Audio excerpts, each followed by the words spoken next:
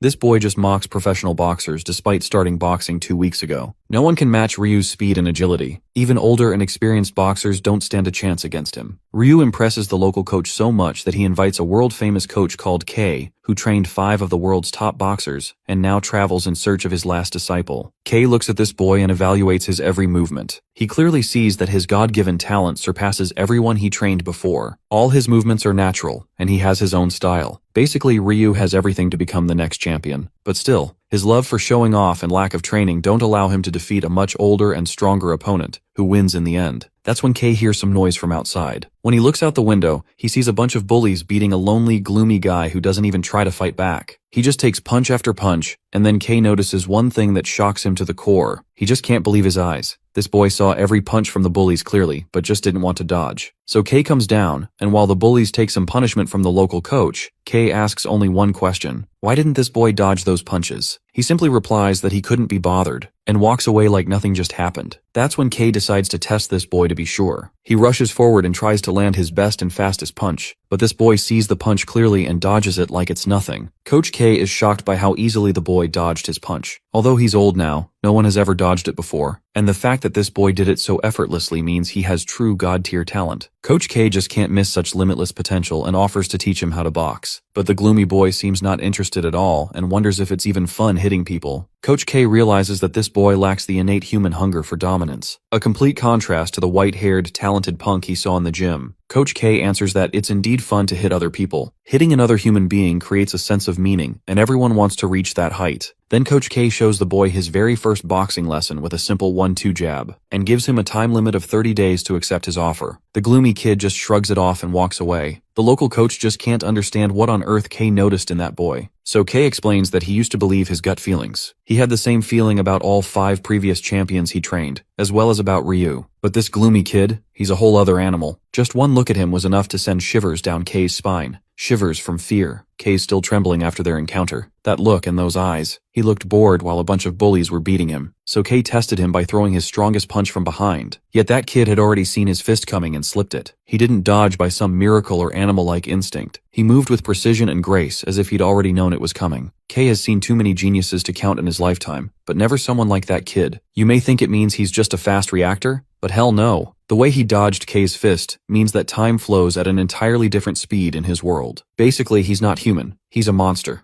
The following day at school, Jay is getting his ass beat by a bunch of bullies. He's your average nice guy nerd currently serving as Ryu's seat. The white-haired punk is established as a bully who goes to the gym, which is 2 of the worst combinations anyone could possibly wish for. Ryu enjoys basking in the praise from his goonies, who laud him and think that he's going to become a world champion someday. The world is split in 2. The weak dudes, like Mystery Boy over here and his nerd sidekick, and the strong like Bakugo's second cousin Ryu. These punks casually give our boy a fade check while they're going about their business. Their main focus is to bully Jay, the poor boy who just can't stop getting beat up. During lunchtime, they toss disgusting candies inside his bowl, forcing him to eat. The nerd is a level 1 stickman, so obviously, he had to agree to such a disgusting request. Jay feels like shit afterward. While all the other kids are playing, Jay is sitting along with Mystery Introvert Pro Max because they're both losers. Jay is surprised because Yu boasts incredible physical ability, but refuses to play out of sheer boredom. Four Eyes explores Yu's passion, but as far as he can remember, this dude hasn't ever even thought of becoming anything before. He's living life while chill maxing, not caring about anything. Yu asks Jay the same question, stating that he wants to follow in his father's footsteps. While they're happily bickering about, Ryu just can't digest letting the nerd have a good time with someone. He bashes the ball aimed toward Jay, but to everyone's shock, Yu catches it with ease. The problem child in Freakazoid Ryu is ferocious and slaps Yu across the face for even attempting to do such a thing. Ryu tries his best to strike fear in the boy's eyes,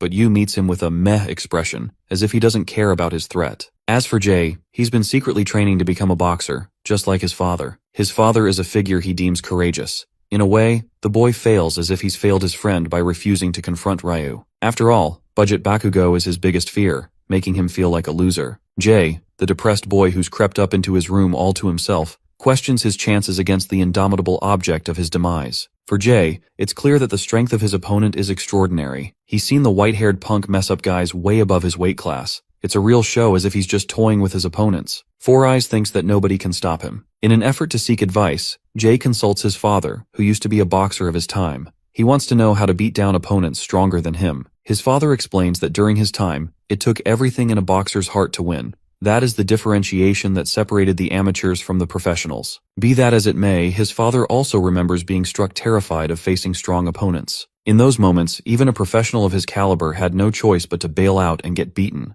It felt better for him to surrender and accept defeat instead of taking the beating. But that's the thing. Once you go down as a boxer, everything ends. Jay's father understood that fact and acknowledged that the most important thing to a boxer is to keep getting up no matter what. That said, he thinks in any other circumstance, a person should run so that they must never be caught. He emphasizes that courage from all people is commendable, even if they're not boxers. The nerd boy finds solace in his father's advice and sleeps. The perspective shifts to Yu, who is climbing a flight of stairs when he spots Bitchface again. Ryu wanted to pay him back dearly, and even ended up at his house. To teach Yu some manners, Ryu ridicules him and entices the boy to a fight. Yu's typical response of ignorance ends up in his skull getting bashed. Consequently, Ryu wants to make sure Yu suffers the worst life imaginable by making him pay money. After Ryu leaves, like clockwork, nothing in Yu's life changes. While heading home, Ryu is dreadfully infuriated remembering those uncaring eyes of the boy he just faced. Ryu spots a bunch of delinquents from another gang who have been eager to test his strength. To vent his anger, Bitchface throws an explosive thrust in his face, knocking him out. He's delighted to break them one by one, as their sorrowful expression brings him the most joy.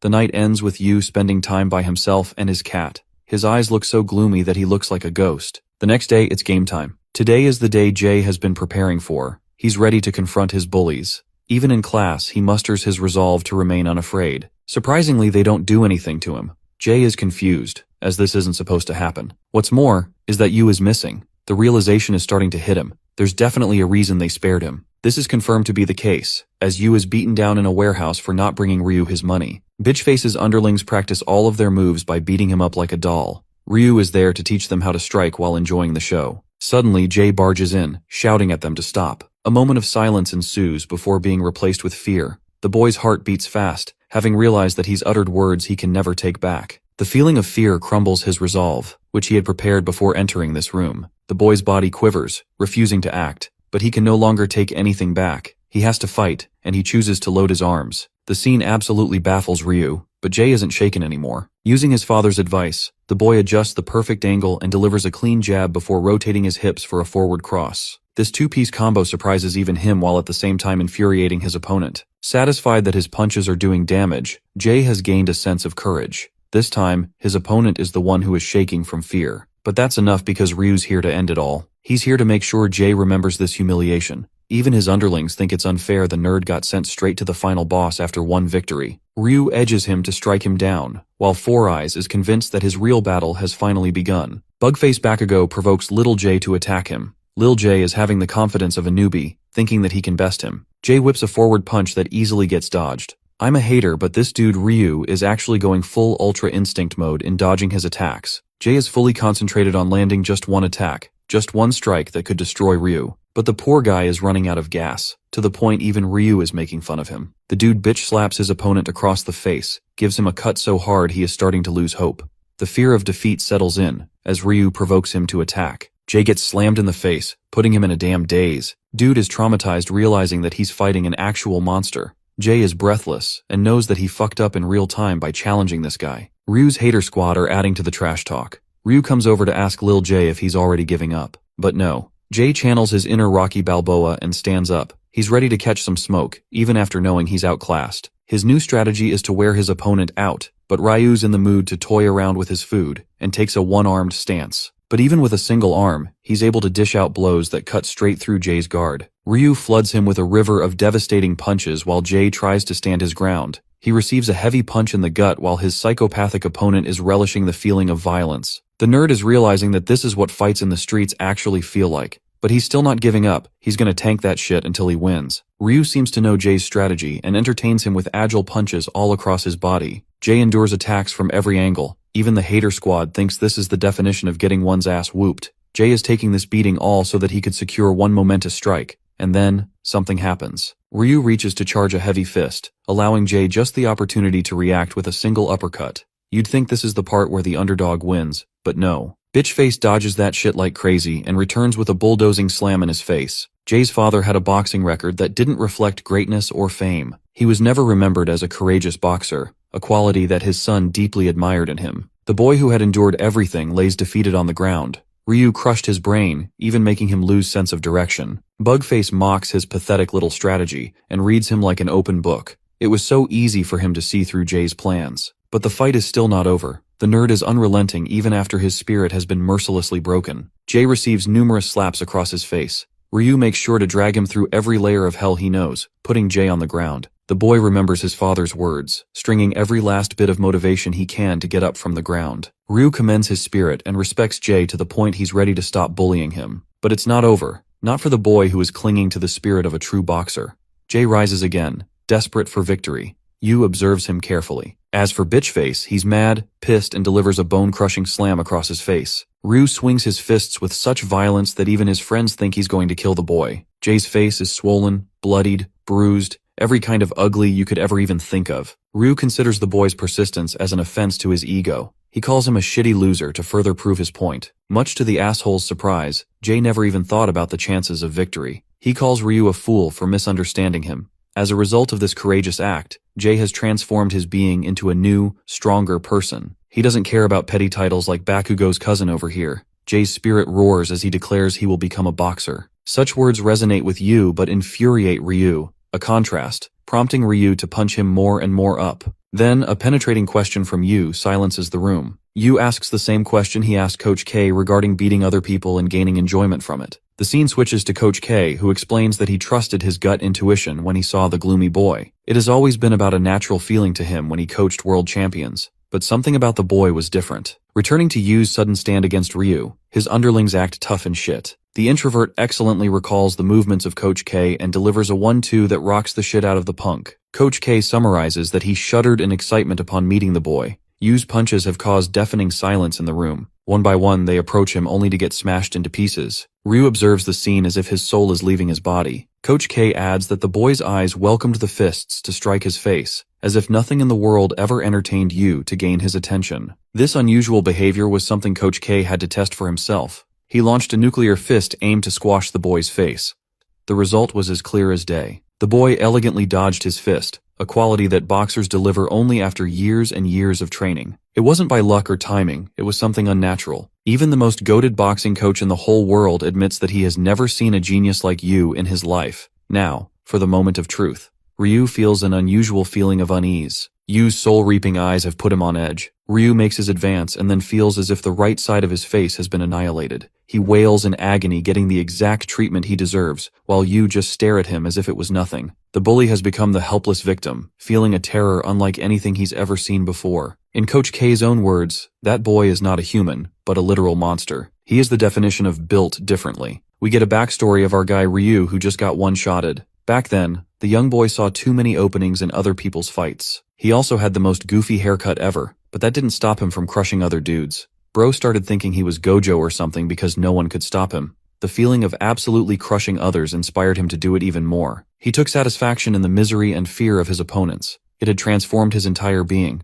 Dude beat up so many guys he was known in the entire nation as a menace. Ryu enjoyed it when people who were 5 times his damn size came to teach him a lesson. But he enjoyed it. He enjoyed every second of pummeling them down, drilling it into their tiny little brains that he was unstoppable. Ryu went on a winning streak so high he started thinking that he was a cut above the rest, like he was Buddha or something. But oh, how the tables have now turned. He got squashed by a monster that could have nearly ended his damn life. His previous beliefs are shaken, but it's no worry for Ryu after all. He thinks it's just a fluke, and he must have slipped. The idiot tries to give it his best shot to make sure he defeats Yu. He wonders what kind of approach would suit best for returning his carnage. Ryu decides to charge his fist with every fiber in his body. He sees Yu ducking for the incoming attack, but Bitchface had already anticipated that move. He outmaneuvers Yu and aims right for his head. It's impossible for anyone to dodge so close. But impossible isn't in Yu's dictionary. He freaking dodges it. Ryu's soul literally disappears because he knows he fucked up. Yu gets up with a sledgehammer of a jab, before unleashing a flurry of jabs all over his body. Ryu's self-proclaimed God-given talent proves worthless against an opponent that is outside his field of vision. This monster creeps up from behind and proves that every prey has its predator. After getting his shit tossed, Ryu wakes up screaming in the hospital room, experiencing a nightmare. Seconds passed as he realized every bone in his body had been obliterated. Ryu faced a feeling completely foreign to him,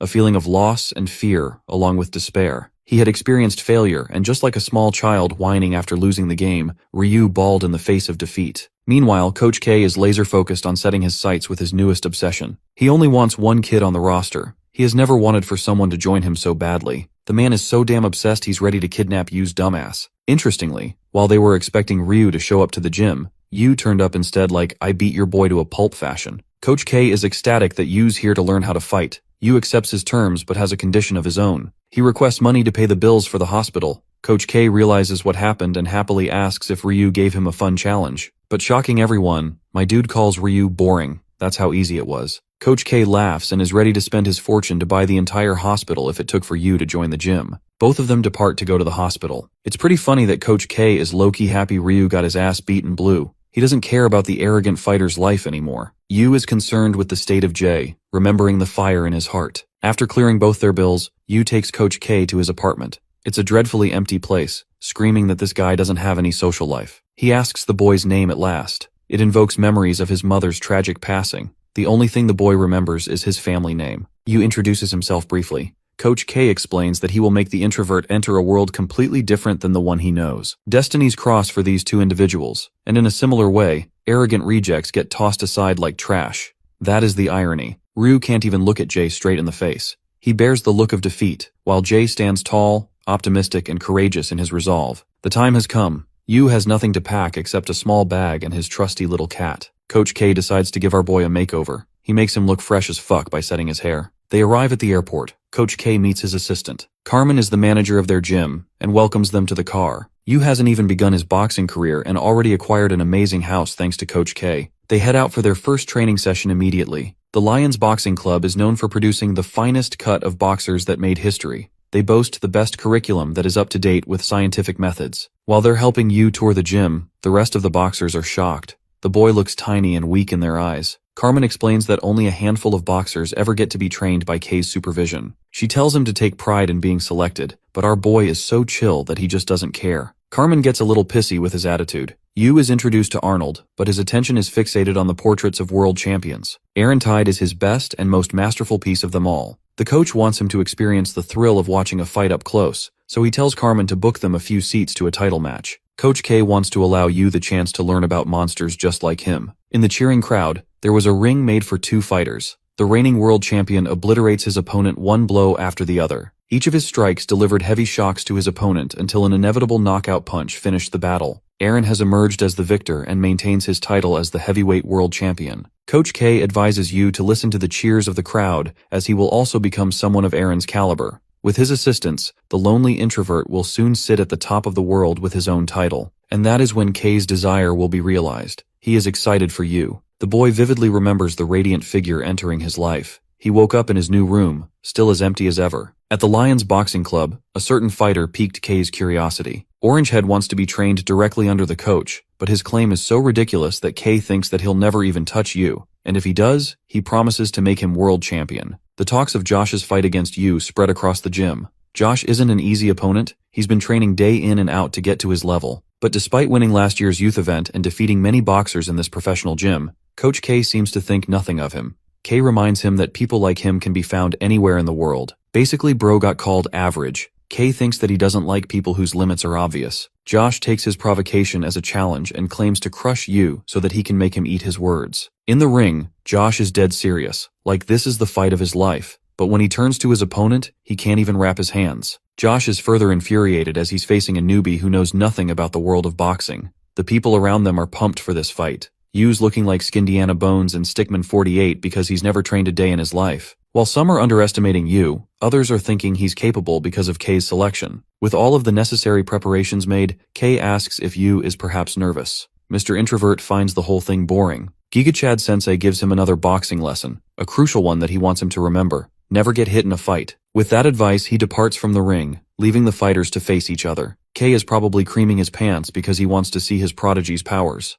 The bell rings and Josh is already on a massive offensive strike, but it feels like nothing to his opponent who slips the punches like he had seen them coming from a mile away. Josh's consecutive advance, no matter how sharp or strong, isn't enough to even touch Yu's face. Just watching this fight is making K want to send into a real battle so that he can destroy everyone. Carmen and the others learned that K prioritized speed instead of strength in his selection. The boy doesn't even flinch while avoiding those attacks. They feel so slow in his eyes that after dozens and dozens of jabs, Josh is the one who is running out of juice. He can't believe that he couldn't even touch the skinny punk in front of him. Coach K's harsh words send this poor boy into the trauma lane, and he now knows that he wasn't just provoking him. To Orangehead, it feels as if he's going up against an indestructible wall. However, Josh isn't so easy to bite the dust. He wants to shake things up a little. His new strategy is to confuse Yu with a bunch of feints mixed in with his attacks. Swerving elegantly against all his attacks, Yu still hasn't flinched while Josh is on the edge. A flashback into his training career is how we learn that Josh thought he was the hardest worker in the entire gym. He trained every day for hours for many years, looking up to the greats and hoping that one day he would become like them. But now only anger remains in his heart. K thinks it's unfair that while many people are good boxers as a result of their training,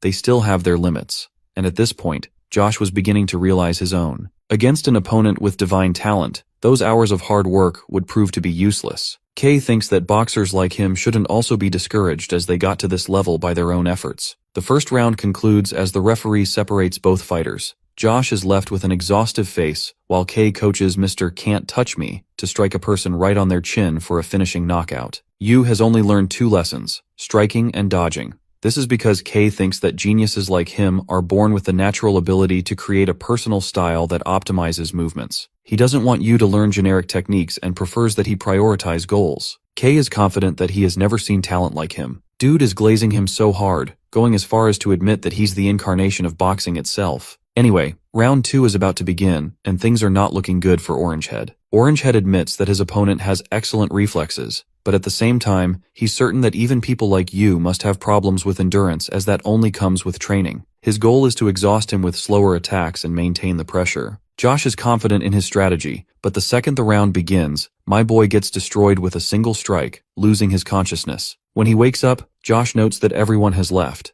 The realization hits him. He was knocked the hell out, until Yu offers him a chance for another round. Josh thinks it's pointless because he's completely on another level, but something about him reminds Yu of Jay's spirit and determination. As he's leaving, Josh questions if he could have defeated the other talented guy that K picked while selecting his candidates. Yu thinks for a moment, and instead of seeing bitch-face Ryu, he sees the undying persistence of Jay, who would have gotten up to fight him again. That's why Yu thinks of him as stronger, leaving Josh to sulk on his own. 2 years have passed since that fight. A blonde guy who looks like Escanor from an alternate universe is trying to dig up information about K's new boxers. It's been difficult learning much about Yu, but one thing is clear, he's going hard in endurance training only. Yu jogs until he's completely exhausted, then he returns home for a shower. The skinny boy is now a shredded behemoth thanks to his training. At the gym, John Taker, a lightweight with a record of 9 wins and 7 losses, is supposed to be his opponent. This psychopath-looking fuckface is known for crushing rookies and stealing their debut spotlight. He loves cornering boxers because he's a rat. Carmen thinks that it won't be much of a problem for their star, but there are problems. Carmen especially believes that Yu's only been training by watching title matches and running. Coach K is in a crutch thinking about it. John Taker, the bald dude wearing Sukuna's tattoos, is just straight up crushing the punching bag. John loves playing with hooks and then grabs his opponents for a finisher killing move. It's called the headlock hook and has earned a notorious name in the boxing community. John's handler introduces him to Peter Kent, a reporter. This cartoon-looking motherfucker is baffled that he's getting interviewed. He knows the media is looking for a fitting headline. They want John to annihilate K's secret boxer. Escanor over here seems well-versed about the game and wants to spice things up. John admits that the gifted and the talented are just trash. They're pumped up so much and he enjoys the pleasure of crushing their spirits. It gets this creepy fuck excited. The worst part is, he thinks he's doing a good job of reminding the talented folks that they're dumb as hell. All he has to do is knock his opponents out no matter how foul he plays. The reporter gets called a pussy because John hates wimps who play by the rules. The element of surprise comes when John forgets the rules and shocks the newbies. He utters his rogue philosophy, reminding Peter of the middleweight world champion Fabrizio Santorino. Baldnut admires the Santorino brothers and considers them the greatest fighters around. John leaves a message for K and his newest obsession, stating that he will destroy K's talent. After the interview, John is seriously wondering if he is going to win against Yu. How ironic, isn't it? All that trash talk and his handler has to be the one to tell him to be confident. On the flip side, Yu is getting all the media attention for being an outboxer who relies on his footwork and chips points from his opponents. Carmen handles them like a boss lady and slams the doors shut. John wonders what's causing so much fuss on the other side. He's looking to destroy the rookie even more. It's finally time for him to embrace the spotlight. John's crazy haters are dissing this guy left and right. The commentators are excited for today's lightweight competition. Everyone is curious to see Yu's talent as K's final protege. Meanwhile, John is happy that he gets to crush K's talent and bring them a look of disappointment. The average height 5'9" fighter emerges with his team. Coach K helps him get up. The dude looks like the definition of drip as he basks in the spotlight before him. Peter is all the more curious about Yu, as he's only been focused on endurance training. John is fed this information so that he can get a few hits in close combat. Coach K has already instructed Yu on how to fight. He's going to stick to their plan. The commentators are riling up the fight, expecting stellar accomplishments from Yu. Even John has to admit that our boy's got that icy steel composure in him. He's ready to bring him a world of pain after the match begins. With all eyes set on two fighters, the battle finally begins. Being the dirty little rat he is, John's first gesture is to give him a respectful tap to sneak a punch, but he shudders in actual fear when he sees Yu just staring down at him. It was as if John had been placed in front of a gun, ready to shoot him down against any of his tricks. John's composure is shaken like hell. Then something crazy happens. Yu delivers a clean punch right across his cheek, grazing him while shocking everyone. The scene cuts back to K's comment before the fight. It seems that K was always confident in Yu's ability and was thinking of ways to shock the crowd. John's eyes are as wide as the earth. The dude is shaken, but Yu's not letting him go easily. He's mowing him down with a river of punches, aimed precisely to miss around the edge. Coach K wants this opportunity to be a learning experience for the world. John opens his eyes, his face fully covered in blood. It's so bad that a physician has come up to inspect John's injuries. The man who had worked for 21 years as a physician couldn't fathom coming across such a mystery. The doctor explains that usually these wounds would have caused ruptures across his face, but the cuts are too sharp instead of being blunt. The physician is stoked when he sees Yu's boxing gloves, as he made precise cuts with only his punches. The state of terror and fear enters John's mind. The feeling of fear takes over. The stunned physician reports that there is no major injury, so Johnny Boy can continue the game. But Johnny Boy is in a daze. He refuses to become a coward and wants to continue the fight, which makes the referee cautious. Egghead can't fathom what's so monstrous and different about this newbie kid. To him, boxing was about technique and execution of a skill. However, he couldn't feel any kind of restraint from his opponent. Yu seemed like a deadly fighter, a monster who destroyed people without even feeling anything. John knows he's facing the devil himself. This time, he's the one who makes his advance, but the guy can't even get close without getting his face bashed. John genuinely cannot understand how he's capable of reading him like a book. Yu's got him on the ropes to the point this man is questioning if he's dreaming. Our cold protagonist swoops in for another bloody uppercut. The fight resembles more of a gruesome street brawl than a professional boxing match. John is getting his shit rocked, blood spewing everywhere, leaving the audience appalled. Everyone knows who the winner of this battle would have been. Even Egghead's coach admits that Yu is merely playing around with his opponent. Poor John can't block a punch without feeling the weight pushing through him. The guy keeps getting smashed more and more. The fear of death succumbs to him. This feeling of indomitable violence stirs the crowd. From mortified expressions comes the feeling of joy. They're excited for the monster Coach K has helped create. The silenced crowd roars in enjoyment, the kind of cheer that K wanted. John is convinced that Yu could straight up body a dude without even feeling anything. He goes for a dirty tactic to crush Yu's foot, but the cheater gets shit on with Yu outplays him, seeing through each and every one of his attacks. The crowd calls him a lousy cheap shot who failed to win despite being a cockroach. Yu throws his razor-sharp jabs, but something is different now. John's coach thinks that Yu is starting to expose his weak points after coming in John's reach. He's confident in John's ability to deploy his headlock attack and defeat him. However, the weight of the world crushed him. His face bloodied, his boxing style humiliated. The voices of the crowds filled his head with madness, freezing him on the stage. Before his career-defining moments, John was an amateur fighter who was constantly discarded. John's coach thought his hooks were his strongest points. His coach told him about his next opponent, but Isis Dresner was someone who dominated and won even the Olympic gold medal. The dude turned to professional boxing. John accepted that he was getting destroyed in his fight against Dresner's debut boxing match. The coach felt sorry for him, but John's passion for boxing ignited him to try even harder. He was glad to be given such a chance, and later on got destroyed just like everyone predicted. Dresner kept hammering him even in close range. John suffered the brunt of his punches as the man landed ferocious blows all over his body. John went for a wide swing, only to get hooked to his side. Dresner proceeded to destroy him through and through, but that's exactly what gave John the moment to shine. He believed in the ways of a harsh world and had a rough childhood growing up in the alley. When John was trained in the art of boxing, he could finally rejoice in his passion. In his fight against Dresner, John went for a cheap tactic and delivered a thunderous hook across Dresner's face, knocking him out in a single attack. No one thought that he would knock him out. Dresner got up again, but something about the fifth changed. Something about the foul nature of his boxing style changed John forever. It didn't take long for John to steal the victory. John was recognized as a fighter with potential, allowing him the chance to fight again. Even though John wasn't a totally malicious piece of shit at the beginning, this was his only way to make a name for himself. Returning to the current fight, Egghead is being egged on by the entire world. They're laughing at him while John's coach stares at his pitiful condition. Even though John spoke in front of the interviewer that he admired Fabrizio,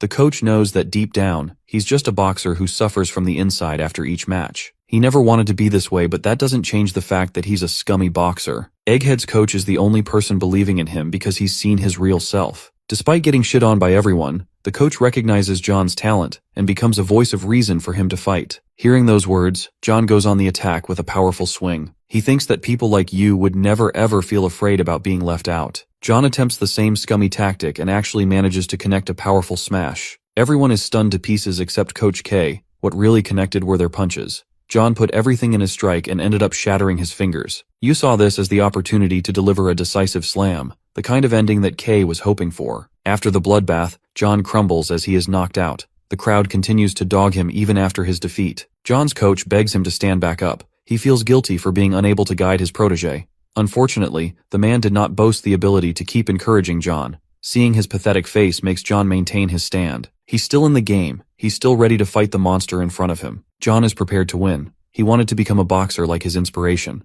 But then his resolve crumbles as he realizes his mistakes. The match concludes in Yu's victory. The conclusion of the match yields Yu as the ruthless devil who has made his debut into the boxing world. The cheers of the crowd are at an all-time high. The reporter Peter is utterly stunned how John's scummy headlock technique was demolished by a counterhook. Even then, it was John who took damage instead of Yu. It's clear as day that Yu possesses capabilities that test the limits of human growth. Coach K has finally found the one he was looking for. 6. A monster who toys with his opponents. Peter thinks that the strongest boxers around must be excited. Josh was one of the people who was watching this fight go down, but instead of excitement, he accepted his fate. He realizes that he could never become the world champion and went down a path of becoming a bartender. Josh's spirit has been fully crushed all because of Yu's existence. Back at the boxing club, Steele is doing reps with Jay, who is filled with amazement after Yu's phenomenal win. He always had faith in his powers. Egghead number 2 wants him to calm down, because he's never reaching Yu's level. Even then, Jay hopes to impress him someday and ramps up his training speed even more. His sheer belief in his strength makes the both of them train hard as hell. While this has inspired Jay, there are others who are plotting Yu's demise. Bitchface Bakugo is now a gentleman, but he still gets mad and pissed every time he sees Yu's face. Remembering those eyes filled with boredom is enough to make him jealous. The scene switches to a conversation involving Gene, the current lightweight world champion. Even as strong as he is, Gene has been filled with a sense of admiration by Yu's fight.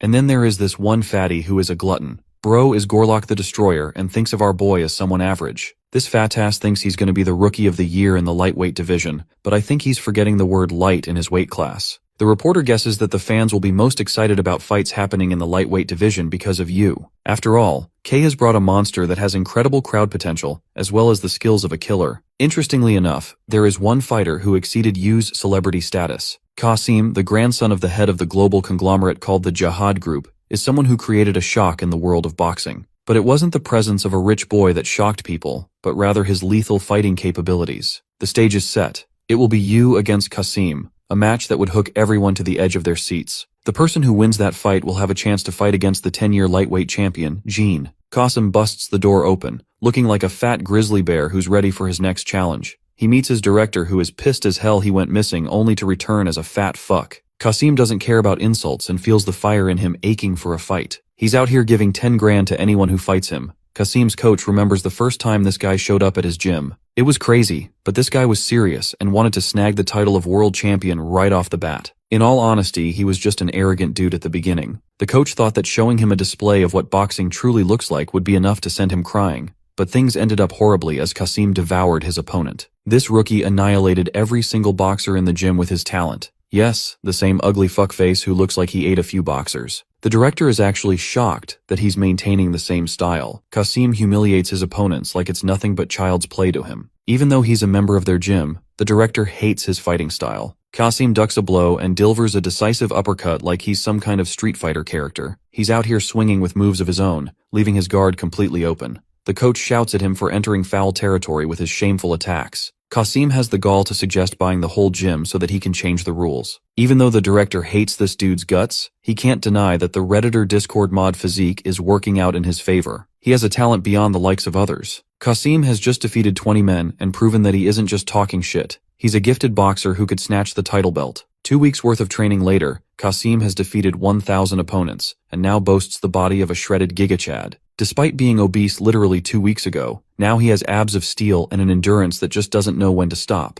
Qasim is like an animal who eats and sleeps whenever he wants. He's the kind of person that challenges the idea of human limitations, so much so that his coach can't see anyone winning against him. Leaving a pile of bodies defeated in the gym, Qasim is being built up as the perfect challenge to defeat the lightweight champion. James is a fighter who can't even afford a proper meal for his son. As a father, he didn't have much money and only fed his child potato soup. But the boy never complained. After all, his father had so many expenses in his mind to think about, just like us in this damned inflation. He wanted to get a win bonus from his next match to ensure they get a delicious meal. The day before the match, Qasim was nowhere to be found. This is because he kicks his way inside Yu's gym, demanding him to be revealed. No one in the gym had seen Qasim before. Even Coach K is surprised to see Tomato Hair show up in this place. K goes all freaky and holds his legs, inspecting his body. K concludes that this man is a perfect blend of strong and crazy. He's nothing like Aaron, but this guy is packing a punch. Coach K is looking forward to Yu absolutely demolishing this freak show. Redhead says he wants to visit Yu before their inevitable match. K tells him that he's busy doing his endurance training and implores the guy to chase after him. The scene cuts to Yu, who is busy doing his training when he is suddenly attacked by Qasim. Yu retaliates with a strike, but impressively, Qasim blocks his punch. The Looney Tunes-looking loser introduces himself as the man who will destroy Yu and stand atop of the lightweight division. But Yu's lack of a care for his existence agitates him. Before leaving, Tomato Hair reminds Yu that he'll never be able to defeat him in the ring. Saying those words, he runs off like a clown, leaving even Yu to wonder just what the F happened. In the ring, Qasim is a beast who is demolishing his opponent. He confuses his opponent by initially going for an uppercut, but then knocking him with heavy blows. Every punch shakes this man's entire being all the way until he's completely on his knees. Coach K observed his fight with the rest of his staff. He finds him an entertaining and unorthodox fighter. There's a reason boxers never fight like Qasim, as he uses inefficient and awkward moves. However, it is his monstrous physical ability that allows him to use such stunts and easily get away with them. His athletic ability is the reason he's at the top of his game. James, who is Qasim's opponent, made a fatal mistake of his life by getting back up. The crazy fighter has more in store for him. James is not getting a good feeling, but he's prepared to launch a counterpunch that would hopefully dismantle Qasim's forward strike. Boxing technique versus insane movement. The conclusion is moments away. Qasim lunges forth like a torpedo and dodges James' one and only chance of victory.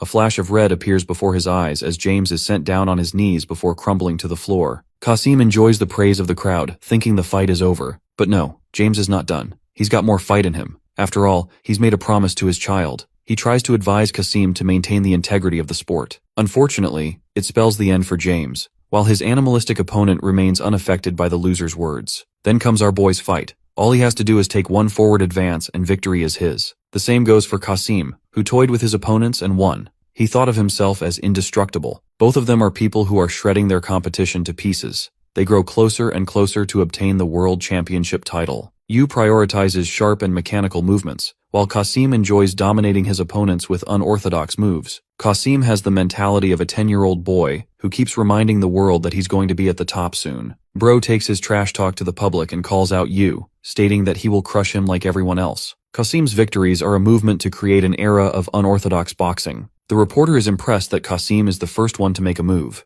Hearing this message, Kay laughs as hard as he possibly can. He's so glad that he gets to be the one who shakes Qasim's resolve. The crowd is roaring and cheering for him as they've become fans of Qasim's unique style. His very existence divided the world of boxing fans. There were those who accepted the unorthodox style, and then there were people who mocked him for acting like a damn clown instead of using traditional arts. Qasim's popularity soars in the news where many have discussed what the future holds for him. He doesn't care for anyone's opinion and only does what he wants. Qasim has reduced his number of haters by growing his fans. I have to say his director is really glazing him right now with this "he was born to be king" bullshit. Going back to our boy Yu, he's just chilling with clean punches when Kay comes to tell him about Qasim's open challenge. Kay emphasizes that this dude isn't like the rest of the scrubs Yu has been destroying lately. Eventually, the exciting day of their match was here. The big match between two legendary underdogs. Qasim and Yu were going to set the pace for the titleship match against the world champion Jean, who has come to watch this fight in person. The director thinks that Kasim's rise to fame is literally around the corner waiting for him. This dude, being the psycho he is, doesn't really care about obtaining the belt. He's so crazy that he wants to obtain a world championship title in every division. His ambitions are noted by Jin's icy demeanor. On the other side of the ring is Yu, who has received K's instructions.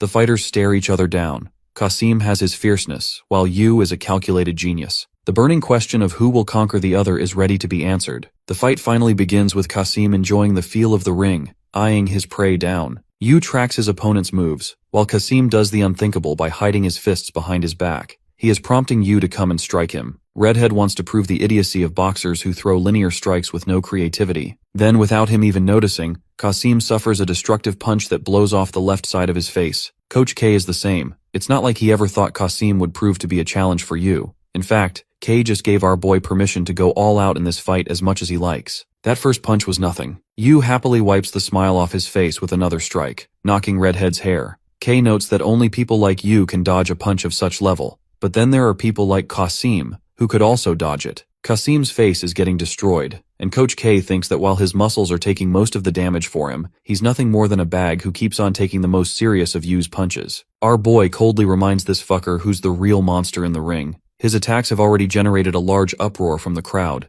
They've wanted to see Kasim go on the back foot for a long time. Even his coach has to admit that Yu was barely showing off his powers in his fights so that he could crush opponents like Kazum later on. My guy's confidence is demolished as he's huffing and puffing. Bro is questioning his life's choices forever, even attempting to step inside a ring with Yu. Not to mention the overwhelming amount of people cheering for this little tomato's demise. While he's experiencing literal hell in the ring, it's nothing more than entertainment to the crowds. Out of fear and shock, the predator becomes the prey and tries to flee. He shudders and backs up in the corner like a little helpless child. Coach K laughs at his pathetic little trance, while Kasim's director shouts at him for being a damned idiot. He advises Kasim to put his guard down, but it's like giving advice to someone who's never practiced boxing seriously. Bro's face gets nuked off the ring even after trying to protect himself. That's when the director realizes one crucial mistake. He never taught Kasim the art of boxing, as he had always catered to his own style. Kasim is in a desperate and hopeless dilemma, flailing his arms to use confusion. Our boy rocks his world with another punch, infuriating Kasim's coach. The incompetent coach was so deluded by Kasim's rise to the top that he never focused on giving him bare minimum training. He contemplates giving up, but then the idea of Kasim fighting like hell with all he's got pushes the coach to encourage him. He wants Kasim to endure just one round. However, that won't ever happen, because this scaredy cat is already trying to run off the ring like a pathetic fighter. Even the referee is stunned because he's never seen anything like this. The coach gets up in his face and gives Kasim a scolding. He erupts in front of his coach, stating that he's crazy, but not that crazy to fight a monster like Yu. Bro's fighting career ended before it even began. The coach is pissed because all this time, Kasim treated this elite sport like a game. He gets bitch slapped across his ugly ass face and admits that Yu could be the strongest of everyone in the entire world, but it doesn't matter. It's foolish logic to assume he would only go up against weak opponents. Not gonna lie, the coach earned my respect with this speech as he is encouraging this naive crybaby to wear the spirit of a true boxer. Then, Kasim remembers his own memorable words, which come to haunt him with thousands of eyes staring him down. He thought he could win the championship title if he could have some fun. The haunting words of James terrify and cling to his soul. Kasim is humiliated with his ego demolished. He runs off crying like a little child, making the coach regret letting this phenomenal failure ever step into the ring. The conclusion of this battle ends with an easy victory for Yu. The match was so unbelievable that K couldn't help but laugh it off the top of his lungs. Soon after Kasim's disappearance, he never entered the world of boxing again. And for the much-awaited sweet moment between James and his kid, it's revealed he got a happy ending bringing his son some good KFC. Yu faces his worst nightmare, Cat King. Cat King and our boy spar like Goku and Vegeta, banging out shots while dodging each other's attacks. Coach K is maniacally laughing like he always does while Yu gets bitch slapped in the face and finally wakes up from his dream. The tiny Cat King has woken up our boy. After his victory over the piss baby Kasim, K decided to give Yu a proper break since this man hasn't had any for a while. Even though it's unnecessary, K thinks it's better for our boy to rest since all he's been doing is smoking bitches left and right. So, in order to spend his time, Yu looks at the television. But in a crisis, nothing is able to entertain him. Remembering his best buddy Jay's words, Yu thinks it's time to start his gaming era. So he does what he knows best. He goes to the gaming arcade and absolutely demolishes a veteran in air hockey. The guy is so stunned that he's facing an opponent who is cooking his ass. My dude thinks he's found the chosen one to become the genius of the air hockey revolution. It's so funny because Yu is unbothered and still bored. The man extends him an offer of a lifetime, stating that he has the potential to become an air hockey world champion. But the poor guy gets turned down since this time, Yu doesn't have any bills to pay and won't get bribed by someone like what happened last time. Yu leaves Indiana Jackson crying, and goes on to enjoy his next gaming endeavor. This dude is fucking unstoppable in every game because of his reflexes. Even in fighting games, Yu is just destroying his opponents. The guy has spent his entire evening playing games, but he's yet to be excited by any one of them. This man is suffering from success. Yu decides to sit in a park while enjoying a family spend time together. He glances to his left and spots a boy, dazzled as if he's spotted a famous person. The boy claims to have seen the underdog boxer's fights. He wants to snatch the opportunity of a lifetime by asking for his autograph. Unfortunately, Yu doesn't even know how to sign and just writes his name in the most generic font ever. The little guy admires Yu's boxing strengths. Meanwhile, his idol is channeling "I hate kids" energy. The boy has firm belief that Yu will become the world champion and therefore become the strongest. He says that he wants to follow in Yu's footsteps to become strong. Interestingly, Yu doesn't have an optimistic opinion of strong people. He thinks they're useless because a Glock a day keeps all your problems at bay. Yu believes that almost every strong person will die, even if they took on unrealistic challenges. Bro is out here dishing lifetime trauma to this kid, even telling him that his parents will die. Yu summarizes that he doesn't see the glamour in becoming a strong person.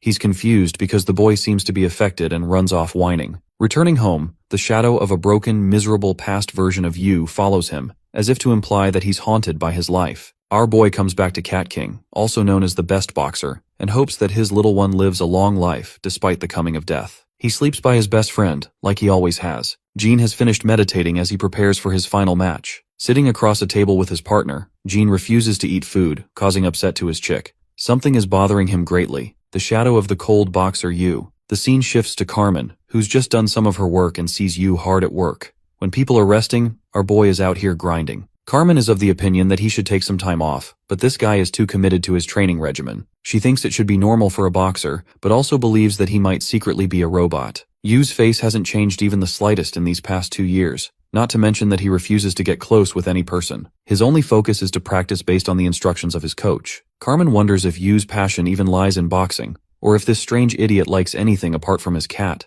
Gene is summed up to become a gargantuan challenge for him. She thinks that they're similar in a way, but Yu is still uncaring. He doesn't even care if he won the championship title or feeling proud of himself for it. The perspective returns to Gene, who has been concentrating on his meditation cycles more often than usual. Even his coach knows that Gene's mind is preoccupied by his inevitable opponent. Gene reports that he's feeling well for his match, but even that might prove to cut short when facing his opponent. He's furious and wants to perform above the level of excellence. Coach K shares a strategy meeting with Yu to observe Gene's game. The title match between Till Schneider and the world champion of the lightweight division. Kay explains that there are 5 monsters in the realm of boxing. Junior welterweight Yuto Takeda, middleweight champion Fabrizio Santorino, cruiserweight champion Viktor Grigorievich, heavyweight Aaron Tide, and finally the man himself, lightweight champion Jean-Pierre Manuel. This guy won all of his fights, most of them by decisive knockouts. He's an incredible fighter who has yet to be defeated. Gene boasts a unique advantage when it comes to boxing techniques. This is noted in the stretching of his punches, hovering close to the opponent's eyes.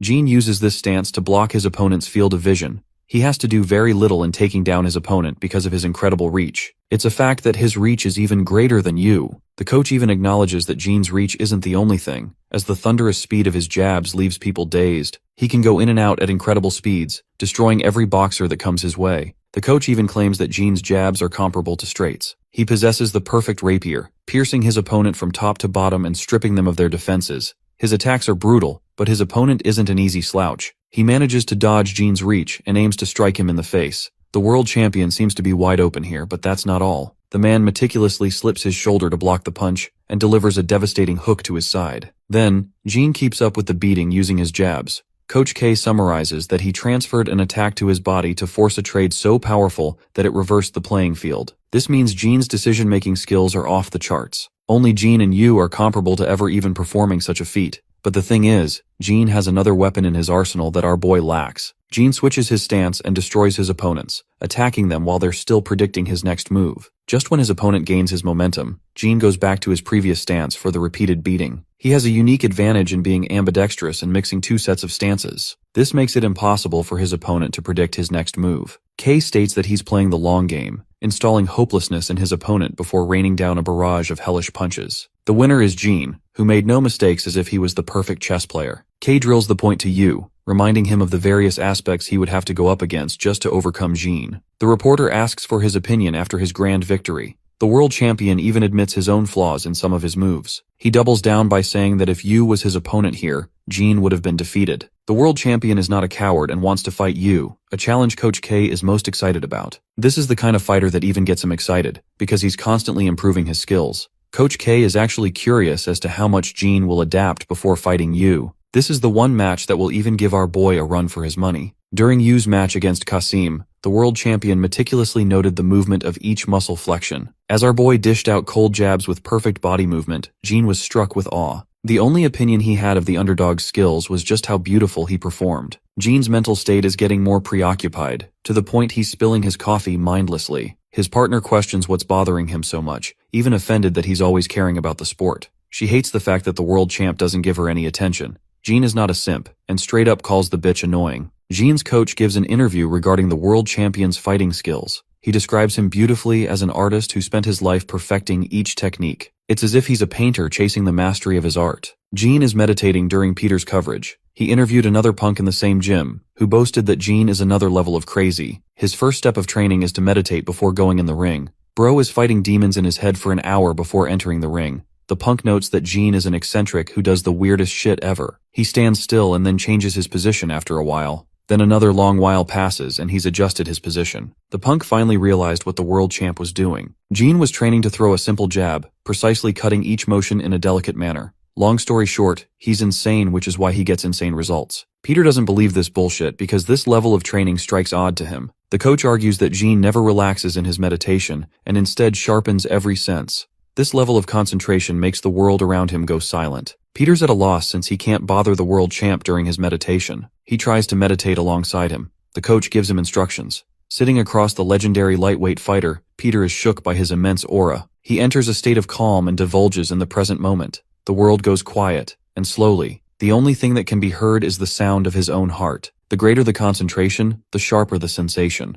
The coach then explains that someone like Peter could only feel his heartbeat, but a monster like Jean is a completely different story. He feels every fiber of his being, down to his blood cells and tissues. His whole body works in tandem. This is Jean's desire. He wants to reach the pinnacle of mastering a technique. After his tense meditation practice, Jean learns that Peter left. He confirms that Yu has been bothering him. He's smart enough to even acknowledge all his perfect techniques are pointless against someone whose world moves at a slower pace. Jean yearns for intense focus beyond the norm in order to defeat this impossible opponent. Jean's poor training partners are regretting their lives because they have to get their asses beat so this dude can hone perfection. He takes on all three at once and commands them to attack. Poor guys rush to attack him head on, but in a moment of flash, everything happens all at once. Jean still thinks he lacks the focus necessary to trump the monster in the ring. In an interview about the meaning of boxing, Jean claimed that he thinks it's the pursuit of art. He wants each and every one of his movements to be perfect, such is the standard he holds for himself. Jean thinks that the world championship title is proof of one's perfection in boxing. He desires nothing else. When Yu launched his first jab, the debut of his boxing career, not everyone understood the beauty of the attack as much as the master himself, Jean.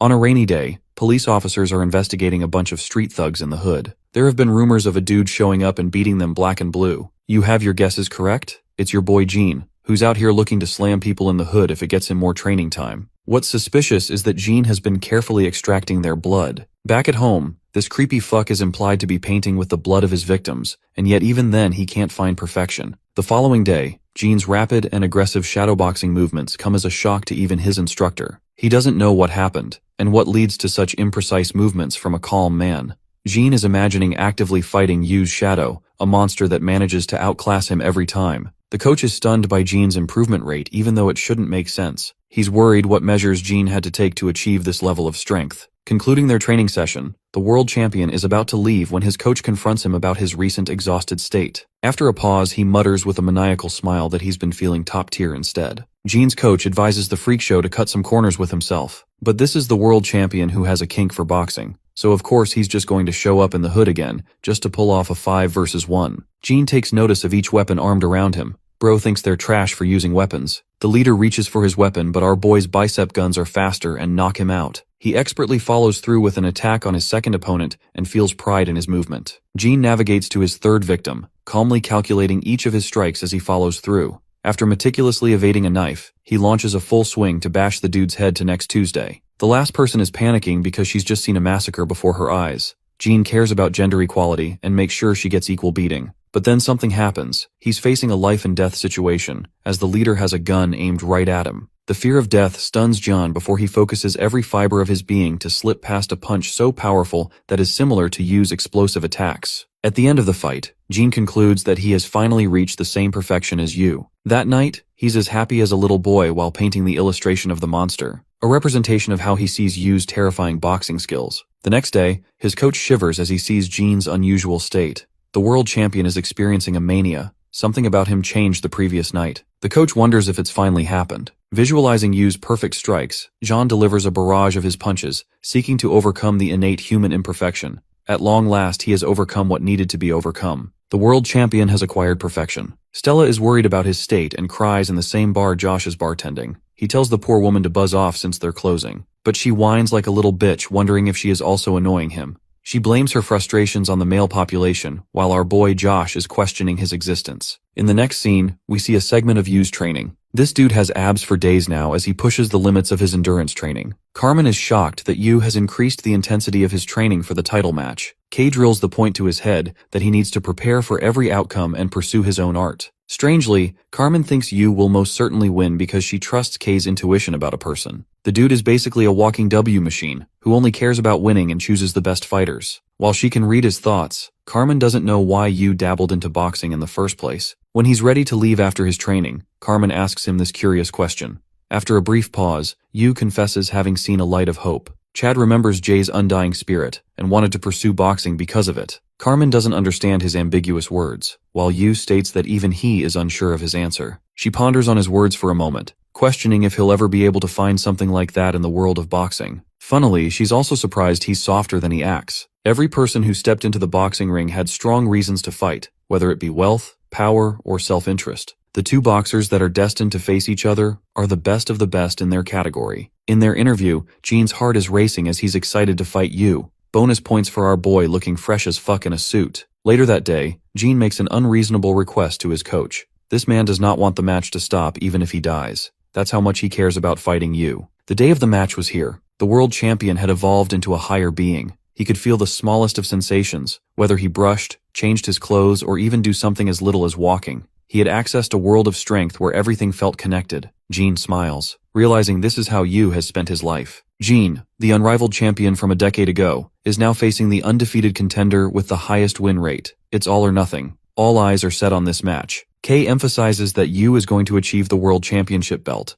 Not just one, but every single one of them soon. Yu isn't really excited, and stands like a bot. On the other side of the ring, Jean's coach tells him that he's surpassed his previous benchmarks. This is his best chance to prove his standards to himself. This is the fulfillment of Jean's ultimate goal. The fighters square up to face each other. The aching question of who will become the world champion will be answered soon. Even the fans, including me and all of you, are excited as hell for this fight. As soon as the fight begins, Yu faces difficulty dodging Jean's machine gun jabs. The champion is going full speed on the offensive, impressing even Coach K with his level of perfection achieved in a short time. Before their epic fight, the scene shifts to the manga creator's personal experience. Yes, you heard that right. The creator was a sports person obsessed with becoming a basketball player. In a pivotal moment, something happened. He jumped so high he could feel as if he'd touched the skies. He felt so free, a jump unlike any other. An experience of the perfect jump. Nothing like that could ever be created again.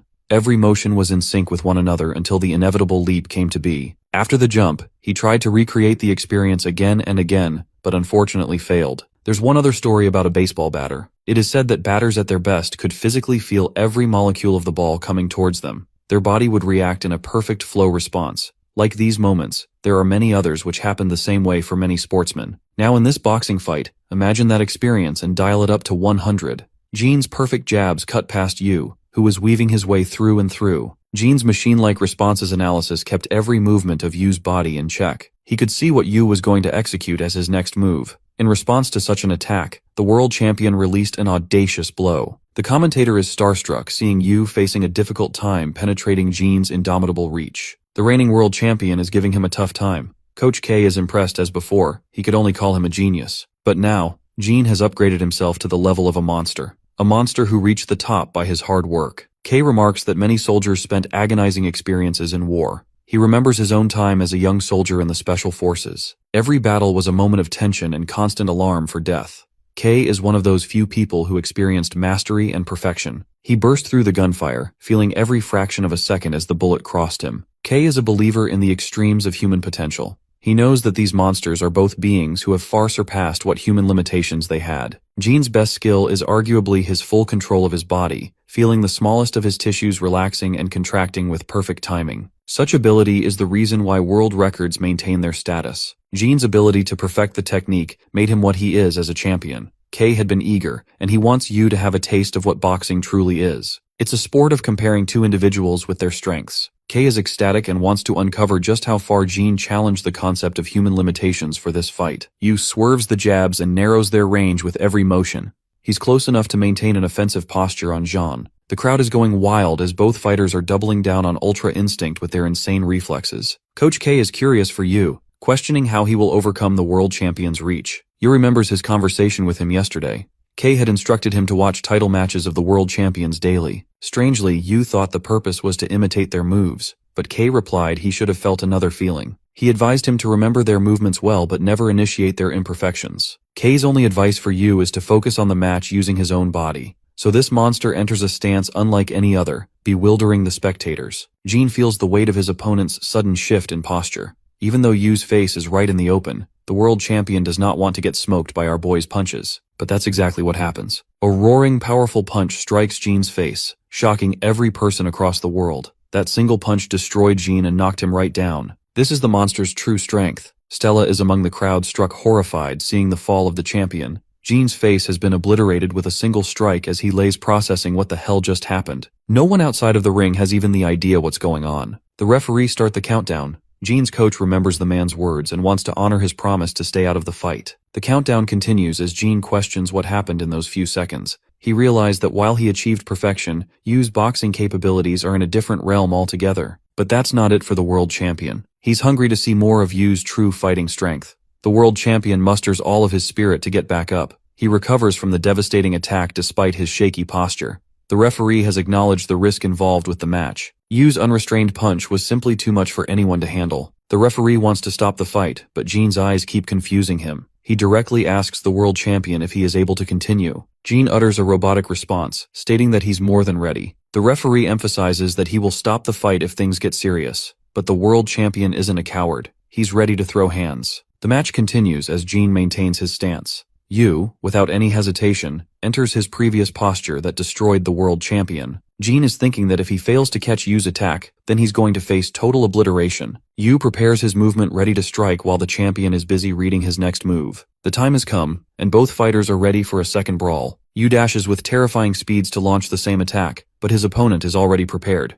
It seems that our boy is about to suffer a smack to the face, but no. This man ducks at impossible speeds and manages to connect the punch right across Jin's face. Kay observed the excellent technique Jin deployed to minimize the damage by turning his head. But even so, it's obvious he's just a few punches away from being defeated. Jin is stricken with such powerful blows he is forced to keep his guard up. But then our boy bashes him with hooks around his body. Even Jin's coach acknowledges that he's not one built for endurance against attacks. It was a phenomenal feat for the world champ to get up after eating Yu's deadliest attack. The world champion ponders even in the midst of a brutal beatdown. Yu is merciless in his strikes and rains down a river of punches all over him. He's going faster and faster. Jin learns that Yu don't have the desire to win, or even a hesitation of nervousness. All he cares about is robotically executing the technique. Jin gets obliterated a second time, but it's an experience he is most enjoying. He is knocked down for the second time in the first round, so the crowd is almost dead certain Yu will become the new lightweight champion. As he is down, the world champion contemplates his previous train of thought about the imperfection of humans. His family faced a harsh divorce, and he grew up with a backstory like many other people. He grew up in a house where all he could hear was noise. The countdown continues while Jin's coach is begging for him to just accept defeat. He bluntly thinks that he was a mistake that should never have been brought into this world in the first place. Coach K is cheering as he's done the impossible again. Jin stands right back up on his 2 feet because that's who he is, while panting and exhausted, faced against a monster that eclipses humanity. Back when his mother left the family, Jin's father was reduced to a pitiful state. He was an incompetent man who did not care about the consequences of his choices. That led to this broken family. Even comparing himself to his father, the boy was patient and thought of himself as competent. Back in the ring, the crowd roars witnessing the world champion's undying persistence. Uncaring about the rest of the world, Yu prepares his posture a third time, which will likely be the end of the fight. Coach K is looking for him to end this fight, while Stella quietly prays for her partner's well-being. Yu launches himself at incredible speeds to finish the fight, but the referee intervenes just before he could deliver the final attack. The first round ended in the nick of time, giving Jean a chance to recover. Bro was inches away from death. But anyway, Coach K is convinced that Yu has proven his skills are superior to even the genius of the lightweight boxing division. At the same time, he's the only one who survived Yu in the first round when all other fighters fell. Jean received treatment by his coach who had never in his life expected for the champion to take such a brutal beating. He's worried about the boxer's life instead of the titleship match. Jean's coach knocked some sense into him, demanding that he stop the fight as it could cost him his life. Responding to that question with a shaky voice, Jean ponders the meaning of life. He thinks that dying in pursuit of one's goal is the most honorable meaning imaginable. Of course, his coach is rebellious to this insane mindset. Jean declares that he must realize his existence in this fight and once again demands that no interruptions must come his way. The world champion is ready for round 2 as he enters the ring. The question of whether he can survive more of Yu's devastating attacks in the second round is up in the air. In his life's most extreme fight, he remembers how his father left him in the middle of nowhere. The little boy could read his father like an open book, pitying him even. He didn't even feel sadness for being abandoned. Instead, he felt disappointed by his dad's shitty performance who was about to leave for the milk store for 1,000 years. The boy restrained his emotions and walked his own path. He refused to follow in the footsteps of his father and strive to pursue perfection. What he sees right in front of him is the ideal, the perfection that he's been yearning for this entire time. Jean enters a similar state to Yu, preparing to complete his life in this final fight. His coach thinks he's lost his damn mind, but it's already too late. Jean grapples with the same monstrous technique after seeing Yu. His coach is unfortunately considerate of his health and wants to throw in the towel. He is the one who fostered his talent for boxing. He doesn't want Jean to reject his humanity and instead embrace slowness and meaning in life. Even Stella feels like she's about to get widowed because this man's really on a suicide mission right now. The final clash is set in stone, but before he could make his advance, Stella's annoying voice came barging. She begged for him to stay and care for his life. Suddenly, a flush of emotions gushed through him. Back then, despite the boy's icy composure, he felt sad. He shivered and felt scared that his father had just abandoned him. Stella finally reveals that she's pregnant with his baby. Bro's life flashes before his eyes as he realizes that he's conflicted between two ideals. The ideal of chasing monstrous perfection or remaining human, accepting the parts of him that he rejected all this time. Jean recalls that it was his coach who gave him a home after he was lost. It is beautifully depicted that Jean, just like his father, ended up leading himself astray. Instead of pursuing the fight, Jean forcefully exits the ring and loses the match by disqualification. The rest of the people think that he's just running away like the coward Qasim. Coach K is infuriated to the point this man might evaporate. Jean personally hands Yu the title belt, stating that he earned it. Coach K is pissed because he basically stole our boy's glory by quitting like that. After 10 years of his reign, Jean is succeeded by Yu, who has become the new lightweight champion with incomparable strength. His total boxing record has become the most impressive portfolio ever. After the fight, Jean is taken care of for his injuries. He asks his coach if he will be a good father.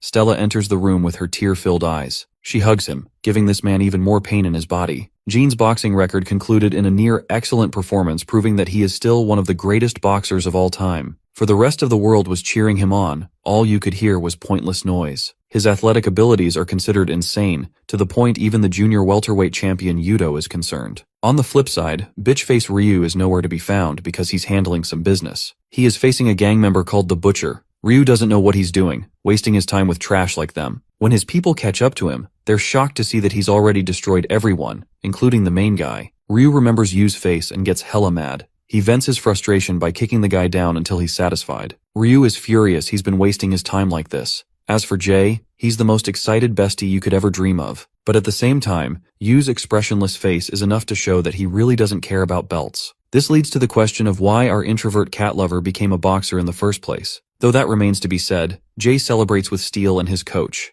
It is revealed that our favorite blonde boy will debut in his boxing match soon. Jay gives an innocent smile which is unbefitting a boxer. His coach remembered Jay's father's time in the ring as he fought him. He imposes a strict restriction on Jay never to watch Yu's matches because he's in a league of his own with a different boxing style. Instead, the coach recommended that he watch Yuto Takeda's fights, who is considered the finest in-fighter boxer in the world. Even though this is the advice he's given Jay, there's the fact that Jay is basically level 1 compared to a certain boxer. The coach remembers this boxer as a man who was respected by this generation of boxers all over the world. He is the same man at the beginning of the series who saved you. Jay's training for his upcoming debut match is about going full swing. In this world, there are people with stories of overcoming adversity. Then there are those who become bitter right after their initial successes. Finally, there were monsters like you who stood as an endgame level boss for the rest of the fighters to defeat. Though everyone has their story, the real protagonist of this one is revealed to be the blonde boxer who realizes the same boy he rescued has become world champion. He randomly shows up at the gym, shocking Johnny Boy and his coach. Boasting the radiance of the sun itself, the man remembers that he aims to fulfill a promise with someone. Back to Jay's side of things. He's out here living the life thinking he's going to finally break his limits to become a boxer. This time, the story focuses on Jay's perspective. After Yu demolished Bakugo's cousin next Tuesday, Coach Typhoon Kim boringly stared at the window bearing a gloomy mood. He was expecting such a huge catch in Ryu, but it was no longer relevant. Typhoon was a good guy who wanted to hand a prized possession of his gym over to Kei's hands.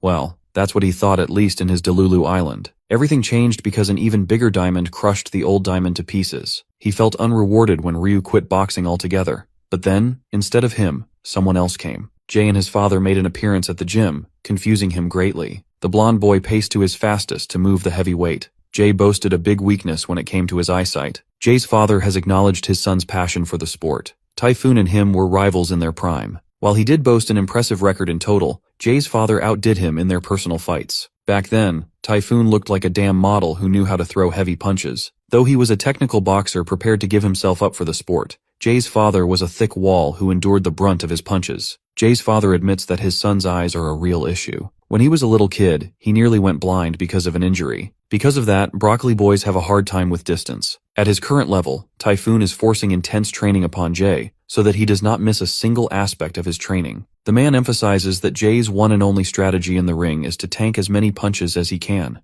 It's the only way he'll clear an opening for himself. But distance is not everything. Jay gets uppercutted the shit out of his face because he lacks power behind his strikes. He has to overcome many aspects of his training to reach the level of the average boxer. Jay retaliates with a hook in close range. Typhoon wants Jay to just hammer through his opponents with consecutive attacks. He even has no glasses policy for Jay so that he can train his eyes. Every part of his body is trained so that he can build a physique for survival. Typhoon does not want his stupid dumbass to enter in a debut match when he's not ready, especially with a disadvantage. More of their training continues, even when it comes to silly mantras from TV chefs. Typhoon's forceful style with Jay reminds him why he became a boxer in the first place. He believes the boy's talents are comparable to a tree rather than a gem. While other people's values are decided from birth, trees will always continue to grow even if they're broken countless times. Typhoon's focus with Jay is for him to develop into a firm tree who can withstand the heaviest obstacles. Time is a commodity given equally to all humans. The three protagonists are no exception. While Yu achieved monumental progress in mere moments, Ryu bit the dust and flopped completely.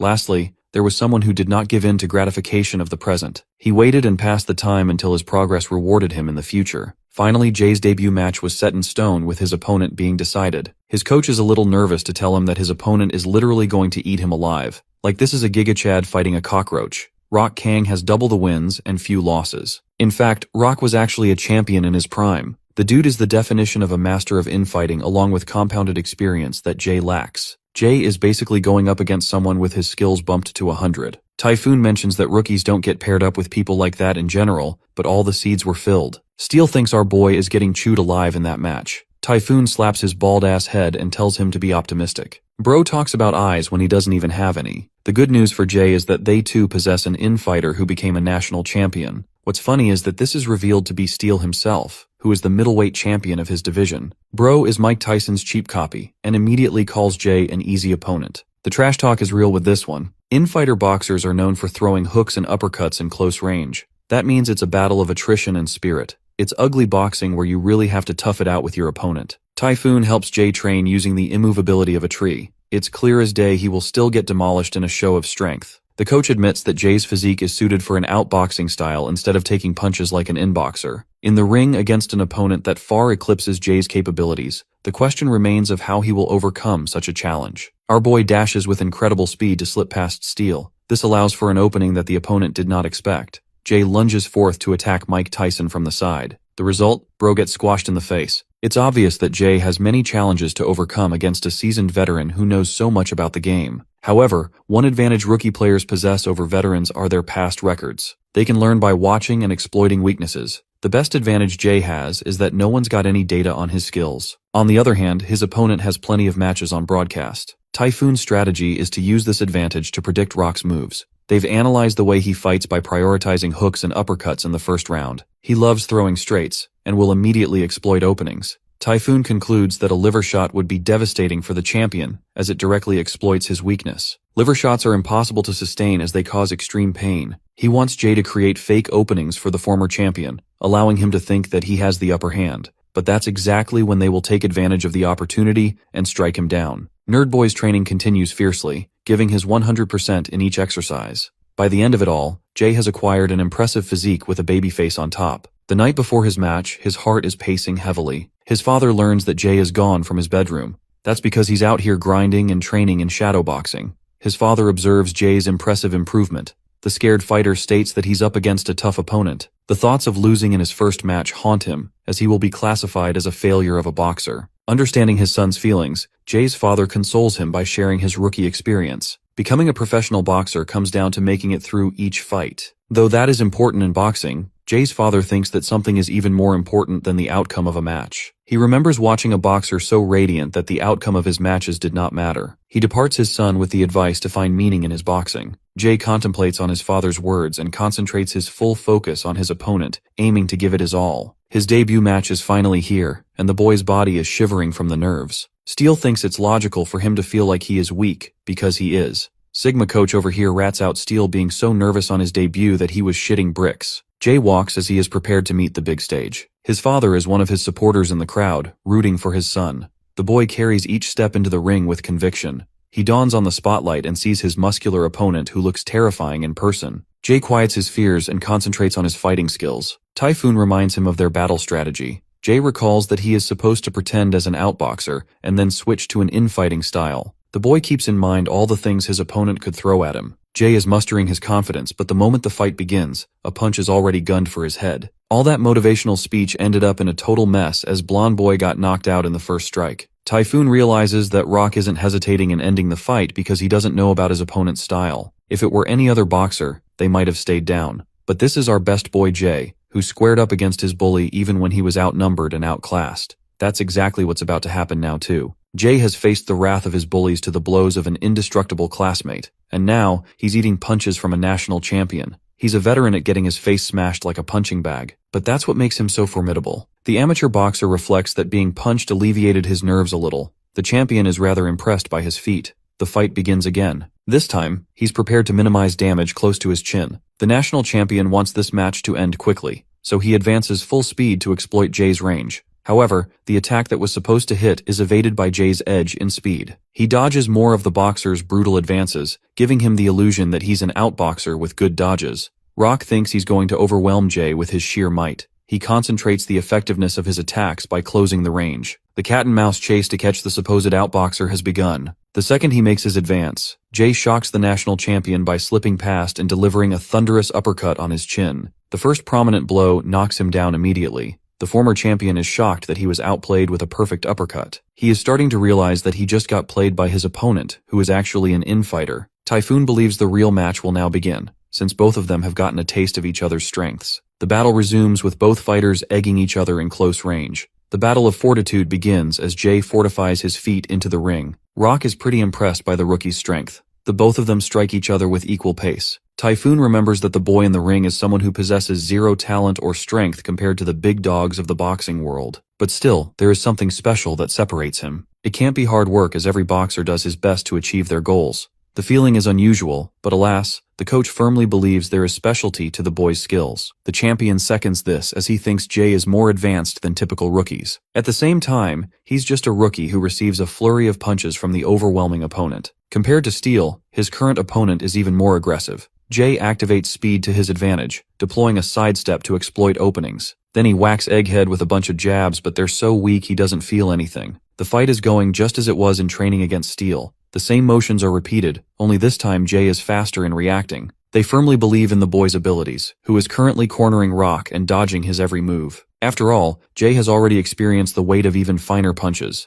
This allows him the experience to evade and match his opponent. Typhoon is impressed that his student is coming through, to the point where he can spot a future where Jay wins this fight. The round comes to an end. His coach gives him sound advice to maintain the lead in the scoreboard in the second round. As for Rock Kang, he is clearly impressed by his rookie opponent's strengths. It's almost unfair because Jay would have outclassed the typical rookie fighter with his excellent dodging skills. His sharp evasive maneuvers feel as if they are influenced by a greater fighter than Jay himself. Hint, his name is Bitchface. With all that said, Rock thinks Jay is still behind when it comes to the bottom line. Meanwhile, Jay's father is starting to realize the gravity of the situation. In the second round of their fight, Jay is the green and confident fighter. Every move of his is being realized as he dashes and rains a flurry of punches down on his opponent, gaining the advantage. This is a good way for him to acquire more points, so the delusion of winning is within sight for him now. Rock throws a hook that misses our boy's body. He's trying to stay light on his feet because even one move could be the end of him. As for what is troubling Jay's father, he hopes Typhoon sees what he sees. However, the coach is far too busy admiring the boy's improvement in the fight and thinks that he'll win for certain. Surviving past the second round, the coach advises Jay to maintain his endurance so he doesn't run out of gas. It's clear to anyone that Rock is going to try and swing for a finishing move to rack points. Then something hits him. Jay is unusually exhausted, too exhausted despite his intense stamina training. Typhoon immediately realizes what's going on as he turns to the boxer that is his opponent. Jay's father has been concerned the entire time about the pressure of the fight building up as fatigue to a newbie fighter. This psychological fight has been a spiral of punches that are enough to jab at a boxer's fortified mentality. It's anything unlike a fight performed with training. Jay couldn't handle how to deal with the pressure, so while he did pull off amazing punches here and there, it has gotten him tired. Rock knows this weakness and has been exploiting him as the stage he has to control. Typhoon knows that if he continues with this trajectory, Jay is getting obliterated without a doubt. He calculates the Rock's next move and chooses to entrust in the boy's abilities to outperform the veteran opponent. In a show of courage and motivation, he tells his disciple to do as he always performed. Thus began the third round of the fight. As always, it became a battle of attrition first. Something about this clash is different from the previous, as his opponent had been saving strength while Jay wasted his juice. Little boy Jay's speed has taken a huge hit and he's barely able to avoid punches now. It's visible to anyone how Jay's momentum has trapped him on the back foot. The unfortunate rookie boxer is being pressured as more and more of his opponent's punches penetrate through his defense. He does get a hit in here and there, but it does nothing. Typhoon is worried for Jay, who is bent on keeping his opponent tied. He manages to dodge an insane left hook, impressing the former champion. Regardless of his attempt, unfortunately Jay loses his guard and eats a powerful hook right to his face. This should be the decisive hit that spells his end. His body collapses as he's knocked on the ground. The countdown for his demise begins, with Jay resting in the contemplation of his opponent's amazing strength. Jay is pressured by the insane difference in the fighter's experience. At the same time, this is a boy who used to take a beating daily. He's not down for the count and still gets right up. Rock is able to tell that he's faced strong opponents before to have come this far. The rookie fighter has earned massive respect from him. To honor him, Rock wants to use his most powerful technique, which spells bad news for Jay. The match appears to be in his favor, but this kind of moment is exactly what Jay had been waiting for. He ducks his fist and creates the perfect opening to launch a thunderous liver shot. Alas, even with his best attempt to finish him off, the attack gets blocked, and in return, Jay is knocked down again. The match seems to be a loss for our blonde boy who couldn't overcome the veteran no matter how hard he tried. He lies contemplating what sums the value of a person. Even his opponent is secretly rooting for Jay to learn from this experience to overcome him. The winner and loser is always determined by the conclusion of the fight. There are indomitable forces who rise to the top, but only a handful get to experience the flames of such heights. In Jay's case, his answer is clear as day. He refuses to give up even if the outcome will result in a loss. The boy is ready to give it his all even if the outcome is set in stone. Even after experiencing 2 major setbacks, he's gotten up again. The referee wants to conclude this match against the rookie's favor, but realizes that he's still hungry and laser-focused for more. To respect his integrity despite the damage, the referee decides to continue the fight on the basis of stopping the match next time he collapses. The round resumes with Rock pummeling through Jay's defenses. He's definitely not in the mood to hold his punches and maintains tight pressure against his opponent. Then, just like the previous round, he corners him and throws a barrage of punches. In his mind, Jay has already accepted that he might be one of those boxers who lost their first debut match. But that doesn't matter to him. He did not learn how to box to show he's better than others. He began boxing to discover the beautiful meaning of true strength. Despite getting slammed in the face, Jay's fighting spirit screams to continue. Rock is impressed to have been pushed back even at the rookie's exhaustive state. Our blonde boy knows he doesn't have much gas left in him, so this battle will be decided with another clash. Rock admits the rookie's superiority against other fighters of his league. Jay's father supports him while his coach reflects the impossible odds the boy has had to overcome to make it this far. Typhoon saw something in the boy, so he accepted the match. Bro signed his student's own death. He wants to realize the answer through Jay's actions. Rock's punches keep on becoming even more powerful instead of losing their force. It comes to a point Jay is barely supported by the ring. The powerful straight shook the boy as he's never faced anything like this before. Instead of feeling jealousy or hatred against his opponent, our glorious blonde boy has come to respect his opponent's incredible hard work and years of perfection. Their boxing is the result of the lives they've led up until this moment. It's a communication between two fighters, both backed by different stories about how they became such people. The outcome shrinks to the point of irrelevancy, and within the same ring, Jay learns to appreciate the joy of boxing. The final attack is upon him, Rock's most powerful straight punch. Even though he commands his legs to move, his body is too rigid. Jay musters every ounce of energy he has left in his body and manages to evade the strike. This time his opening is sitting there waiting for him. He has the chance to execute the liver shot, but unfortunately, he just doesn't have the stamina to attack anymore. Jay accepts his inevitable defeat when he suddenly remembers Ryu's devastating recoil punch from his battle. He executes the same move in a fraction of a second and delivers the paralyzing liver shot, followed by a powerful right hook to the face. Rock is down and this man is not getting up. After putting blood, sweat, and tears into this impossible fight, Jay has emerged the winner. Meanwhile, bitchface Bakugo's life is probably going in the worst possible direction right now. He's been sentenced to a whopping 6 years in prison. Contrasting him, the boy who chose to accept growth has just won his first debut match. Jay is stumped while Steel is beyond impressed. Coach Typhoon is glad that he followed his feeling and allowed Jay to shine. The boy's father is the proudest he's ever been. And his opponent, Rock, didn't even know he had the willpower to manage a bunch of reactionary strikes at the last moment. Those were the moves of a professional boxer. Rock admits that he's never had so much fun against an opponent. He's become our boy's #1 fan and wants to support him. Jay is a clumsy fool apart from his boxing, but his courage speaks volumes and adds a testament to his training. It's clear to the veteran that this boy is bound to have a bright future ahead of him and will eventually become a champion contender for the belt. However, he's afraid of the boy's inevitable fight with the champion, who is a force to be reckoned with. After his fight, Jay rests on his bed being unable to sleep. The scene of the fight refuses to leave his mind. The accomplishment of finally becoming a professional boxer hits him. The boy remembers a memory lane of difficult experiences, the obstacles that he faced and how much he had to overcome to produce this result. He smiles like the jolliest kid in the whole world, kicking his legs and shit. The only reason he was even able to make it in time is because of Ryu's influence. That night, instead of resting, he decides to shadowbox against his previous nemesis. He tries to dodge and recreate the moment from the fight, only this time he is struck by a powerful blow. That means the blonde boy survived by the skin of his teeth in the previous fight. Jay expects to meet Ryu in the ring someday, but the poor guy doesn't know he's rotting in jail right now. After exhausting himself in training, Jay wants to head home, but he's not ready to call it quits, and sees Yu's piercing shadow. The fight doesn't even begin before it ends. Bro realizes he's just a tiny ant compared to the boxing god. He may have called it quits, but Yuto Takeda is hard at work trying to fight the monster that obliterated Gene. Yuto confidently blocks his anticipated strikes, and like the Sigma World Champion he is, plans to do 100 more sets. The perspective shifts to the reporter, who explains that K expressed public dissatisfaction with the conclusion of the match. He publicly announces that his next endeavor is for Yu to conquer the junior welterweight class. K wants to go as far as to challenge the champion directly, but that won't be possible because of rules. The coach advises Yuto to enjoy his belt for however short a time that he can. Right after the conference, a match was fixed between Yu and Elliot von Heinberg. He stands at the top of the world ranking in his class, and facing him is the world champion of the light division, Yu. This division boasts the strongest fighters. Even though Elliot is supposed to be the fittest of them all, he underestimates his opponent greatly.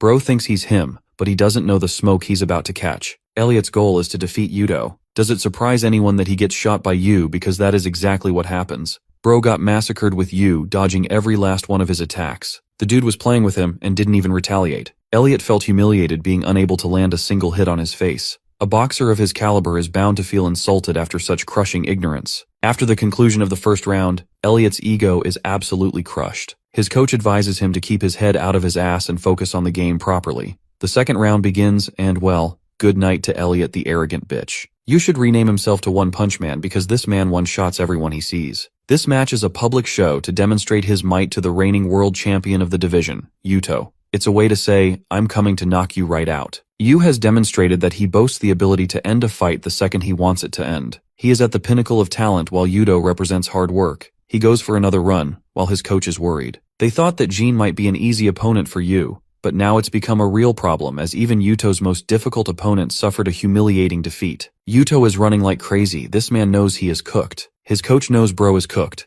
Everyone knows he is cooked, but he still keeps training.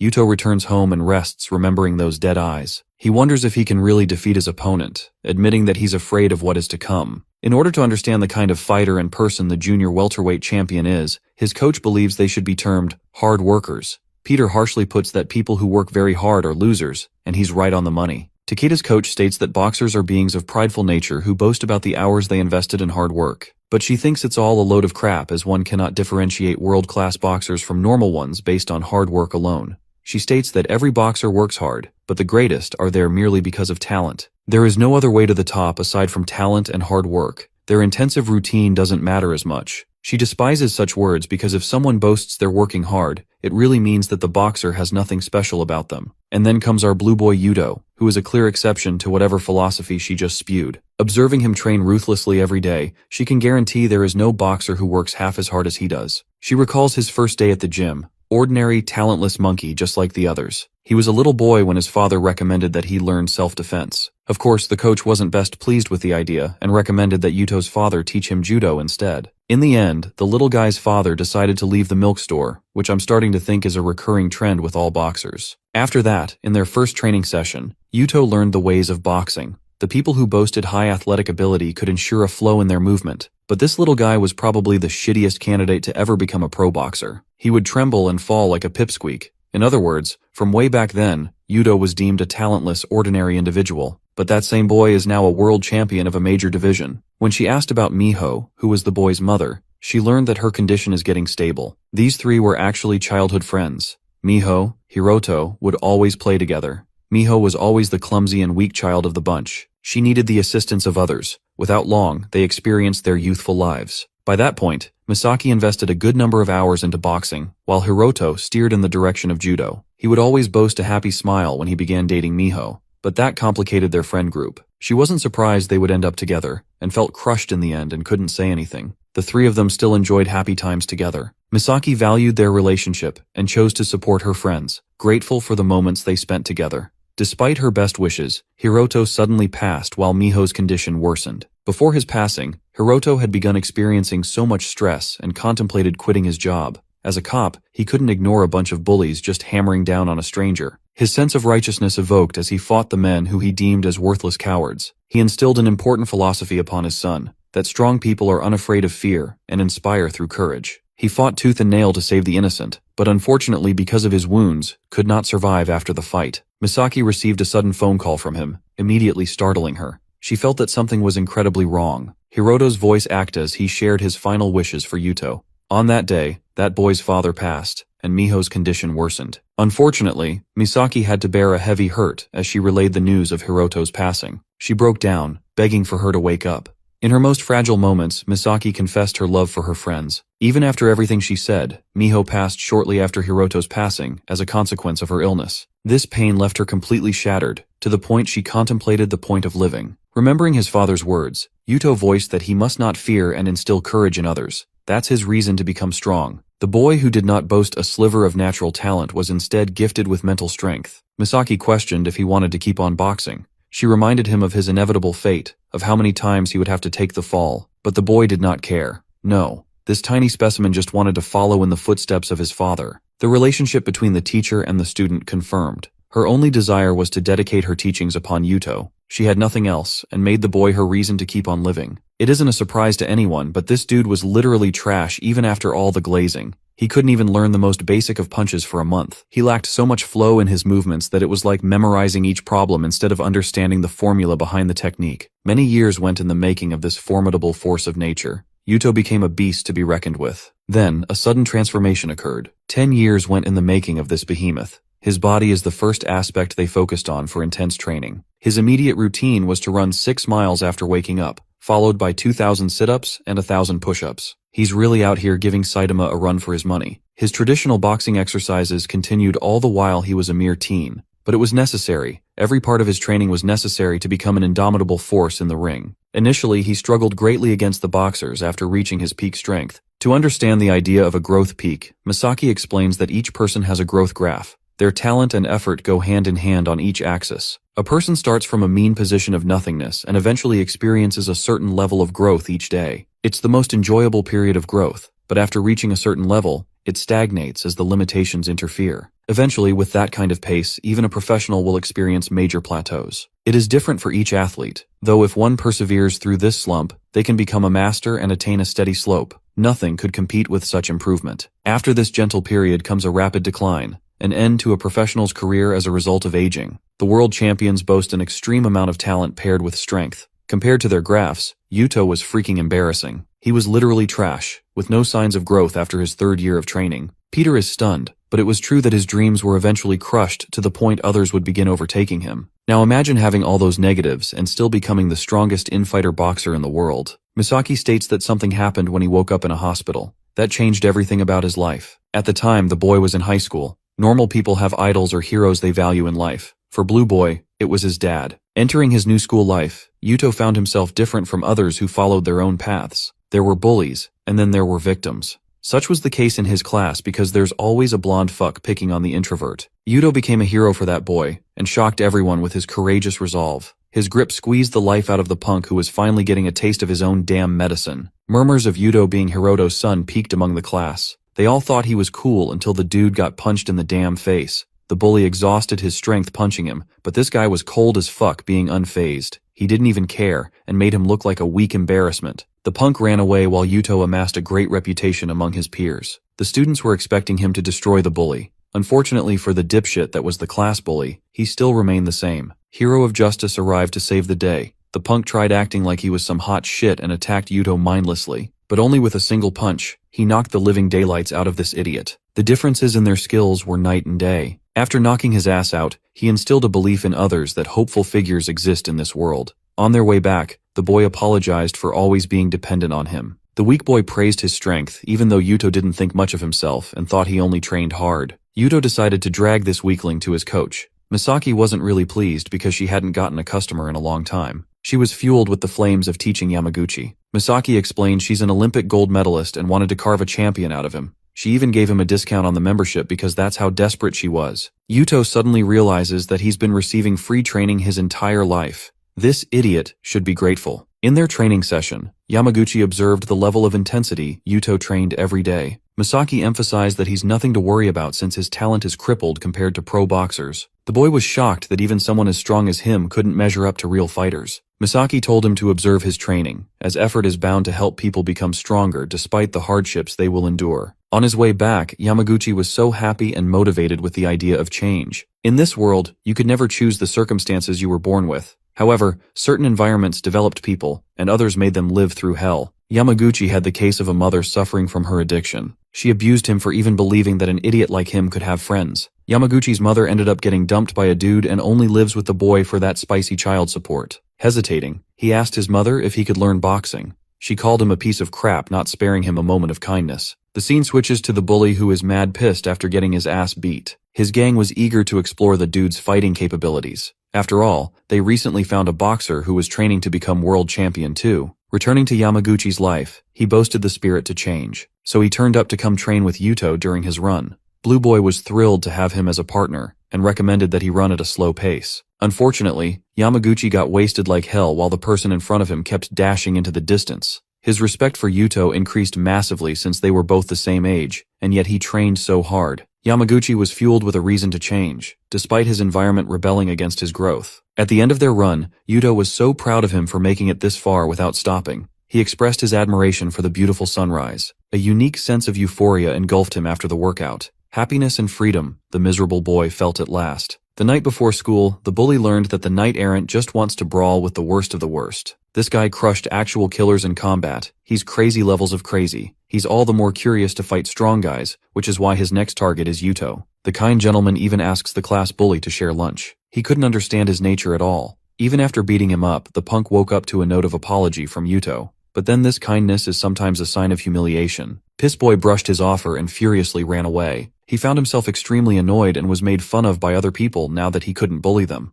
Their lives continued with the bully disappearing off to nowhere. Yuto's training with Yamaguchi continued as the boy began catching up. One fateful night, Kazu called Yuto. He had captured his dear friend Yamaguchi and introduced himself as the anti-hero in the superhero trope. Bro thinks he's edgy. Mr. Anti-Hero over here is acting like a real villain and even threatens to subdue Yamaguchi if the police get called. Yuto arrives quickly and immediately questions this psycho. Kazu is one of those people who loves playing games with people. He hasn't been enjoying things because he gets to squash punks that are nowhere near his level. Since Yuto's name became a popular hit, he's on the hunt for him. Yuto is angered that all of this happened because of a petty reason. He rushes to attack Kazu, who dodges it like it's nothing. The psychopath even praises Yuto's skills, but literally plays with him like he's a toy. Even the bully thinks it's impossible for him to defeat a fighter like Kazu, who destroyed every single gang in the area. The dude is a monster, but something about his opponent seems to strike him odd. He realizes that there is nothing special about Yuto, that he's just a ball of emptiness with no talent. He repeats the same moves like a damn NPC with the easiest fighting moves. Kazu realizes that a coach had to sculpt this talentless fuck from the ground up so that he could obtain this strength. Kazu bashes him with a hook, proving the point that he's on a different level. He remarks that Yuto's fighting ability is based on simplicity, while Kazu is a genius in the art of boxing. He finds the fight incredibly boring and delivers a powerful smash. Yuto fidgets as he questions why someone so powerful is wasting his time being selfish instead of helping others. But this dude basically gives him a "who asked" face and continued to beat the ever-living shit out of him. It was a merciless beating until Yuto was smashed to the ground.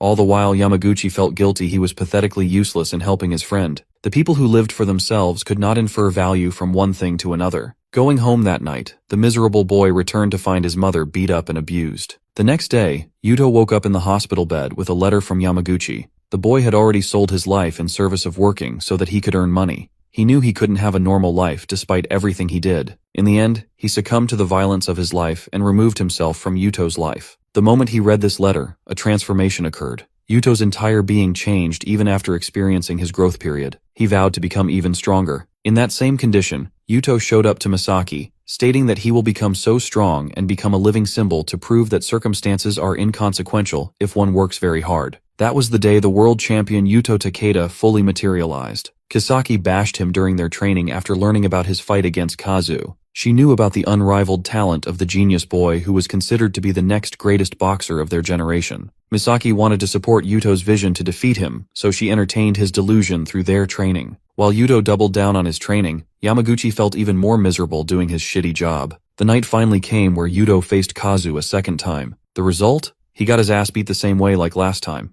But even after getting taken down, Yuto vowed to crush Kazu's talent someday. After that defeat, Blue Boy decided to switch strategies. He decided to quit his school life to pursue boxing full-time. Misaki, being a responsible adult, wondered if she should help him realize more fruitful paths than boxing. She wonders what his parents would have told him, and decides to give him an answer that he wanted to hear the most, a sign of approval. Yuto's training continued, more and more, from one machine to another. The night of his third fight against Kazu was here. Yuto was defeated again. Without breaking his heart, he returned to train harder. Then their fourth fight came. Yuto was defeated again. He trained again and challenged the genius boxer a fifth time. Kazu was really starting to get bored now. Yuto was defeated again. Yamaguchi cried as he remained miserable and succumbed to his rigid environment, while Yuto trained every single day to change the impossible to become possible. Years passed, and there had already been dozens of times he lost against Kazu. The second he woke up, his only thought was to train. Being so damn stressed, he couldn't decipher a dream from reality. But Misaki felt shocked because she was seeing him obliterate his growth peak. He became living proof of an athlete who grew past his potential. When Yuto challenged Kazu again, even he was surprised by his improvement. The outcome remained the same, but he was actually glad to see some growth. Yuto couldn't even harbor the words to speak, but everything he was muttering about related to his mistakes. Kazu was getting impressed by his continued rate of improvement, and then one day, Yuto proved to be trouble for him. While his friend contemplated ending his life, Yuto, in his third year of going professional, had several bumps in his rate of improvement. He had become a monster who trumped the genius of Kazu, dishing out a punch that we all had been waiting for. Yamaguchi remembered the beautiful sunrise he shared with Yuto on their first run. A human who had passed the abilities of talent had been born. Yuto Takeda, in his present prime, answers that the sport of boxing is proof that anything can change through hard work and dedication, no matter the circumstances of anyone. The world champion's mission to prove that hope exists for all. The big day is here. The final match between the world champion Yuto versus the lightweight division superstar Yu. The crowd is cheering for Yu's godlike talent as he emerges from his side. Those eyes with unparalleled talent take the crowd by storm. This is the man who didn't take a single punch from Jin, and now he's hungry for his second title. From the other side emerges the champion himself, Yuto Takeda. He's the guy who is strongly boasted as the best infighter in the world. It is Yuto's incredible hard work that made him the boxer who conquered the junior welterweight division. The difference in their physique is hilarious. Yu's bottomless eyes stare in indifference. All eyes are on these two fighters, each representing the peak of hard work and talent. However, even the commentators are confident of Yu's immediate victory. They don't think the reigning world champion has a chance of surviving this calculating monster. Misaki reminds the blue boy of their game plan. His heart is racing as he stares into an intimidating boxer. Yuto thinks that it's okay if he gets knocked down because he can always get back up again. The fight begins as he dashes to attack Yu, attempting to overcome the wall of peerless height. Evading his deadly jabs, Yuto cuts past Yu's line and takes the fight in close range. However, our boy dodges and maintains his distance. Misaki's game plan for him is to keep the pressure on his opponent. Back when they watched the match with Jin, they realized this attack of Yu is impossible to counter. The only solution against such a move is to compromise the range of his opponent. Yuto capitalizes on pressure, making sure Yu never gets the chance to deliver his lethal move. Their plan is to draw the fight for all 12 rounds, and something they've learned from Yu's fights is that he never experienced a drawn-out battle. They think it is possible his body will show signs of weakness, giving them the opportunity to defeat the monster. But this simple and see-through plan is well within the expectations of K. In their battle strategy, he coached Yu about Yuto's strong points. His muscles are the ultimate defense, while his lightning-fast speed and incredible stamina make him a force to be reckoned with. In essence, since Yu is an outboxer, Yuto is supposed to be his greatest weakness. Yuto's stamina is so freakishly powerful that he doesn't show signs of fatigue even in drawn-out battles. At first, Yu planned to strike him in range, but he's in the mood to prove a point. Adjusting his position, Yu shocks the world as he mimics the world champion's stance. K wants the world to know what true talent really looks like. The world is stupefied, including Yuto, who doesn't want to focus on overthinking and instead prioritizes the attack. Then the first punch rains on him, shocking the spectators. A second punch follows and connects, putting this dude in a daze. He's like, what in the actual F is going on right now? The thing is, Yu is copying each of his movements down to the smallest of details. What's more is that he's faster and more precise than the guy who spent a decade honing his skills. Misaki is rendered speechless while Blue Boy is literally questioning his life's decisions. He's realized that this is the level of talent that cannot be contested. It is a fact of reality that Yu would defeat him every time they faced each other. The crowd goes wild seeing Yu's sudden shift in fighting stance. A person mirroring his abilities is outclassing the world champion in a devastating beatdown. Yu refuses to hold back, and even feints are ineffective. When Yuto tries to go heavy on the guard, he gets slammed from the side. Just like how he would rain down a barrage of punches against his opponents, Yu is doing the same to him.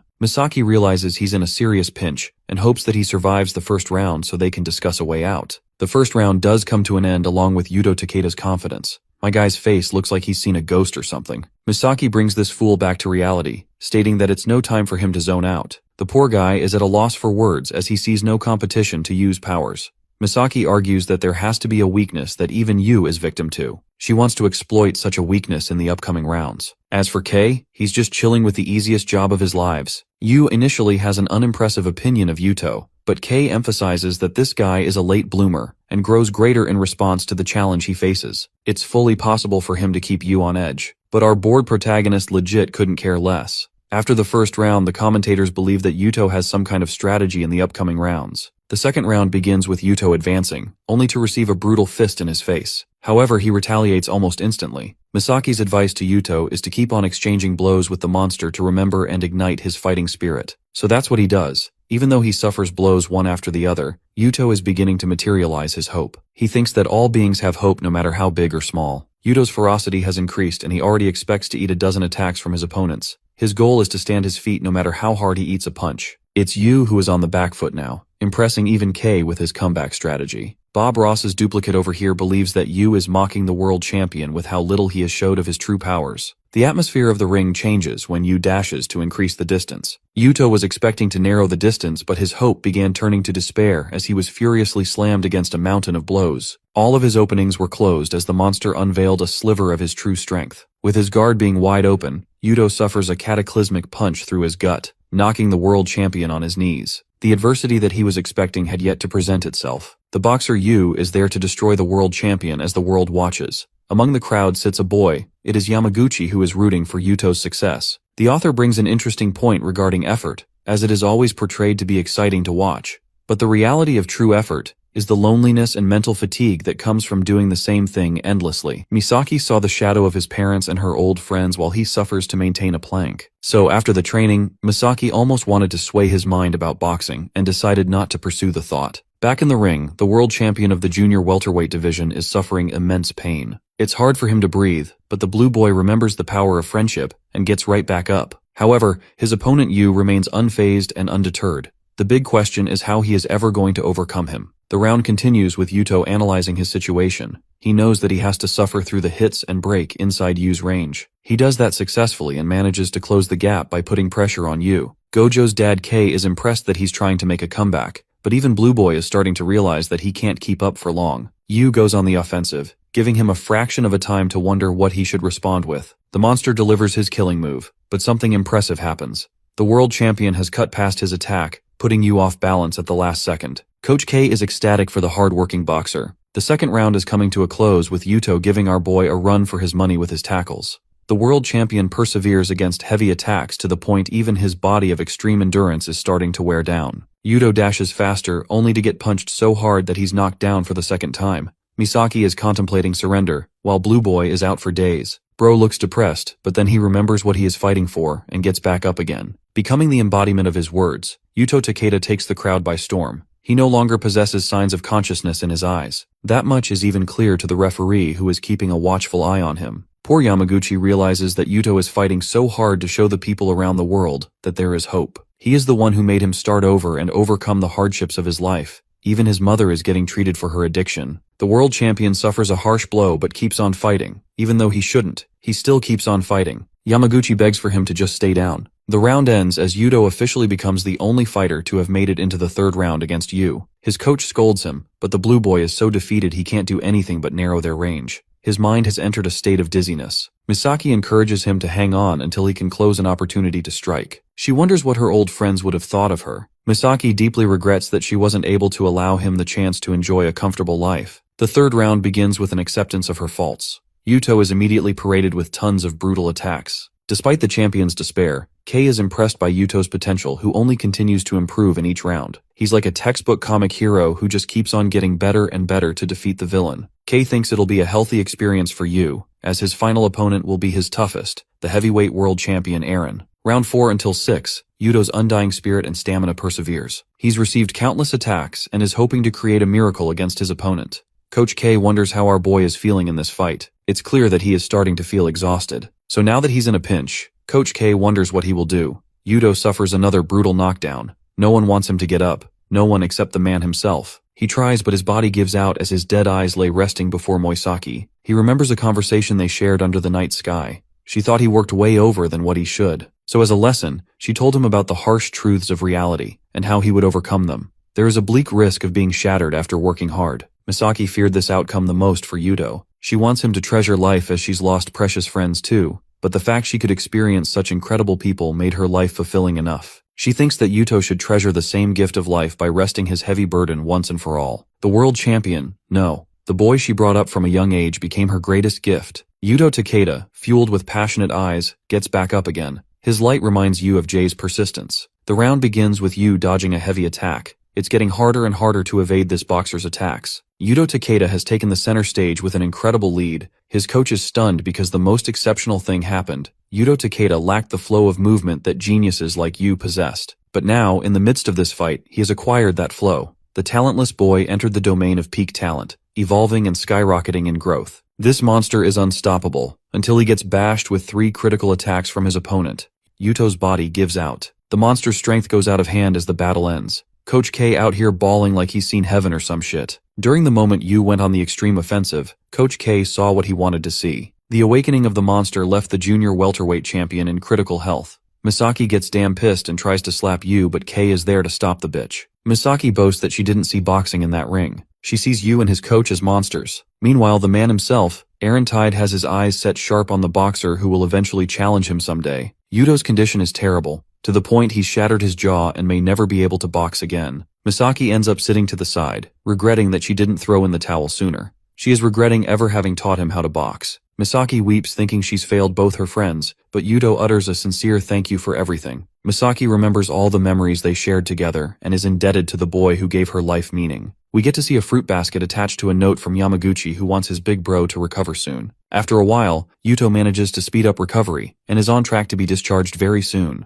The doctor also tells them they have a patient who is a big fan of Blue Boy. This little guy received continued donations from Yuto for his treatment of a rare disease. He fights for his life every day, and there is no sign of recovery. However, seeing the champion fight on the big screen gave him the courage he needed, just like Yuto, who got back up many times. The little boy expresses that he too wants to become strong like his idol. His words remind the former junior welterweight champion of his father. Yuto breaks down hoping that he fulfilled his father's expectations of a strong person. He finally receives a moment to become fragile after his impressive run in the boxing world. The scene switches to a nasty duo of brothers. Middleweight world champion Fabrizio Santorino has just seen the newcomer obliterate two champions back-to-back. His brother and trainer Marco Santorino knows that they're next on the line. The staggering defeat of Yuto Takeda led to not just one, but the fall of two more champions. Yu became the champion of 4 divisions and racked up an audience grossing comparable to Fabrizio Santorino. With Yu demolishing numerous weight classes without a problem, his next target is the one and only scoundrel of the boxing world. Fabrizio makes a sudden appearance on stage, shocking everyone. This guy receives a ton of backlash from the audience thanks to his shoddy reputation. Fabrizio doesn't give a fuck and impressively praises Yu for not receiving a single hit in any of his fights. To give the world a show, Fabrizio pops open a handgun, as if to challenge Yu to dodge a bullet. The crowd goes even more wild seeing this maniac pull up something threatening right in the champion's face. Our cold protagonist doesn't even entertain the idea of fear, while Fabrizio slowly pulls the trigger. It turns out to be a prank to scare the world, which is in tune with Fabrizio's mischievous nature. The audience doesn't like him for pulling up with such a nasty idea of a joke. That is, until Fabrizio uses the same gun to shoot real shots in the air, silencing them all. He declares that he'll annihilate his opponent in the ring instead. The scene shifts to Carmen, who's just popped up at our boy's place. She's brought a bunch of her men, much to Yu's confusion.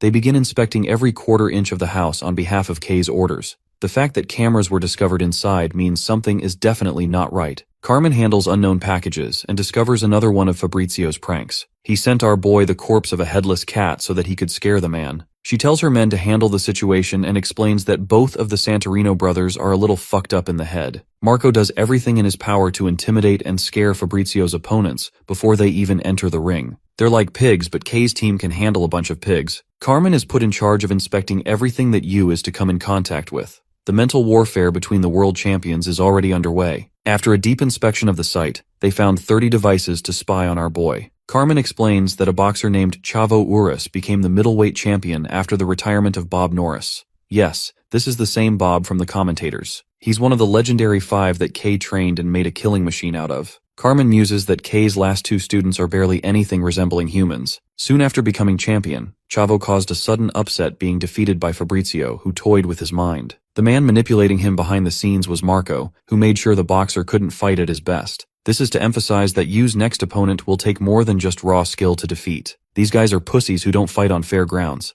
Carmen warns our boy to trust only her and Coach K. Yu's usual training continues with Carmen keeping a strict watch. She learned that his daily life is pretty pathetic, as all he does is cycle between the home and the gym. There's a sudden shift in Yu's eyes, as if he's even more depressed now. After this training, Carmen and Yu head home when he asks about the bodyguards. She tells him they're guarding his place. She tells Yu to prioritize his own life if they ever get attacked in public since she can handle the threats by herself. At home, Carmen is forced to be his cook since they can't trust anyone. She recommends that he doesn't eat food outside since fast food workers are easy to be bought as they're already surviving on pennies. Carmen winds up preparing a bunch of different dishes for him to eat, admiring her own cooking skills. She's stunned when she sits across the table from him and sees Yu's frowning expression, something she had never seen from him before. Poor girl gets triple the shock when our boy can't even eat her food without throwing up. Carmen's self-esteem gets disintegrated as Yu barely manages to finish his meal. At night, he takes a shower before bed. Bro's got the physique of a Greek god throughout his years of training,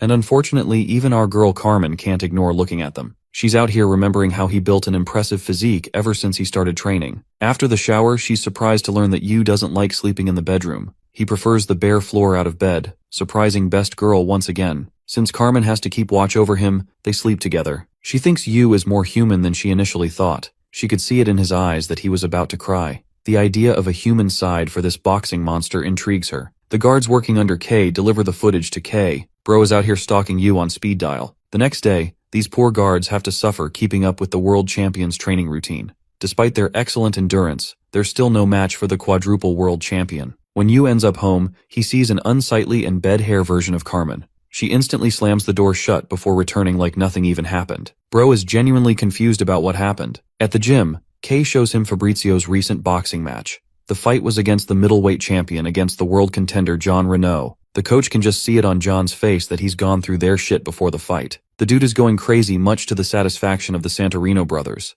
The fight begins on near enough equal grounds. Yu is a little taken aback while his coach explains that Fabrizio excels in a dogfighting style. He's the dirtiest world champion when it comes to his rough movements. There's no sense of defense and the only focus is on the attack. Fabrizio excels in a theatrical boxing style, earning their slander. The opponents he fights are forced to pursue his boxing style, but that's exactly where he wants them. Kay even mentions that Fabrizio is using drugs to cut the distance between their strengths. Peter is among the people of the crowd and recalls the experience from their interview. They don't even give a crap about boxing, both of them. Marco criticizes the boxing fans but thinks they're doing the sport a service by giving everyone a good show. John gets headbutted but the referee doesn't even call it. When he retaliates, however, he gets instantly accused and warned. It's obvious they even bought the referee in this case. Marco takes pride in how the Santorinos handle the boxing world. The match that was supposed to be a show of professionalism was reduced to a dogfight. The reason John became so incredibly angry is when he learned from his daughter she's dating Marco. Now that's an uppercut not even Mike Tyson could recover from.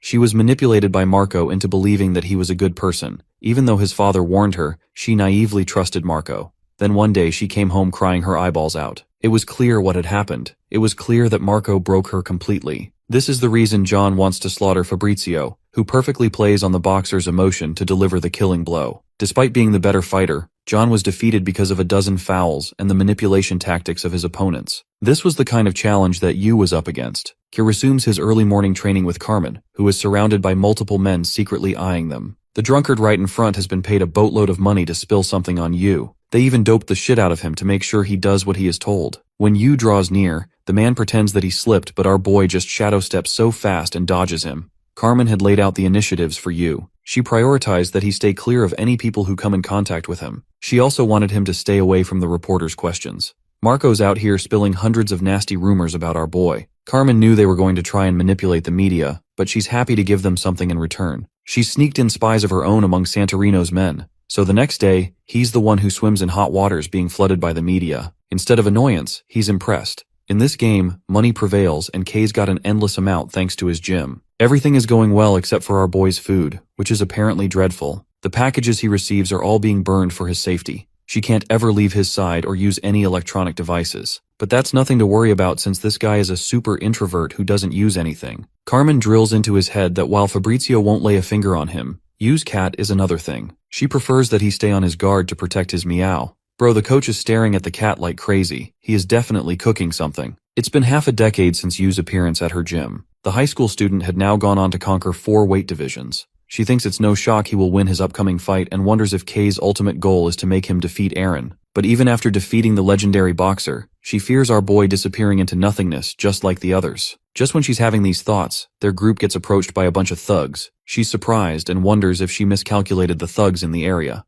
Carmen prioritizes Yu's safety, but our boy is already busy taking care of the threat. He literally grabs the gun and shoots their ankles. The boxer is about to end their lives when Carmen stops him at the last second. She realizes that he was actually about to kill these people. It was the same as Jean or Yuto when he stopped holding back. Despite this monstrous and uncaring side of his, our girl is a believer in his humanity and desperately hopes there is something human underneath his skin. To figure that out, she suddenly asks our boy on a date. The quadruple world champion is a mega virgin who doesn't know what to do on a date. Carmen explains the basics, and Yu accepts. So on their next off day, Yu receives her looking all dressed up and amazing. But she's a little disappointed since our boy is planning to go out wearing the most default man outfit ever. Carmen gives him a hairdo and learns that Kay recommended his spiky hairstyle for the ring. With his hair done, she wants them to go shopping to get our boy some drip. Carmen pulls out the flashiest shit for him to wear. The duo looks so embarrassed, but the best girl makes him wear the outfit anyway. Yu is definitely not feeling it while Carmen is eating it up on his embarrassment. They go through a bunch of different outfits, all of which make her laugh.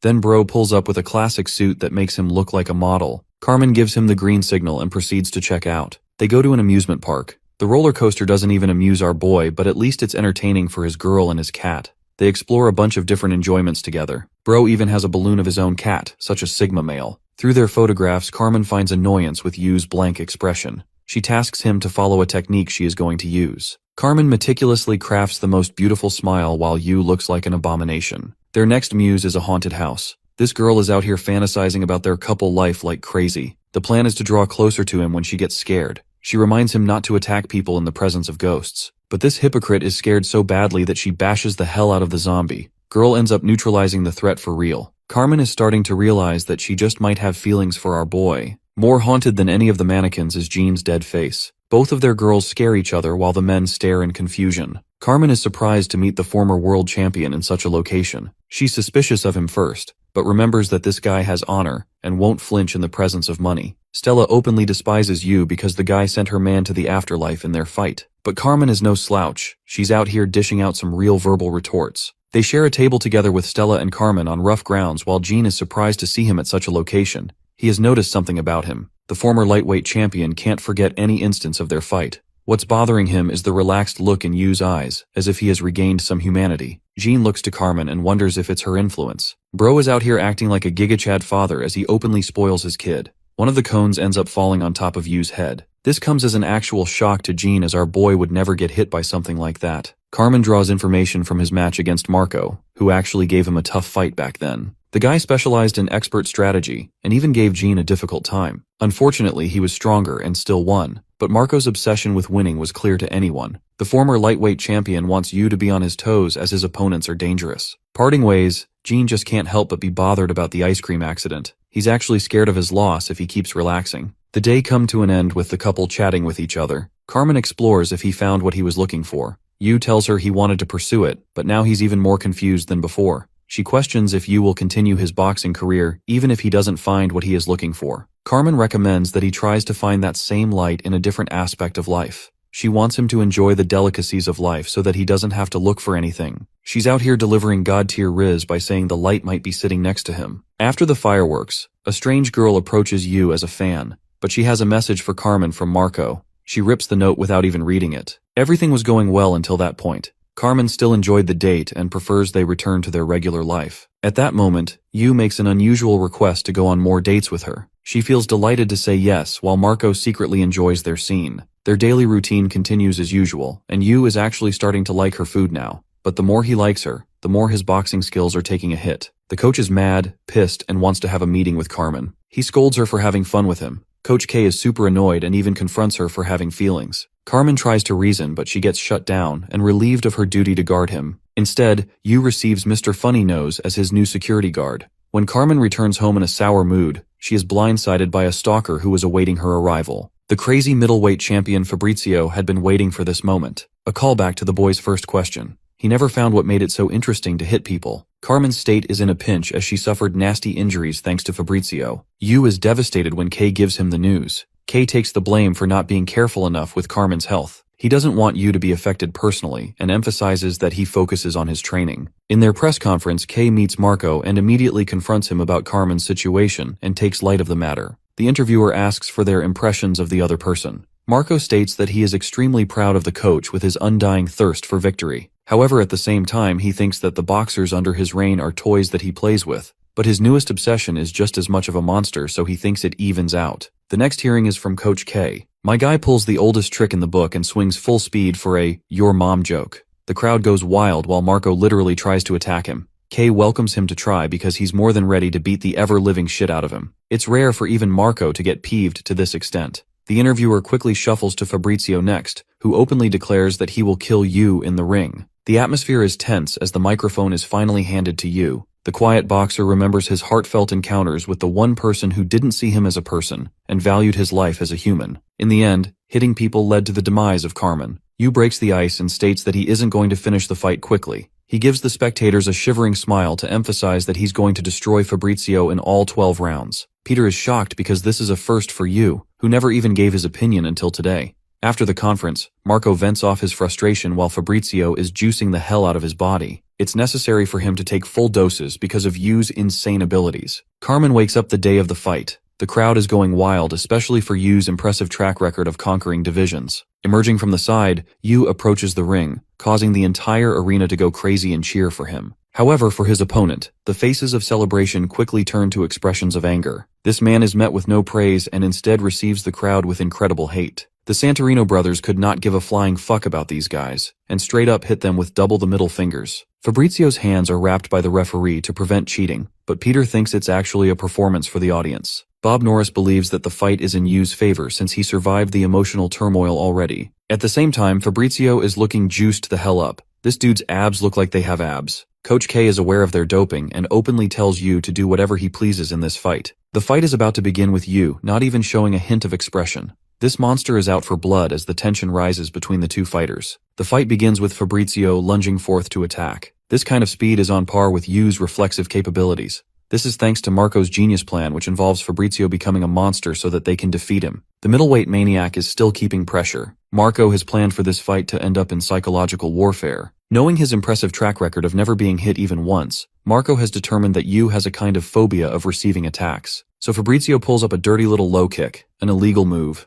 A normal fighter would take the hit, but Yu would always dodge because of his godlike reflexes. Dodging in an unusual manner would expose his weak point, allowing Fabrizio to cave in and attack him just like Yu's debut match. To his shock, our boy slips the punch by reading the movements of Fabrizio's shadow. He follows with a raging slam that flips Fabrizio's entire body in one shot. The whole world is shocked as the cheater goes down in one attack. More than that, Yu's body is pulsing in an abnormal manner. Coach K wanted to play by their rules and received an enhancement drug of his own. He's enjoying the show, while the effects of the drug massively increase Yu's performance. Carmen senses that something is not right. Fabrizio somehow gets up after that vicious punch. The round continues while Marco reflects that he intentionally hit him in the face instead of knocking him out in full. After all, it was Yu's promise to the Santorino brothers that he will annihilate them for 12 rounds. The scene shifts to Carmen, who remembers being captured by Fabrizio. Her oldest memory of her childhood is when her family was captured by terrorists. The helpless girl watched both of her parents lose their lives before her eyes.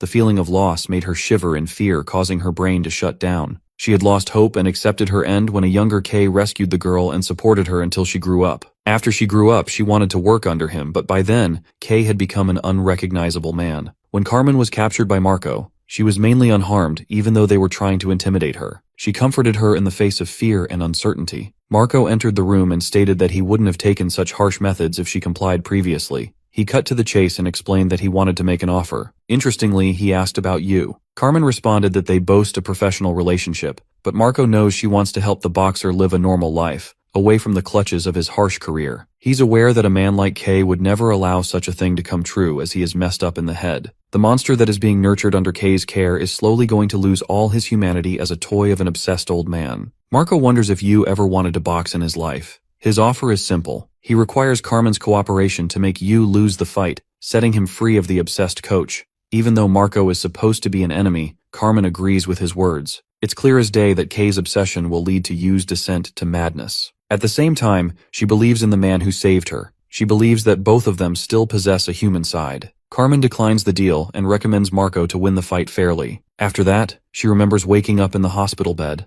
Mr. Funny Nose, or Yu's new guard, tells her about the current state of the match. Carmen remembers Marco setting her free without even hurting her. She couldn't understand his gesture, but it's because Marco doesn't really want Yu's anger to fester into oblivion, so he let her go without hurting her. Then comes the question, how did Carmen get reduced to such a position? She explains bumping into a bunch of thugs, even though it's clear she defeated them last time. In the ring, Yu is delivering a slaughter fest before the audience's eyes. They're seeing the hated middleweight champion get annihilated by his own medicine. The commentator Bob believes that Yu would have easily won the fight without the drugs. But this is Kay we are talking about. He wanted to prove a point, making it clear to anyone who dared to challenge them. He is the one manipulating people and beating them at their own game. He contemplated unaliving our boy's cat and even used Carmen's condition as the perfect catalyst for Yu's performance. After John Renault lost the fight, he learned from his daughter the truth of the matter. Marco didn't do anything to her and was only trying to scare her away. She begged her father to stop fighting them as they didn't cause her any harm. This paints the Santorino brothers in a different picture. They're not actually villains or malicious people like the rumors claim. But that doesn't matter to Yu, who is demolishing them in this match without a hint of remorse. Carmen, even in her compromised condition, wants to do something, but Funny Nose recommends that she doesn't try. It's because the lengths Kay is willing to cross are boundless. Funny Nose reminds her that Kay is a ruthless man who has taken countless lives in his time. he urges Carmen to stand down. In the ring, Fabrizio has suffered a mountain of injuries. Before the fight, Marco told his brother to remember Yu's game plan. Since he wanted to draw this fight out, it's a confirmation he will make sure to bash him for all 12 rounds. Fabrizio knew from then that it would be impossible to get the better of his opponent. The good thing about this fight is that Yu isn't interested in a quick victory. Coming as a shock to the commentators, Fabrizio drops his guard completely. He has assumed the stance of a grappler who is ready to use his reach to his advantage. But the monster Yu is not to be underestimated as he lunges forth and disappears into thin air. Reappearing from behind, Yu violently delivers dozens of punches all over the man's body with his superhuman speed. The thought of Carmen makes him speed up his punches even more. A satisfied K concludes that no matter how many tricks his opponent has up their sleeves, sheer power will dominate everything. The current Yu is striking down on his opponent like a calamitous disaster. There's no stopping his wrath, and he emphasizes this point by dishing out a furious punch in Fabrizio's family jewels, taking it upon himself to eradicate the next generation of scoundrels. Everyone saw this low blow of a punch, but the audience cheers for it while the referee refuses to hold Yu accountable. Marco learns that Kay bought the referee to such a disgusting amount that he's intentionally looking it over. The situation is going against Marco's favor, whose face is of frustration while Kay dominates as the true predator in this war. Fabrizio gets the ever-living shit beat out of him and eventually loses consciousness as the first round ends. The man vomits after taking so much damage he can barely stand. The audience is cheering for the scumbag's demise as they look down on the Santorino brothers. Somewhere in a church, a woman is desperately praying in the time of hopelessness. The big brother steps into the ring to save him. Marco remembers their mother giving him a drink to perform his best. Even though he didn't want Fabrizio to consume it, he did so anyway. She wants them to stop the fight if they can't win, as their mother truly cares for her children. Fabrizio wants to win this match for her mother, but right now, even his brother's words are incomprehensible to him. Marco instantly realizes that something is not right, as evident by the color of his lips. That's when he realizes another layer of Kay's treachery. This man delivered spiked milk for Fabrizio to drink right before the match. Their poor mother is basically the definition of a retarding person. The three siblings boasted different hair colors because their mother tried to pay off the debt their papa left them. Marco didn't despise being poor and thought this was just the way things are, but then he could see her mother struggling to pay rent. When leaving for school, Fabrizio and Marco never spent a day in class. They couldn't go to school but wanted to earn money so that Julia could. Marco was the intelligent one of the group and led the operations. He busied people with conversations while Fabrizio snatched their money. That's how they went around collecting cash. But their mother became desperate and didn't have the money to pay. She went out late and returned by morning. The poor brothers understood her pain and wanted to collect enough money to save her from this pain. The world was cruel to all, even if they were the rich or the poor, nothing mattered. The boys living in the slums were no exception to the rule. They were beaten down by a man who confronted their mother for stealing. He was threatening to report them to the police station if she didn't do as he said. She returned home the next morning to confront her kids. The boys had no words and ended up receiving their mother's beating. They knew that stealing was bad, but seeing their mother's condition, Marco couldn't sit around. He didn't accept the world who had treated his mother with such violence despite her disability. To them, evil is the way of the world. She even cried after beating them up, apologizing for being an irresponsible adult. Marco couldn't accept this world and sought revenge as his only salvation. The young boy sought his brother's guidance to read. Marco and Fabrizio learned at a young age that world champions make a disgusting amount of money and eat good food. The match resumes in a bloodbath with Fabrizio getting annihilated. Back then, the boys wondered if they should continue school and ask the teacher's help.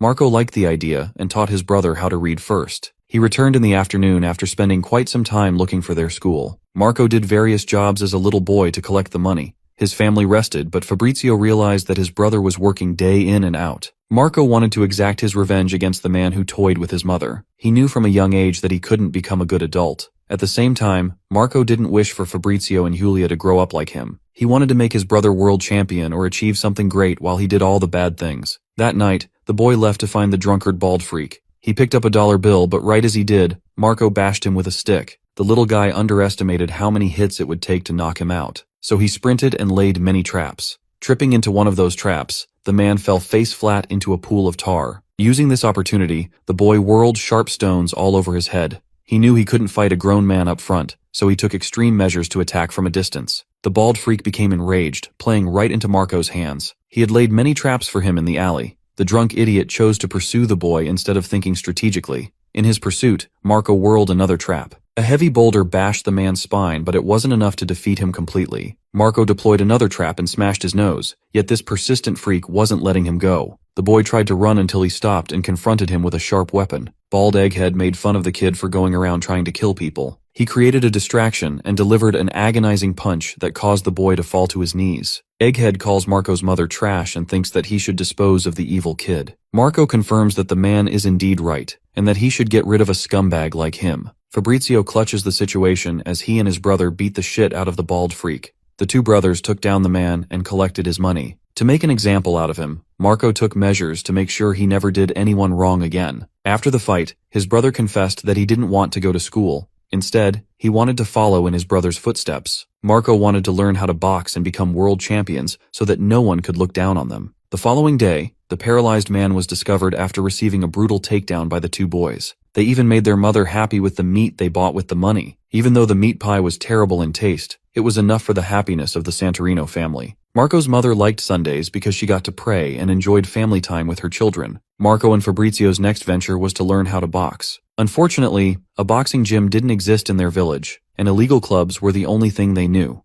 One day, an old drunkard offered them a chance to learn how to box. Luciano Mondi introduced himself, but really he's just a nobody to the boys. This old man happened to be at the scene of the crime and saw everything. Marco threatened him back. The old man saw the vigor in their eyes and offered to teach them how to box. This is how they met their first master. He wanted them to beat the shit out of each other without really teaching them anything. Fabrizio and Marco started punching each other while Luciano observed their abilities. He could see that Fabrizio is a natural fighter who is handling his older brother without much of a problem. But when it comes to good decision-making, Marco is the one who is the better of the two. He has determined strategy and knows how to plan for a good future. Luciano tells them about the two aspects involved in boxing, both mental and physical. Each of them has been blessed by one. The brothers confess their desire to become world champions. Luciano doesn't think it's enough because a world champion boasts both the physical and mental aspects. Since they specialize in one each, it will be hard. But the final aspect to boxing comes down to pure obsession of winning. That is what made the Santorino brothers so determined.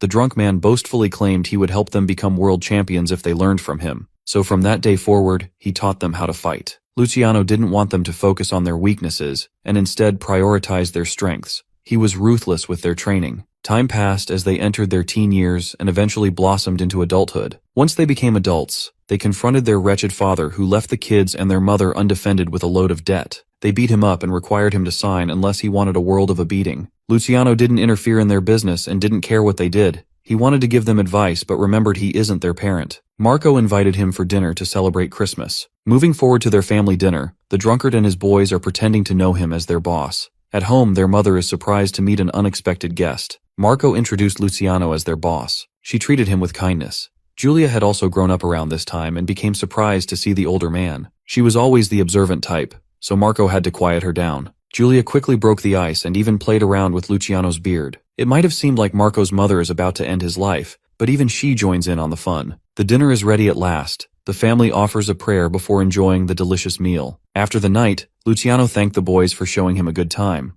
Marco offered him to come live with them, but the drunkard thought that his only place was in the gutter. Luciano parted them with sound advice. He didn't want them to become arrogant, as there were stronger and more violent people in the world. He advised them to stray from the path of crime and become good people. Fabrizio shifted the conversation topic to a snowball fight. The boomer receives a snowball on his face. Playing with him in the snow, they felt like children and enjoyed the moment. Marco stated that they're still going to become world champions after clearing the village of crime. He has accepted his life as a criminal. Marco just wants to become the necessary evil to take out the trash. He harbors good intentions for the world in his own way, and doesn't mind receiving the weight of punishment when he dies. Luciano doesn't hold them accountable for their sins as he thinks everyone is the same. He wished the best for them, before saddeningly losing his life to the mafia. Julia was chatting up her mother about Luciano when suddenly, tragedy struck. Their mother's health declined. Maria prays for the safety of her children. But nothing goes her way with you pummeling Fabrizio in the ring. Julia comes to receive her mother, who is still not feeling her best.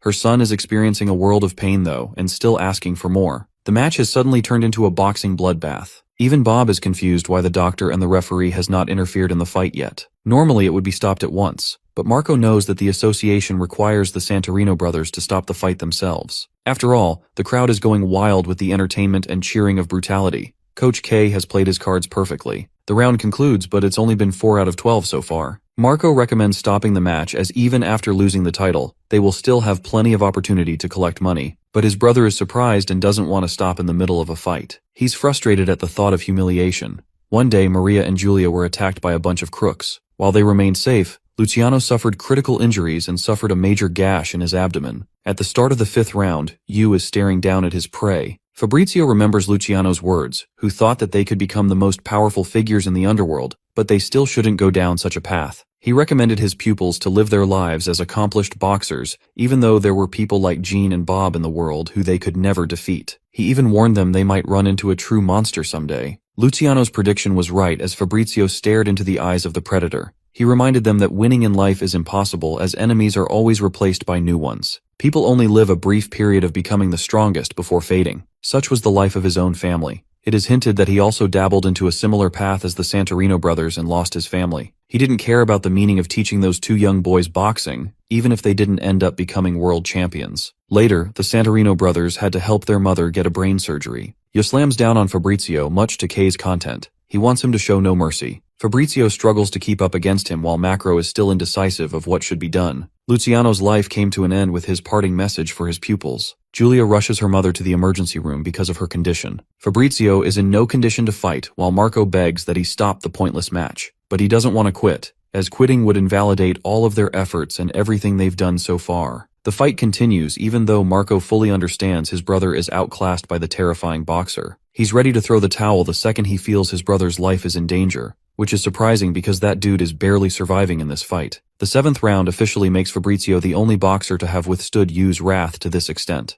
The terrifying boxer makes his offense without mercy. He doesn't spare even a moment for Fabrizio to attack. He remembers a conversation he shared with his brother when they were young. At the beginning of round 8, people started questioning the meaning of continuing the fight. Fabrizio doesn't want to succumb to this fight even if it breaks him. Round 9 starts off with Yu still demolishing this guy. He has probably hit him like 300 punches at least. Bro is eating that shit and questioning life. At the start of round 10, Fabrizio bears a hatred for the world. He hates that people have to struggle so much to live such normal lives. Round 11, the ring is tainted with the blood of the middleweight world champion. Finally, round 12, the final round. Having survived up until this point, Fabrizio's face looks like it's going to need plastic surgery. Marco is about to surrender when the men of the association forcefully stop him. The concept of right and wrong is fragile and malleable. While Julia is begging for her mother's health, Marco is worried for his brother's life. What the world is bearing witness to is a public execution before their eyes. Marco begs Fabrizio to run. Yu demolishes his face with a brutal punch, one after the other.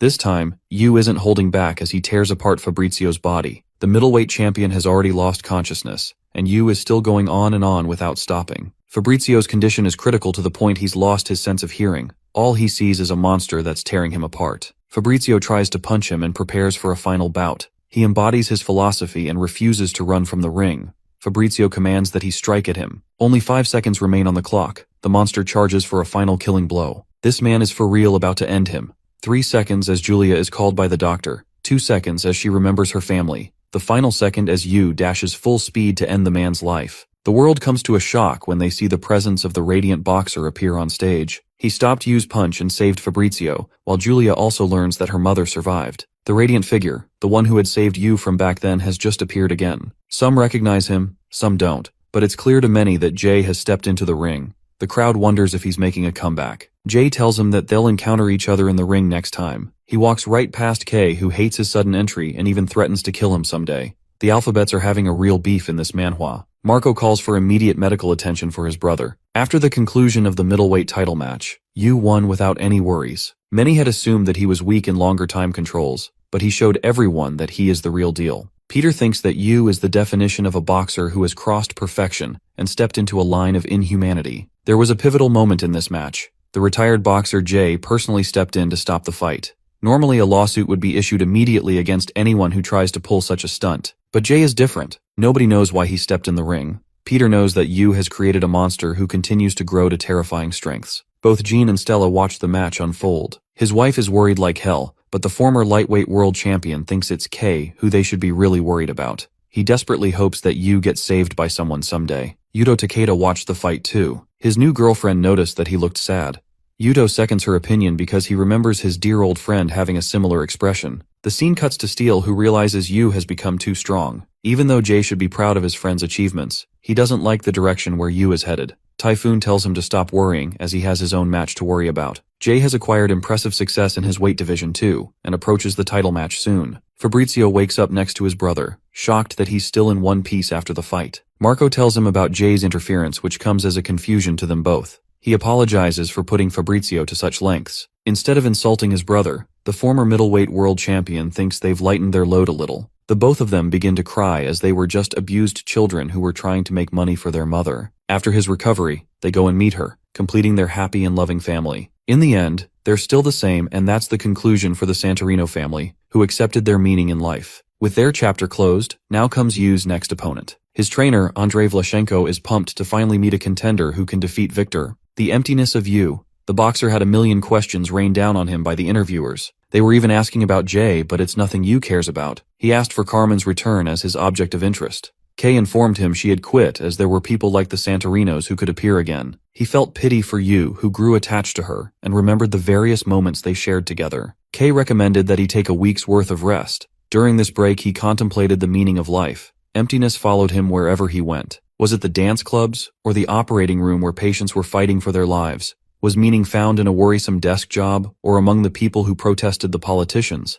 Could it be found in grief? You beg the question of the meaning of life. He was an empty boy with darkness of a past haunting him. Throughout everything that had unfolded up until this moment, Yu's mental state depreciated. Holding a gun to his head, he was about to end everything when the sight of his cat made him stop. The depressed boxer went to bed with his cat. The scene shifts to Aaron, who is watching the beautiful graveyard of stars in the sky. The heavyweight champion executes masterclass Riz at his wife. He expresses a kind of uncertainty. He knows that some kind of calamity is awaiting them. Angela comforts him like the supportive wife she is. Her smile helps him regain his confidence while Yu is out here dying single with his cat. Coach K is satisfied with his powerful punches. Their next target is the world champion Aaron. Even though Victor is supposed to be Yu's opponent, it's Aaron who he should really be worried about. The coach wants to grant him the perfect body to demolish his next obstacle. His training regimen will also increase in difficulty. Yu goes on to crush his following few opponents. It's always the same idiots thinking they can beat him until they get punched in the face. The first fight of the super middleweight division ended in less than 2 seconds. The second fight against the grizzly bear-looking Chad ended in 2 seconds as well. The super middleweight champion Rook Stone was demolished. In his third fight, Yu's opponent was whining because this dude knows he's about to get destroyed. His coach acknowledges him, so this single hairballed fuck thinks he's an anime protagonist who will win. That delusion gets uppercutted in his face as Yu wins the fight in less than 2 seconds. His last opponent is the champion of the light heavyweight division. He too gets crushed 1 second into the fight. Yu has solidified his status as the invincible boxer who has no equal. He's no longer giving the audience a show and instead focuses on slaughtering his opponents. Peter thinks that Yu's objective is Aaron, even though Victor is supposed to be his next opponent. The outcome of their fight remains to be unclear. Andre is out here cheering for his own pupil's demise when Mohawk Lover pops up and asks his coach what's up. The cruiserweight world champion doesn't think much of Yu's strength. Andre emphasizes that he won't be able to defeat someone like him. Victor nearly punches his own coach in the face. Bro has a kink for Mohawks and believes no one without one has a chance against him. What's more is that this dude literally has an entire cult of Mohawk men. It's not a surprise his own coach is fed up with him. Peter leaves his junior reporter Tommy to handle the interview with Victor. You might be questioning why, and the answer is quickly revealed when the young boy pops up at the gym. The gym looks like the opposite of what it should be. The punks pick on the scrawny-looking kid as he introduces himself. They bully and scare him shirtless while the poor boy apologizes. The interview begins with his coach Andre, who is straight up dissing his own boxer. He doesn't even have any remorse for the man, and straight up shit talks the ever-living crap out of his pupil. Andre explains that he became a trainer 8 years ago to pursue a traditional style. He wanted to become someone like Jean. At the time, his gym prioritized hard work. That is until one dude with a mohawk turned up. This dude looked goofy as hell, but he still had ferocious punching power. Victor impressed the coach with his powerfully charged punches. Andre introduced himself as the head coach and wanted him to pull for the world championship spot. Victor was fueled by the flames of excitement. But for Andre, it was the worst decision he ever made in his life. Because when he asked the dude to clean up, Victor boasted his obsession for mohawks. Andre realized that this guy is basically a dumbass with a lot of talent. He tried teaching him how to throw jabs, but this man thought it was insulting to throw such a punch. Andre decided to let him do as he pleases. He even placed a bet to do anything Victor wanted when he became world champion.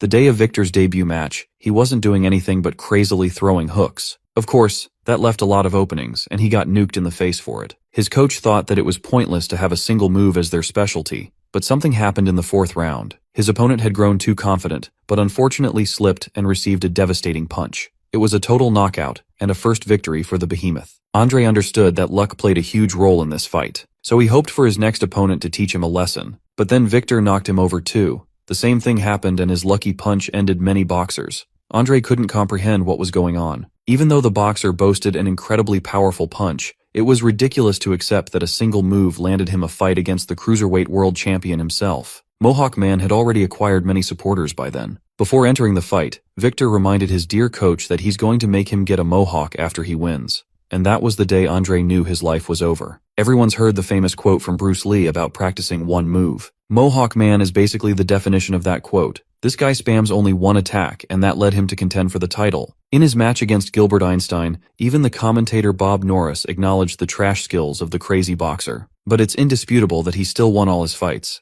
Victor is the first champion to break every boxing convention and still win. The fight begins and this dude Einstein is legit throwing Newtonian punches out here. Bro is calculating everything as he tosses Victor's shit around. It's basically a smooth brain versus Einstein if he was buff. Victor got taken down, and quite unusual for a coach, Andre was actually cheering for his demise. Mohawk Man realized that he was up against a genius of boxing, but with the power of, I am angry therefore I am stronger, he pulled up again. Bro proceeded to get his shit tossed for 12 whole rounds until he was a mess. Even Andre was pissed that all his previous opponents were getting hit by something so flashy and losing to Victor. Bro is out here cheering for Einstein who's throwing punches all Saitama style. Victor retaliated, but it wasn't any use. The genius decided to stop for one moment before delivering his revolutionary energy equation punch. What a phenomenal display as Victor gets taken down again. People thought it was the end for him, while Einstein urged that he acknowledge the difference in their might. But that's exactly the kind of remark that would awaken Mohawk Man's spirit. The dude's parents had mohawks too. Dude is a big ball of nothing. He's an animal without a mind who refuses to give up.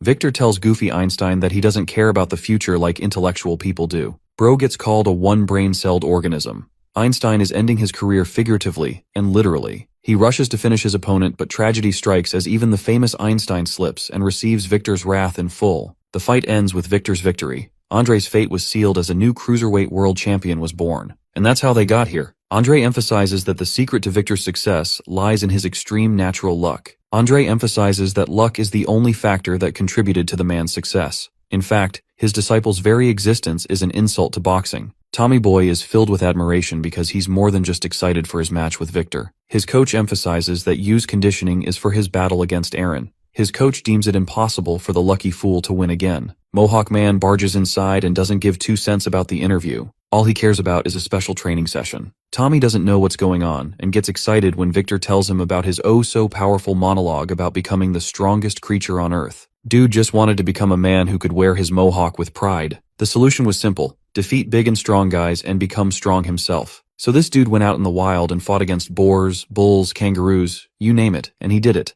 His final challenge was a powerful bear. It was a spectacle of man versus beast. But unfortunately, even this bear had the misfortune of slipping and falling right to his doom. Victor secured his spot as the strongest when he suddenly realized his next goal. Dinosaurs from back then were the strongest, but then he couldn't understand why they went extinct if they were strong. The cruiserweight freak found his answer in absolute nature. His objective transitioned to achieving the ultimate punch. He thinks little of you as his power pales in comparison to the champion's fist. The special training arc begins. All this man cares about is flashy punches with obscene names. He climbs Everest to acquire a mountain punch, flies through a tornado punch, punches lava for magma punch, and even tackles the sea for the tsunami punch. Even Andre is out here praying to God to stop this man's ridiculousness. Bro is begging Zeus to run a lightning bolt up his ass. Lightning does strike down Victor, causing a moment of celebration. Bro thinks he's finally free, but the Mohawk Man, just like a lottery winner, remains unaffected. He's one of the rarest cases who survived after being struck by lightning. As for Yu, he's got pretty bad luck opening a paper can. Back at the Lions Boxing Club,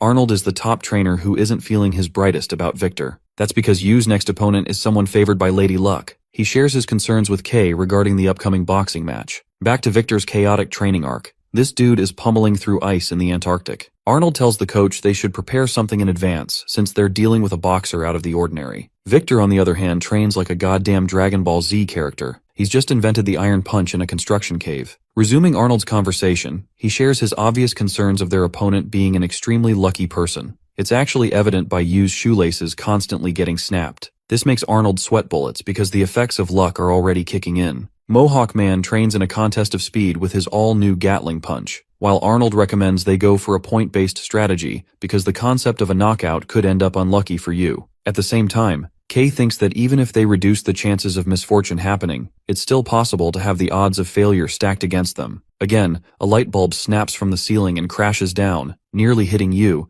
giving Arnold even more things to worry about. At the church, Andre is begging science to prevail. Tommy Boy is asking for a raise and an increase in height. Poor Midget got stuck with 2 struggles. Mohawk Man is thinking about shitting in his usual style. He receives the holy water on his fist, therefore blessing his chances with the holy punch. Bro has more punches than I have friends. Kay emphasizes that they can't change destiny, and that is the same for you. He doesn't even entertain the idea of him losing, as that's just impossible. The day of the match eventually arrived. 2 boxers of prestige were about to go head-to-head and make history once again. On one hand is Yu, an invincible fighter with the ambitious goal of conquering 8 weight classes. On the other side we have the cruiserweight world champion himself. The outcome of the match is unknown to everyone. Bob Norris, being our boy's #1 fan, thinks that he'll win no matter what. Such is the gap between their abilities. So in this fight, the odds are stacked against Mohawk Man. But he doesn't care because all he cares about is punishing spiky-looking dudes with sleepy eyes. Andre encourages him to become the strongest in the world. Victor roars like a wild beast, earning the praise and excitement of the crowd.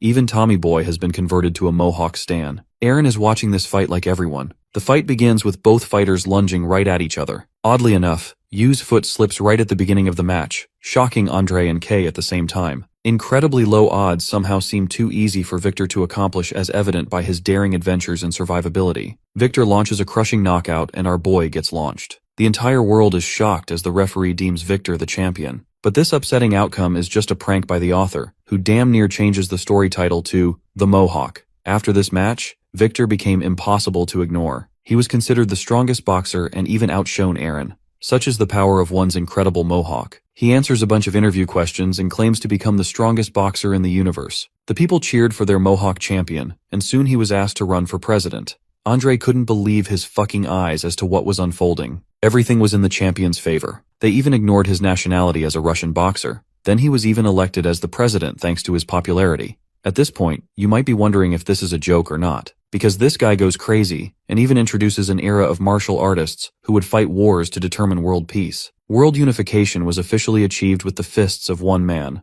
the Emperor of the World, Viktor Grigorievich. Bro introduced a policy to require wearing the Mohawk hairstyle, but unfortunately tragedy struck when the aliens invaded. Victor personally hopped on a fucking rocket and launched himself to space to fight the aliens. While all of this is going on in his head, the cruiserweight world champion has already been knocked out. Just to recap what happened before this clustered mess of a dream that we just saw, when Yu slipped, he remembered Ryu's impressive recoil punch. Copying the motions, Yu delivered a shattering smash that knocked the world champion, prompting his loss 1 second into the fight. This man Andre probably experienced the happiest day of his life. No one is surprised by the outcome of the fight, not even the commentators. Victor's boxing career ended in the ring, and he realized he actually lost the fight. His coach can finally trash-talk the heck out of him, and even taunts him for participating in the shortest boxing match ever. Victor and his coach can agree on one thing. It was fun, and that's all he cares about. Victor offers his hand to Yu, who reciprocates in kind. The cruiserweight world champion is shocked that such a tiny hand could throw a monstrous punch like that. Sensing his unease with boxing, Victor tried to persuade Yu to stop boxing. Kay, being a cockroach, intervened and called him a damn loser. Obviously it would spoil his plans, but that's how the cruiserweight world title match ended. Yu has taken down 4 world champions who excelled at their class. Peter believes there is more to Victor's boxing than just luck, such as his excellent defense and endurance. It also goes to show for his trainer Andre, who refined his student to become the ultimate machine. If Victor didn't behave like a dumbass, he would have boasted the strength to contend against Aaron. But this buffoon lost to Kay's newest monster. The final fight between the 2 monsters of boxing is right around the corner. Coach K is physically pumped as he had been waiting for so long to get to this moment. The legendary boxer Aaron observes the fight and intends to hold a press conference. He's a loving man at home who really loves his kids. The following day, Aaron makes a speech that shocks the boxing world. He speaks directly of his retirement, refusing to become a toy of the old man who trained him. The announcement comes as a shock to Kay. Aaron's news causes a sudden upset in the boxing world, but he answers with a cold certainty that there's nothing in it for him to gain anymore. He doesn't want to become a showpiece to the world of entertainment. Coach K accepts his challenge and decides to exploit the world champion's weakness. K is ruthless in his resolve to prove Yu's superiority. When Bob Norris understood K's insanity, he refused to box under his name and switched his profession. The idea of boxing had become pointless to him. The same happened with Jason Freddy, as every boxer K trains becomes a crazy behemoth who eventually quits. Coach K went on a world trip to find his 5th protege. Even though he was looking for talent, Kay sought something that exceeded talent, something inhuman, something that exceeded even the third and fourth protégés who became his champions. Kay continued his undying research for a superhuman monster. Then one day, when he had lost all hope, he observed his driver Aaron. The man boasts an impressive body and a wide frame. Kay was eager to test him out in the art of boxing. But just like you, his answer was similar in a way that he did not appreciate hitting people. They decided to take a detour because of traffic. Eventually, his driver requested Kay to remain seated and call the police while he's there. Saying so, he got out of the car to save a woman from a criminal. Kay was excited for this moment to play out and waited in anticipation. The man refused to let her go even after Aaron told him a third time. He exploded in anger and stabbed the woman's thigh. Facing a man with a knife is no easy task. Kay was looking to test the man's physical prowess in this fight. The criminal lunged forth to stab him, but to his shock, the blade couldn't even penetrate his body. Kay remembers his muscles popping out beneath his clothes. He was the kind of talent that he had been desperately looking for. Aaron Kidney requested the bald freak to stand down. Even after being stabbed, he isn't looking to hurt him. Aaron decides to launch this guy into the wall. The sound of a skull being shattered reverberated in the scene. Bro literally killed a guy, and Kay was eating it up. The police arrived at the scene to handle the situation. They were shocked to learn a punch could cause such severe damage. Before their arrival, Aaron officially apologized to Kay, but the coach helped him instead. He didn't want the guy to get into trouble and created a scene where he was stabbed. In case you still haven't noticed, this old man is actually crazy. Kay lured him with the idea of discovering the meaning behind his existence. After the crime scene, there weren't any charges pressed against Aaron as he acted in self-defense. At the Lions boxing gym, he tore apart boxers despite his first time ever boxing. Kay wanted to bring out the extent of his power. Just then, one of the old boxers he trained turned up to exact revenge. Kay thought he was the perfect plaything to test his new subject. He called the mad dog a piece of trash and didn't even look at him. Kay entertained the idea of taking him back as long as he could defeat the newbie. Pumped and excited, he enters the ring not knowing the consequences of his actions. Frederick Jason is a former world champion who dominated 4 divisions. He was the 4th student who became the strongest boxer around. Jason was the definition of fear. He relied on a raw psychological factor translated into brute strength that terrified his opponents. He was the kind of guy that could also be classified as a monster. His only weakness was his madness, which prevented him from becoming the strongest boxer in the world. The fight begins, and almost at once Aaron gets flooded by a tsunami of disastrous blows. But he stands there with his impenetrable body of armor, while his opponent tired himself out. This behemoth caused a fear into the former world champion. Towering over him as he gently comforts him with words, Aaron prepares to attack. Jason was picked up by Kay when he offered him a chance to see a whole new world. But now, he was nothing more than a tool to his previous master. Aaron lands his punch, sending this dude right to the hospital. Kay wanted to drill victory inside Aaron's head. He wanted him to understand that everything he cared for is in a realm of superiority amongst men. Aaron became a monstrous force, rising as the world champion of the heavyweight division. Aaron gets up at night ready for his boxing routine, but then he remembers he quit boxing. The man is free of his burden, so he decides to sleep it out. The feeling is nice, but it bothers him because he can't sleep, so he spends hours building his endurance like Yu. Aaron sees a bunch of people who greet the champion on his run while Yu trains in loneliness. He feels refreshed by the end of his sprint and thinks he's finally free. Back at home, he eats with his family. My guy is forced to eat carrots as he may be world champion, but he can never escape from the wrath of the average housewife. Meanwhile, Yu stares at the cat food, realizing that his precious little cat is not eating it for some reason. Aaron takes his daughter out to an amusement park and feels guilty for being able to experience such happiness. The scene cuts to Kay, who has prepared a gigantic punching bag for Yu to practice with. After all, he has a beast to slay. Aaron's wife consoles him, stating his best qualities while Yu is busy tearing apart the bag from every angle. Big man experiences happiness while our boy has been the most beefed up he's ever been. Bro looks like he's been eating trenbolone sandwiches.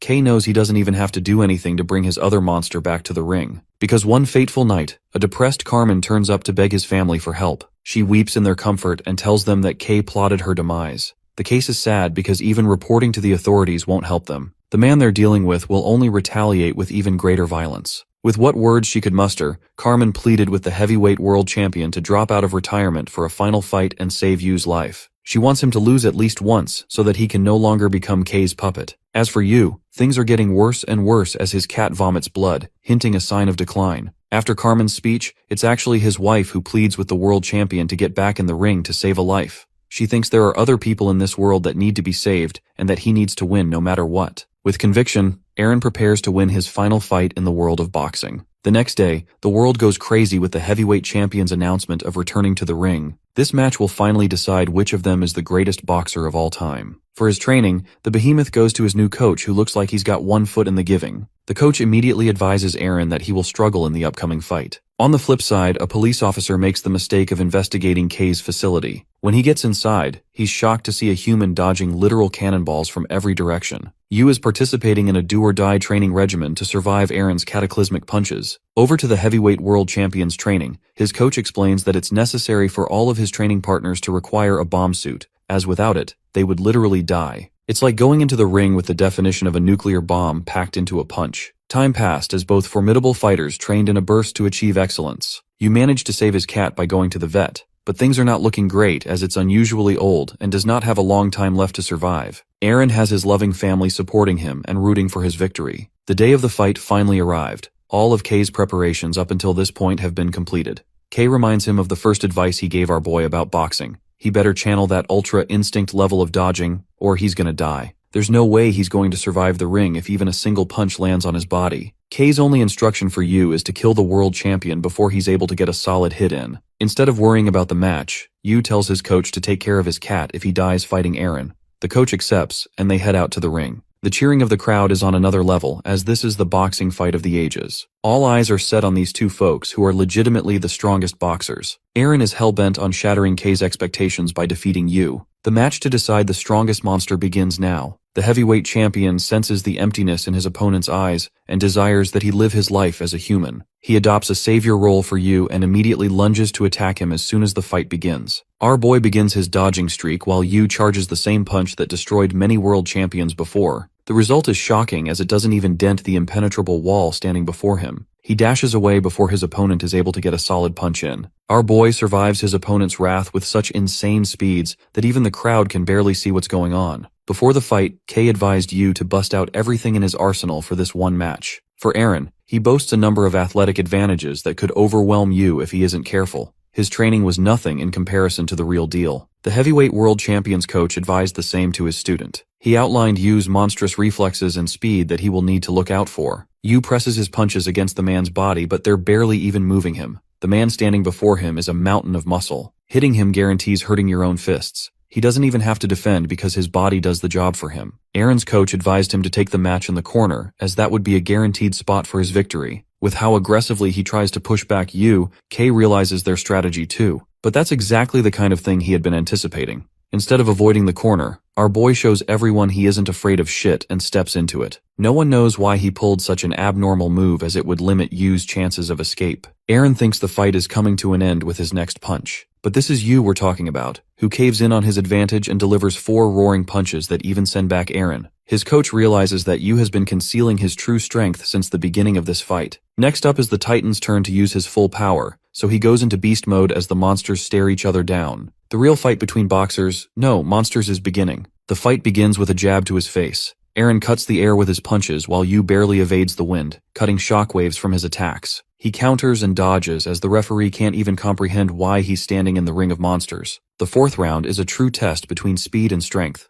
Even his new coach is shocked to witness Aaron's full strength at this level. He's the one who is leading the game against Yu, who is still delivering counters way past the perceptiveness of the human eye. They're going at each other, but it's clear to him that the heavyweight world champion is closing in on the gap. This is because the very punches Aaron generates send vibrations across the ring. Yu has to account for the wind and the impact generated as he dodges each attack. While he has been evading them so far, it would be impossible to keep up this momentum. Pressure is creeping up on him as the ring is a battlefield of war. A single strike from Aaron implies death, so our boy's body is working overtime to make sure he doesn't get obliterated from this world. Kay still thinks Aaron is holding back and wants the monster to reveal even greater strength. He's the symbol of fear and victory, a man who is superior to all. He defeated boxers in the most prominent era of boxing and became the greatest heavyweight champion of all time. His opponents came from many approaches, but such emotions were trampled in the face of this monster, who stood at the top to represent the peak of boxing. Peter remembers questioning what boxing meant to the legendary champion. He wanted to learn the meaning of life, but he is no longer sure of what it means. It's just a sport that gives people honor and money for crushing others. Then for the first time, the heavyweight world champion delivers a sharp punch that chips the flesh off of Yu's ear. The invincible boxer who had never been hurt in a fight receives his first wound. The fourth round concludes as the scene shifts to Peter's conversation with Aaron's coach. They talked about the concept of geniuses and how people with incredible ability don't feel the sense of superiority that many others believe. Instead, because of their isolating talent and strength, they feel insane fear and loneliness.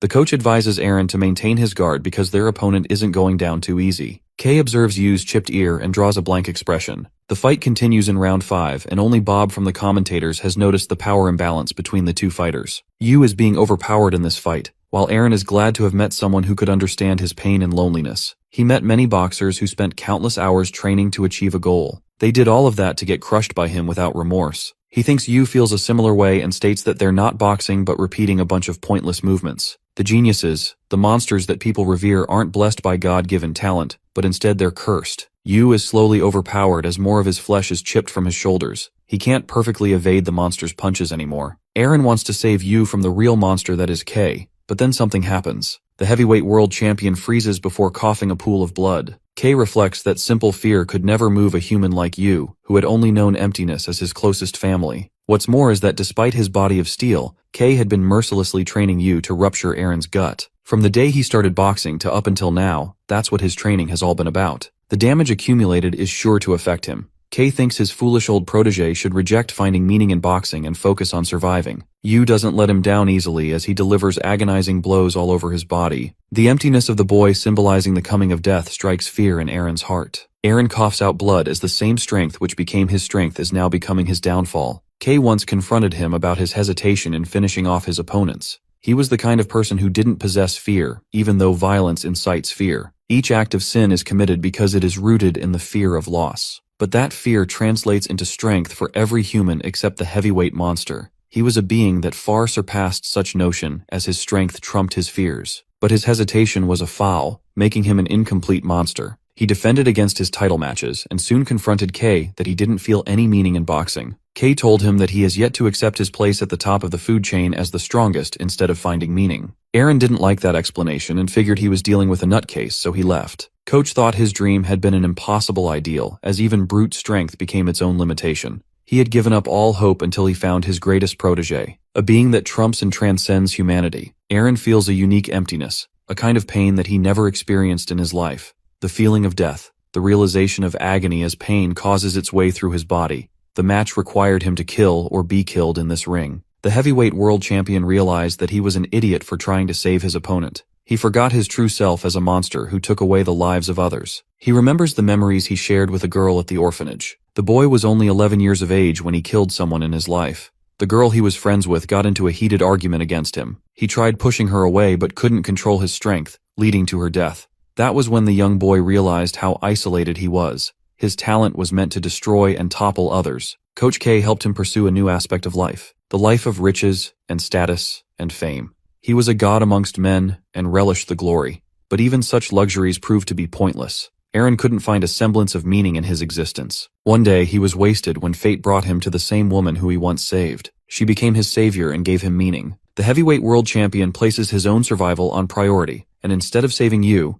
now he will work to demolish him. In the first time in the history of boxing, Aaron has assumed a general boxing stance. He had never been the type to use traditional techniques because strength was enough to topple all of his opponents. But it was different now. The match indicated life or death and he couldn't hold back. Kay is enjoying the visual feast as this is what he wanted most. He wants to fully realize the only meaning to life, the absoluteness of superiority. Each boxer focuses on a multitude of aspects besides strength. There are skills and techniques that can often outclass strength, but for the heavyweight behemoth, he didn't require any technique to conquer the world. Now that same monster is attempting to enter the world of boxing with all his might. The fight starting from now will decide Yu's survival. There is no way he could survive even a single attack from Aaron, who has now acquired the stance of an ordinary professional boxer. Our boy is going to have a world's worth of trouble evading his impossible blows. The first jab struck Yu with an insane speed. In that brief moment, our boy couldn't evade or block the strike. The only thing he could do in that moment was to redirect his punch, and he did so with precision so as to avoid shattering his entire fist. It may seem impossible, but it's the only option available to Yu, or else he will be obliterated under the champion's heel. A second punch is thrown, this time much faster than the previous. It leaves his fist throbbing. More and more of his punches are starting to become a problem for our boy. His flesh is being chipped right off as dodging becomes impossible. Yu dodges another lethal punch by allowing Aaron to strike him in the gap between his flesh. Bob Norris concludes that they're watching a killing machine in the ring who was born to destroy humans. His wife fails to recognize this side of him. He has become an absolute being with only one objective: to survive. The commentator hurries to stop the fight until he sees Yu ferociously adapt to each attack. While he's getting injured, he's simultaneously countering with powerful blows. Instead of stopping the fight, a feeling invites Bob to see through the conclusion. Blood of both fighters was spilled and ruptured. Inside that ring was a battlefield that determined life and death. Coach K relished in the excitement of witnessing an actual fight. This is what gives his life meaning. The crowd cheered for excitement, making Carmen's despair even more isolating. It's finally time to jump right into K's backstory because the author loves making us feel bad for every character. K quit boxing to become a soldier despite his legendary potential. K understood that boxing was a sport of self-satisfaction. He did not want to participate in such a puppet show and sought to fight in the real world. So he left his coach and joined the army. The newest recruit became the highlight of the team. K executed missions and honed the art of killing humans. Having killed a human for the first time, he removed the feelings of guilt. He was acting in accordance with his training and fought to preserve the ideals of justice and peace. K even rescued a boy, let's call him Pumpkin Hair for now. After completing the operation, he was considered a talented soldier who was bound to rise up the ranks. The boy he saved made him a small toy and expressed wanting to become a soldier just like him. K felt amazed and fueled Pumpkin Hair's ideal. He felt meaning that he didn't have before. After completing more operations on behalf of his team, he became the leader and an expert soldier. K had a wife and son at home and participated in a hellground fighting against mercenaries. This is around the time he felt a unique flow state and cleared a path for his team. They found one of their men bleeding to death as he pleaded with them to run. K immediately understood what he meant and told his team to take cover. They survived the impact at the cost of one casualty. K judged that there was at least one formidable mercenary in the opposing team who was giving them an extreme challenge in this fight. He did not want to compromise the lives of his men for the operation. K took charge in a solo advance and rushed to barge inside. He could sense that there was at least one enemy inside while another was setting up a bomb. Both soldiers boasted the conviction of survival. The bomb went off as K burst inside. In a twist of fate, the mercenary who was fighting against him is Pumpkin Hair. Experiencing bursts of hesitation as he remembered the boy's precious smile, K pulled the trigger. That was the day life chose to don its true colors upon him. K returned, having completed his solo mission. His face evoked sadness, but he pretended to be fine. Returning to his normal life, he always had trouble comprehending the balance between the two worlds he was a part of. One required a kill or be killed mindset, while the other didn't have such elements. From the hellish battlefield, he returned to his normal life. A hollow feeling from his insides began to swallow him whole. He was reunited with his boy, but traumatized by what he had done. K's mental state took a hit as he woke up from a terrifying nightmare where he shot his own child, a representation of what he had done in war. He told his wife about the gruesome mission he had to become a part of, how he killed the boy he saved. K remembers how the world froze until the bullet pierced his head, exterminating his existence. The feeling makes his considerate wife cry as she feels sorry on his behalf. His wife had been a gem who always cared about him. She was scared that one day she would receive the news of his death. K promised her that he needs to complete one final mission and then spend his life as normal. Everything went to hell as when K went to complete his mission, he received news of his family's sudden passing. A truck driver killed them by accident while they were at the market. The man was sentenced to probation as the matter wasn't entirely his fault. That was the day everything changed for K. He kidnapped the driver and was prepared to put him through a world of pain if he failed to answer his questions. K had been at the lowest point in his life and was ready to kill anyone. The driver told him that he had to make a decision between saving them or many lives at once. It's the classic trolley problem, and unfortunately, K's family had to make the sacrifice to save other people. The driver begged and apologized as K held a gun to his head. He promised not to do anything to his family. The man begged for his life as he wanted to show up to his daughter's birthday. But K soon accepted that people die all the same just like his family did. So he mercilessly pulls the trigger, ending the man's life. The scene reminded him of his grandfather's passing, who bore the look of sadness before his final breath. That was the first time he experienced loss and came to terms with another person's absence. K continued his service with a performance that made him seem inhuman. Everyone knew he was deeply disturbed because of what happened, so a friend of his asked for his health. K told him he was fine and passed the mental health evaluation. He asked Stallone if he had a reason for living. The man didn't really have any and retaliated with the same question. K answered that he's been watching a lamb become a victim of a wolf. Then he saw a ram save the lamb, but became the victim of the predator. K watched as the lamb struggled and wanted to see to its end. Back in the battlefield, K remained unaffected by the sound of gunfire and mayhem. Fun fact about his mental health evaluation: this psychopath managed to score all answers perfectly to get the exact result he wanted. He had become more than just insane. Inside K's mind was a graveyard of the people he loved most. He was the kind of monster who knew how to manipulate the psychological exam.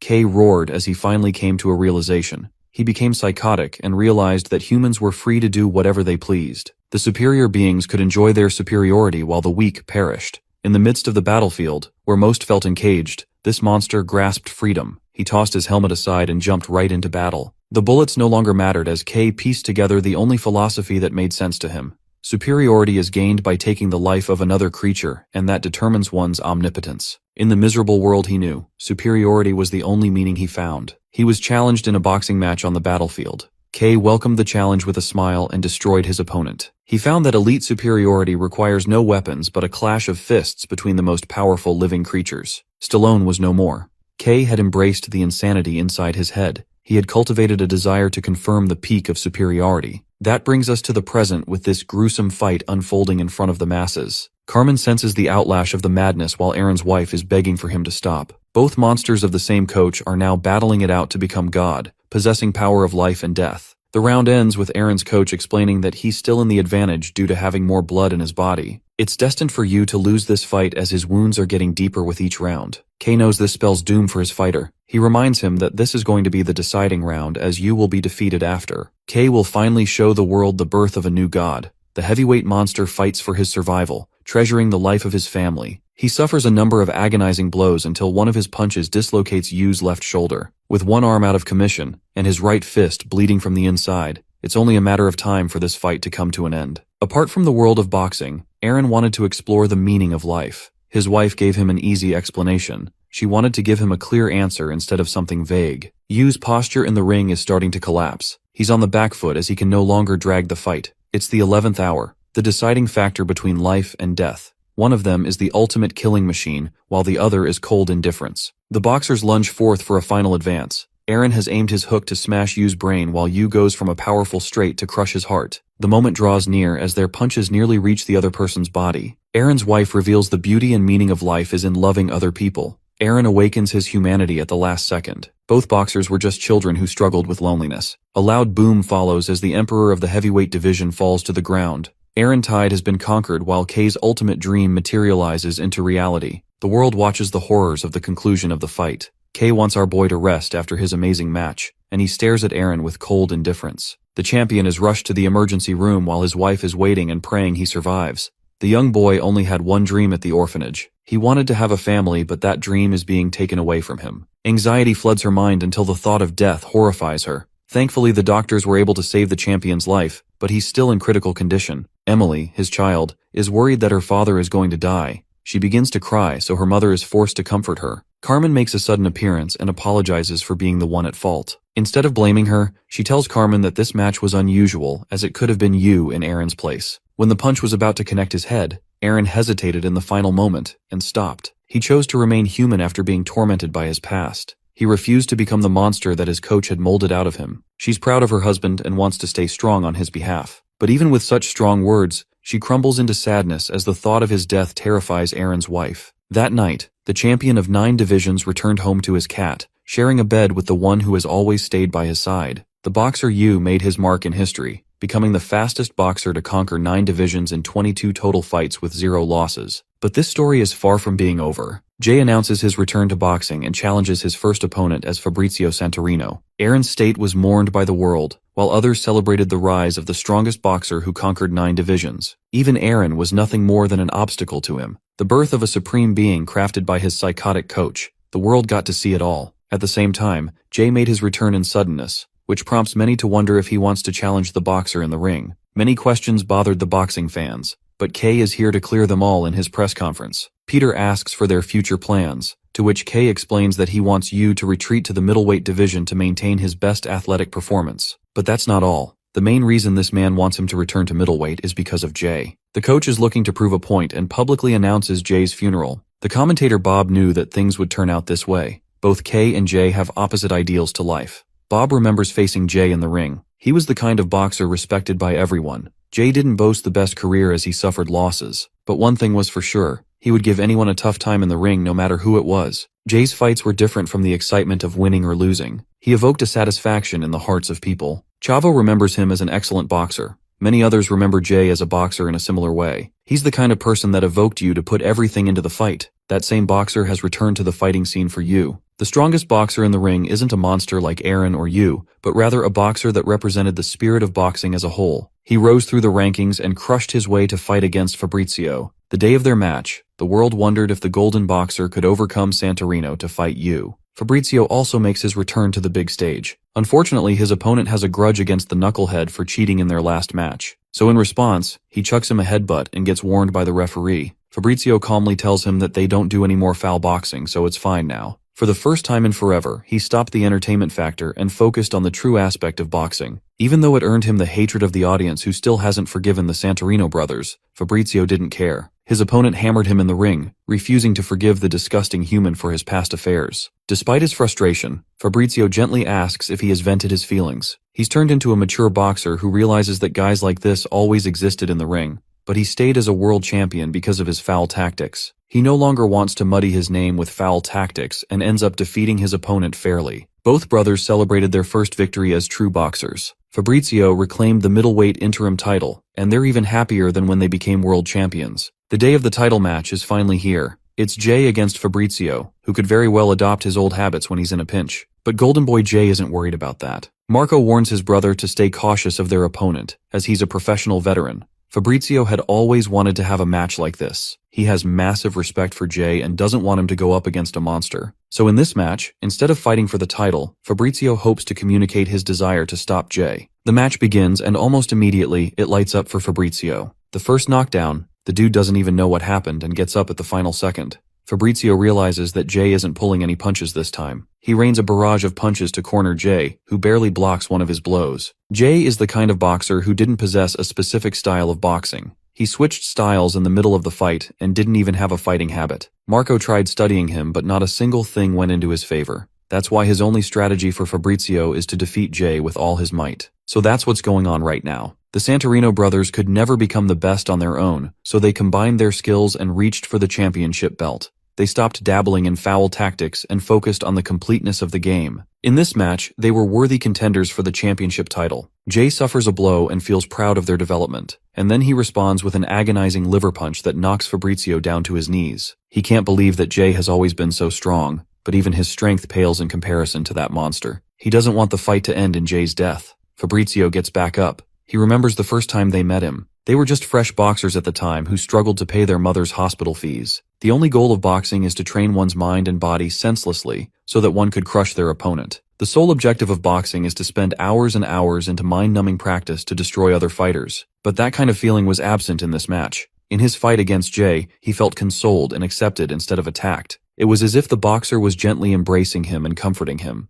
Fabrizio refuses to send him to a monster like you, while Jay senses his objective and goes for light-speed jabs to communicate his point. Marco doesn't understand how someone like Jay doesn't have any fighting habits. Even the perfection of Jean had habits one could capitalize upon, but there was nothing like that when it came to this guy. Fabrizio saw a light in his eyes that answered all his questions. He intentionally forfeited the match and talked to the referee. No one knows what words were exchanged inside the ring, not even Kay. The true god of boxing was coming to fight the strongest creature alive. After his win, Jay announced to take on Yu in the ring. He won the interim championship title after defeating Fabrizio. The world wondered what would happen in a fight between the two boxers. In an interview with Peter, Yu stated that boxing just means dodging and hitting, which is the same thing his coach taught him. Peter believes that while Kay brings up the strongest boxers around, they all lack a special element. They lack the element of being a human being. Jay, on the other hand, is a mystery. Nobody knows why he is obsessed with meeting Yu in the ring, as this monster sends even his trainers straight to the hospital after one session. Cutting to Aaron's wife, she weeps in his memory as he is still knocked unconscious. The next day at the press conference, Kay answers in Yu's place and reminds everyone that the reappearance of the legendary boxer doesn't mean shit. He is hell-bent on showing the world that this match is going to be the most brutal in the history of boxing, as he's already accomplished everything he wanted. His last objective is to crush Jay for his personal enjoyment. After that bone-chilling answer, the microphone is passed to Jay, who claims that he has a clear intention of winning this fight no matter what. Jay's coach thinks he's gone crazy challenging a boxer like Yu right out of his retirement. No one knows what he's thinking.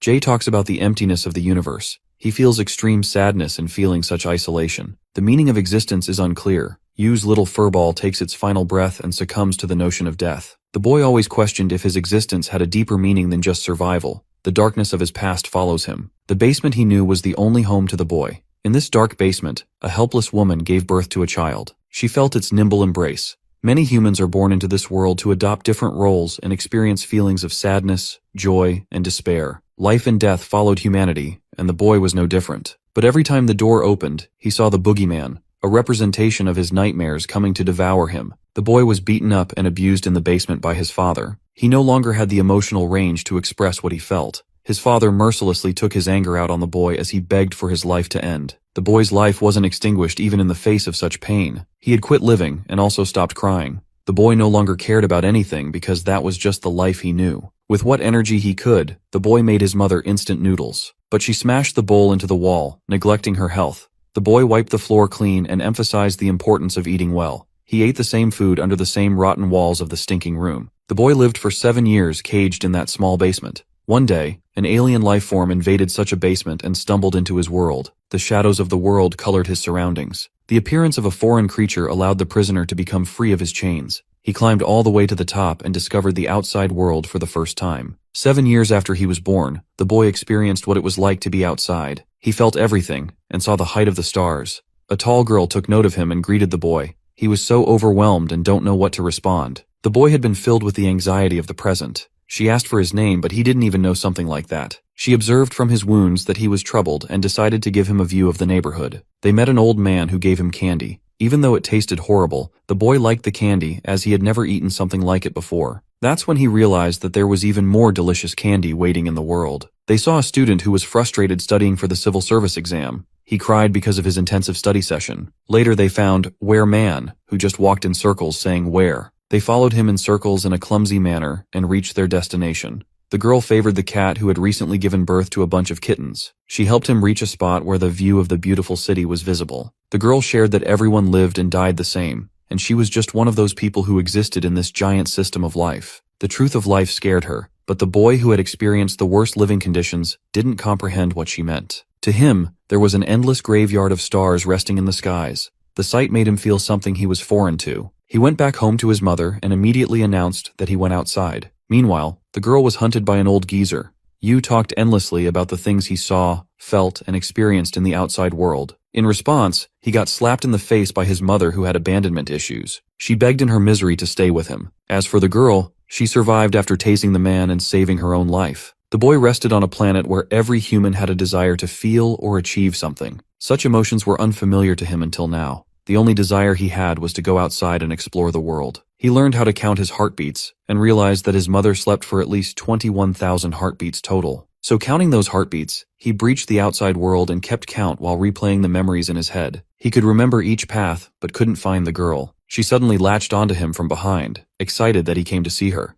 She wondered what he was doing, so he explained that he was counting heartbeats. She listened to his heart and took him around town again. The boy experienced different flavors of candy and saw people in the outside world working so hard to achieve a living. He played with the kittens and eventually saw his existence blossom. One day, the girl couldn't manage climbing up the stairs. Her condition had worsened. They rested in the field while the boy continued counting his heartbeat. She broke the horrifying news of her impending doom. Unfortunately, a tumor in her body spread like a plague, and she had to get several organs removed to survive. She talks about how she felt like a main character growing up, but she soon realized that she was just like the grains of sand of people that disappeared off of Earth. She couldn't answer what it meant to live. She wondered why creatures left their offspring to make a mark. She looked to the boy for consolation. For the first time, the boy stopped counting the beating of his heart. The world kept on moving, and when he returned home, her mother had torn apart everything. She immediately grabbed his neck and choked the boy. Even when he was about to die, the boy asked for his name. A river of emotion flooded from his eyes as the mother realized what she was doing.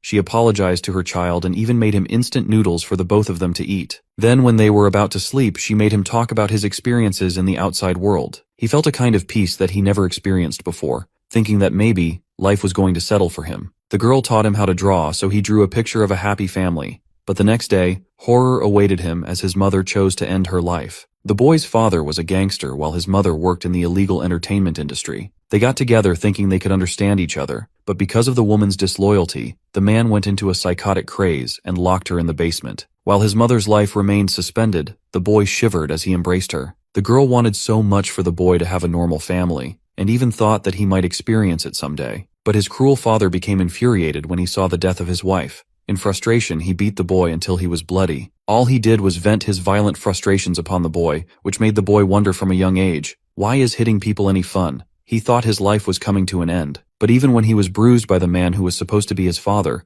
all he could desperately ask was for his father to love him. This infuriated the man as he lunged forth to punch the boy. But that day the boy discovered something. He slashed his father with his blade, and at the gentle age of 7, broke his understanding of the world. The boy followed the light and reached outside, but the girl wasn't there to comfort him. She left him with a sketch of her cat. The old man who gave him candy died in his sleep. The student who was a candidate for the civil service exam slipped and fell to his doom. The boy watched it all happen before his eyes. In an effort to exact his revenge against the girl, the man killed the cat as well as its kittens. Death surrounded him. The girl who treasured his drawing took her last breath. The number of deaths all around him rose as casualties increased. Nothing changed wherever he went. Broken, lost, and defeated in the gutter, he sat under the light. Then he got to meet the little furball who followed him all the way up to the present. But even now, his closest ally, the little furball he loved, is no more. The next day, Yu turns up at the gym looking like a pale ghost who hasn't slept for days. Arnold warns Kay about his condition, but contrary to Arnold's worries, Kay thinks his monster is in his prime condition to fight. It's the day of the match. The Golden Boxer is waiting for his upcoming fight while the coach brushes Yu's hair to get him prepped up and ready. Bro is out here giving a masterclass in setting his hair. The fighters are called to the big stage as the middleweight world title match begins. The undisputed champion of all time is fighting against the legendary boxer Jay. Everyone is excited for this match as this opponent is different from the rest. They all want to know the reason why he came to fight you. In this match, even Jay is among the people in the audience. Jean is also here, much to Stella's dismay. He wants to see if Yu will fester his emptiness into oblivion, or if he will discover salvation. Yuto and his wife are the same. They're all afraid of the robotic boxer who destroyed every world champion. Even Yuto claims that he felt real fear when he fought against him. Everything he had worked so hard for proved meaningless against the invincible boxer. But after every fight, Yu descends into deeper darkness. Yuto Takeda is rooting for the champion to discover a new light. The Santorino brothers are unconvinced about the state of the match. They wonder why Jay wanted to encounter an abomination like Yu in the ring. As for Victor, this man is out here crying because Yu never showed up to earn his mohawk. Aaron's wife absolutely despises Yu and his coach, but she still wants to see the outcome of this match. She wants to see the significance of Aaron's choice. The fighters take the stage. Fabrizio notes that Yu is impossible to be defeated, especially with his superhuman feats during his match against Aaron. While his brute strength may have stifled with the difference in weight, it's still without a doubt that Yu is most dominant in the middleweight division. All eyes are set on this match. The bell rings and the fight begins, but for some reason, neither of them has attacked the other. The referee even reminded them to begin the fight. Yu questioned the Golden Boxer if he knows the reason behind the world's agonizing pain and what existence truly means, and what it meant for a monster like him. He sought the answer from the boxer who stood in front of him, the boxer who was preparing to meet the definition of death as Yu tore apart the stage and filled the arena with Jay's blood. The first round had barely even begun when Jay felt the presence of a true monster staring at him. This fight was different from the previous. Jay experienced a world of pain, and it stood as a reminder of Yu's bloodbath. All he focused on was delivering violence and pain. Coach K was most satisfied by this display while everyone feared for Yu's life. He walks the path of monsters. He feels incredible sadness that normal people have to struggle so much to live bare minimum lives. Before long, their existence is no more. Jay feels the wrath of each of Yu's punches.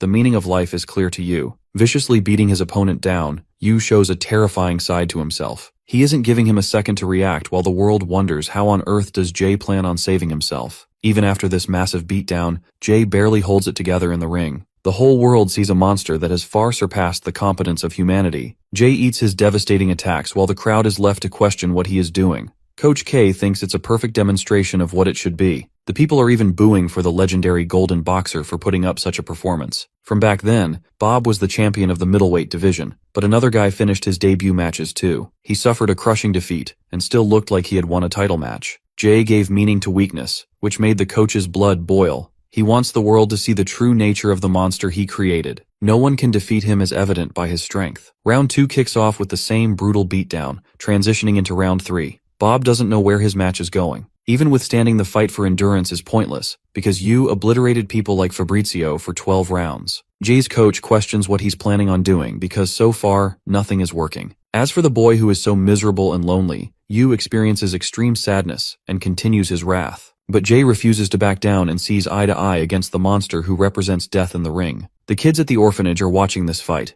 Carmen resumed her service at this orphanage after leaving Kay. Kay thinks it was all just a big coincidence and that no one is capable of reaching Yu's height. Fighting against him is an experience of isolation and pain. The pain that he experienced is his style of boxing, representing the hardships he survived. The commentators can't make sense of what's happening. Suddenly, Jay makes an advance as he switches to the style of an in-boxer. Carmen sees Yu's miserable state and shares a chat with the director. He's the strongest boxer she knows, but that's exactly why there is no one left in the world who can defeat or save him. The director commented that his opponent is an equally strong opponent. He's a boy who came from the same orphanage. The director has never seen a child stronger than Jay in her life. When he first showed up at the gym out of retirement, Jay wanted to fulfill his promise to a boy he met while traveling the world. Even though he had little time left in this world, he wanted to relay the message to the boy. Jay crumbles to his knees after suffering a gruesome knockdown. The physician begged for Jay to prevent him from boxing, but he persevered through his training. It only looks like he's performing like his best from the outside, when on the inside, he has one foot in the grave. The coach advised him against the match, but Jay wanted to pursue the question of meaning. He wanted to chase it in the ring and communicate to Yu. Jay might have returned stronger than ever, but throughout this point, he's only been holding himself back. He wanted to save his energy to go against Yu. Of course, Fabrizio understood this, but now he's frustrated that he isn't doing anything in the ring. Jay gets demolished and is knocked a second time, but he gets back up again. Panting as every part of his body spurts out blood, Jay perseveres to talk to the boy. The fifth round concludes as Jay survives another harsh beating. His coach reminds him of his first debut match and how he stepped into the ring despite having his ribs broken the previous day. This man boasts the ultimate passion for boxing despite dying in the ring against a monstrous opponent. Even after being beaten, Jay thinks highly of boxing. It's a sport where people meet and share their stories in the ring. Jay believes boxing represents true love. The sixth round is about to begin with Bob predicting that Jay is only going to throw one punch, and that will be until the end of the fight. He wants this punch to communicate all his energy into one punch, and it might be the only kind of punch that Yu won't be able to dodge. Yu goes heavy on the beating as he slams the life out of the golden boxer for the world to see. Kay is exceptionally bored and believes ultimate power crushes everything as all living things will disappear into nothing. Carmen can sense Yu's sadness. She calls him the loneliest boxer in the world, a person who overcame obsession, effort, grit, and even luck. He conquered the representations of each ideal. Carmen did her best to save him, but she was left heartbroken. There are always people to support others in each other's lives, but Yu didn't have anyone. He has been on his own. The director argues that at this moment, Yu is not alone. There is one person who is dying to teach him love. Jay perseveres against his most difficult challenge while his coach clutches onto the hope that he has something planned. He perseveres to save Kay's monster. Round 6 and it's a bloodbath for the boxer. 7 and 8 fly as he is knocked down for an impossible ideal. No one knows what he's fighting for, but he still gets back up. He rises for the boy at the corner of the ring. His body spewed more blood as the audience was struck horrified at what they saw. All the way up to round 11, no one thought that the fight looked like a boxing match. It pushed the boundaries of what was deemed human. The final round is right around the corner. Kay wants him to end the fight without holding anything back. Meanwhile, Jay's body is feeding on its own protein in order to survive. He's lost weight just trying to sustain himself in the ring. He doesn't even know what he's doing here anymore. The coach realizes that even his brain has taken an injury. But instead of shunning him away, the coach reminds him that he came here to teach someone love. Remembering that purpose, he steps into the ring in the final round.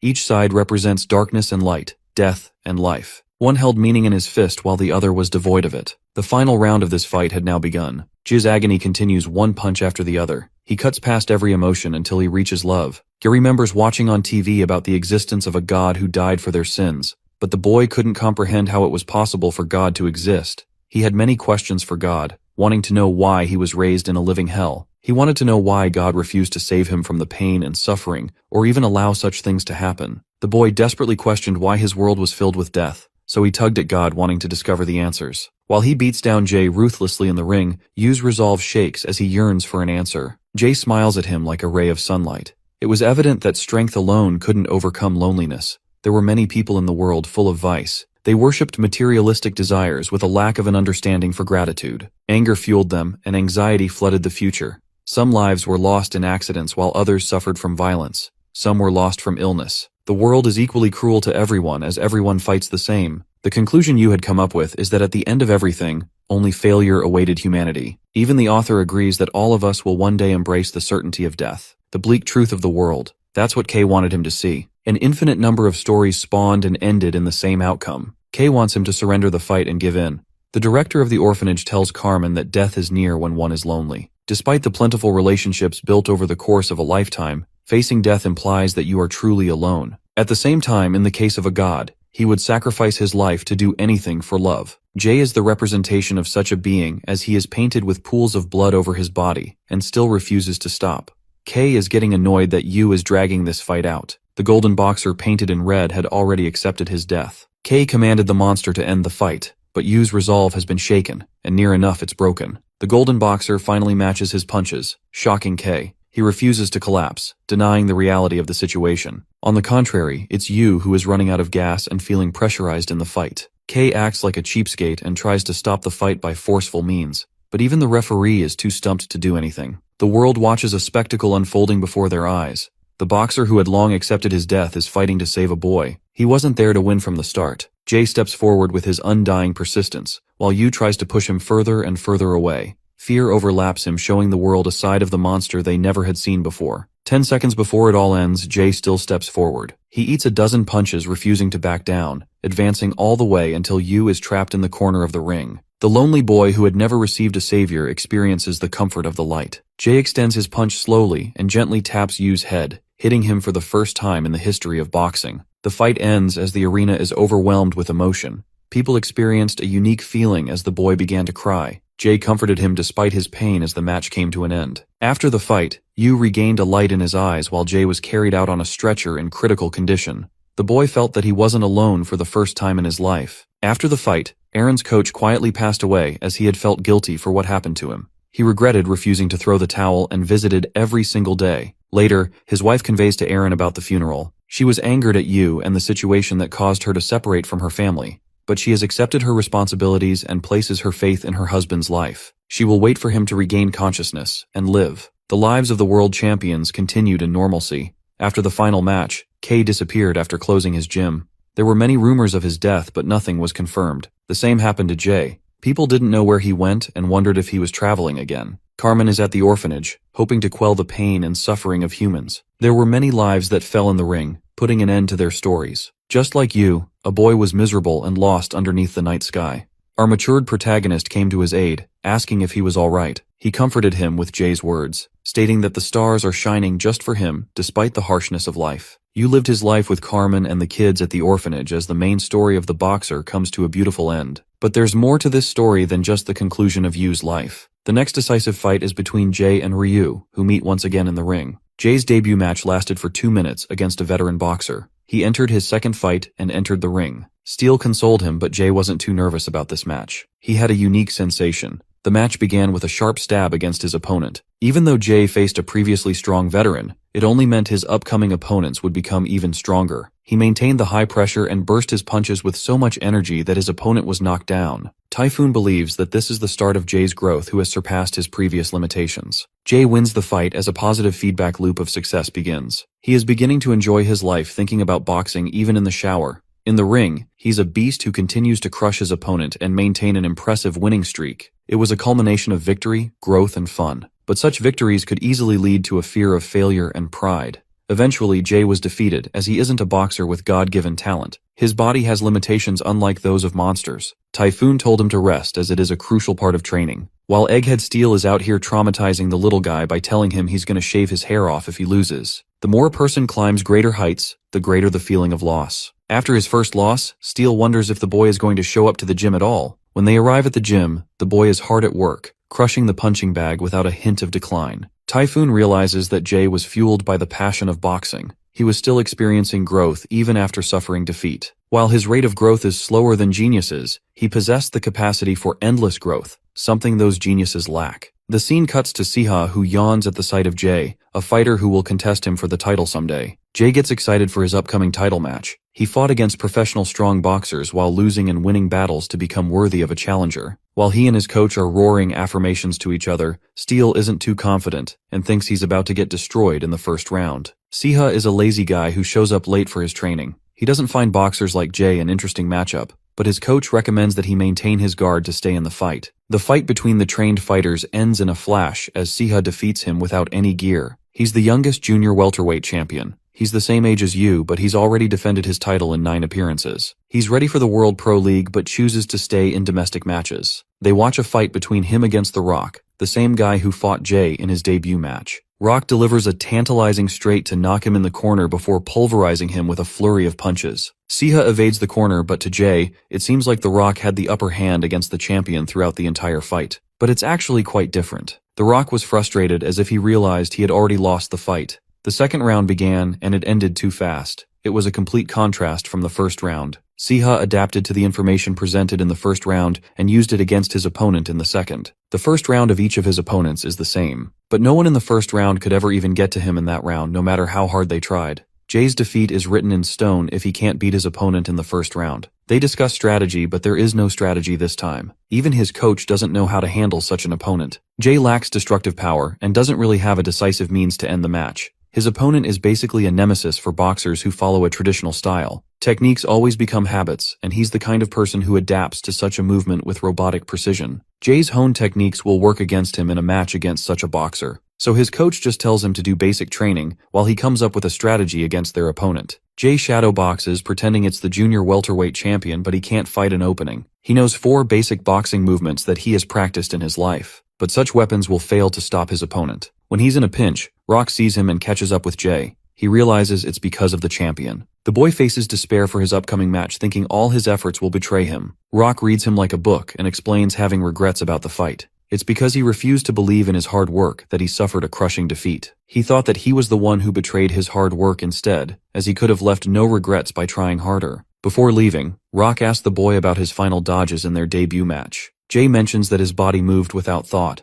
and it wasn't just luck that decided the outcome of the match, it was his hard work. Rock wants him to give it his 100% in the upcoming match, reigniting his spirit. Jay runs back to his coach, having found the solution to his problem, but his coach has different plans. He has found someone else to help train Jay. When Jay enters the gym, it's Yuto and Misaki who are waiting for them. Both Jay and Yuto even act the same as they greet each other. Siha refuses to train or keep up with his health because he's arrogant enough to think he will easily win against Jay. After his training with the world champion, Jay felt overwhelmed for 2 months, but now it was time for him to test his might. Jay's coach is shocked to see the champion's impressive body. The boxer doesn't even put any effort and still maintains an excellent physique. But when Jay took down his shirt, the world saw muscle fibers popping out. He looked extraordinary to the human eye. Siha extended his hand to Jay, hoping for a good match. But in that brief moment, he learned a few things about him. The match is here at last. Jay has made it so far with his hard work, but Siha already started the process of adaptation when they shook hands. Siha is bored and wants to compete with the big dogs on the world stage after this match. The 2 strongest fighters face each other. Siha is ascertained of his victory, but even he knows his limitations. He knows that he'll lose to monsters like Yuto. He knows his place in the hierarchy. Siha only felt excited after fighting a guy whose movements he couldn't predict. He wonders what Jay is going to show him in the fight. The match kicks off as Jay delivers an instant knockout. Siha's coach is shocked to see such sudden growth from the challenger, but the champion isn't going down so easily and recovers. The second round begins as Jay tries to execute the same attack.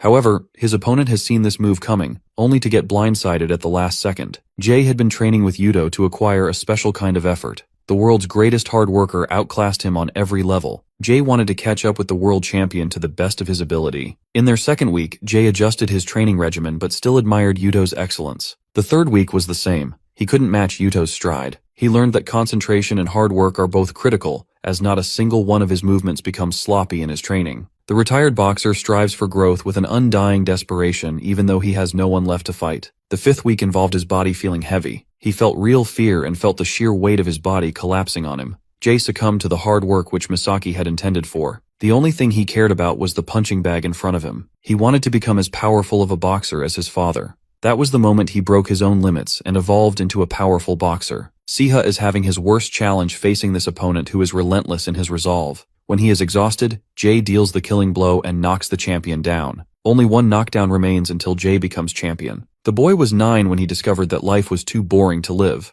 but now he sees a fighter who is giving him a real challenge in the ring. Even Yuto and Misaki are here to watch the match. Even though it's still impossible for Jay to change much in the short training, his growth has begun to bear fruit. Hard work isn't the only thing that implies growth. It means to chip away the pleasures of life for the pursuit of greatness. It means to sacrifice one's relationships until everything is shaved from a person's life. All of that is then concentrated into a single point and produces spectacular achievements. The audience cheers for our boy who is caving the champion with his excessive punches. The first round has yet to finish, and this is his only chance to overcome Siha. He floods him with dozens of attacks, but then it happens. Siha's adaptation completes as he counters the boxer's hard work with one speck of his talent. The genius junior welterweight champion delivers a crushing blow as the first round comes to an end. But this is now a real problem for Jay, as even after 2 knockdowns, Siha is ready to give him a world of pain in the fight to follow. He didn't feel particularly bored or excited in his bout against Jay. Misaki and Yuta wonder how the match will turn out. The champion wonders what else he's hiding in his arsenal to take him down. Typhoon reminds his student that he will throw the towel if Jay doesn't end the fight in the upcoming round. The match begins as Siha demolishes Jay's initiative. He delivers a crushing knockout punch that takes Jay down. But suddenly, Siha notices that he was struck by a powerful punch during that small instance. He realizes that Jay's strategy is to take hits all the while flooding his opponent with blows. The fight continues with Jay dishing out equal damage as he receives. He's trying to go for a match of endurance. Counterpunches are incredibly hard to throw because they paralyze the person's body before they're able to reply with an attack. That's why Jay trained his body to the brim to sustain such attacks. He's bringing the fight to the champion after having trained immensely to bulk up his physical weight. It's a fight between a natural predator against the common man. But even with those muscles, he's taking brutal damage with each hit. Jay's movements are beginning to stagger as the damage accumulates. It's now or never. His persistence keeps him at bay, so Siha targets his livers, as they're the most sensitive part of the body. Tremendous pain floods him, but in that brief moment he delivers a counterpunch that knocks down the champion. It's a counter to a counter with both fighters barely hanging in the fight.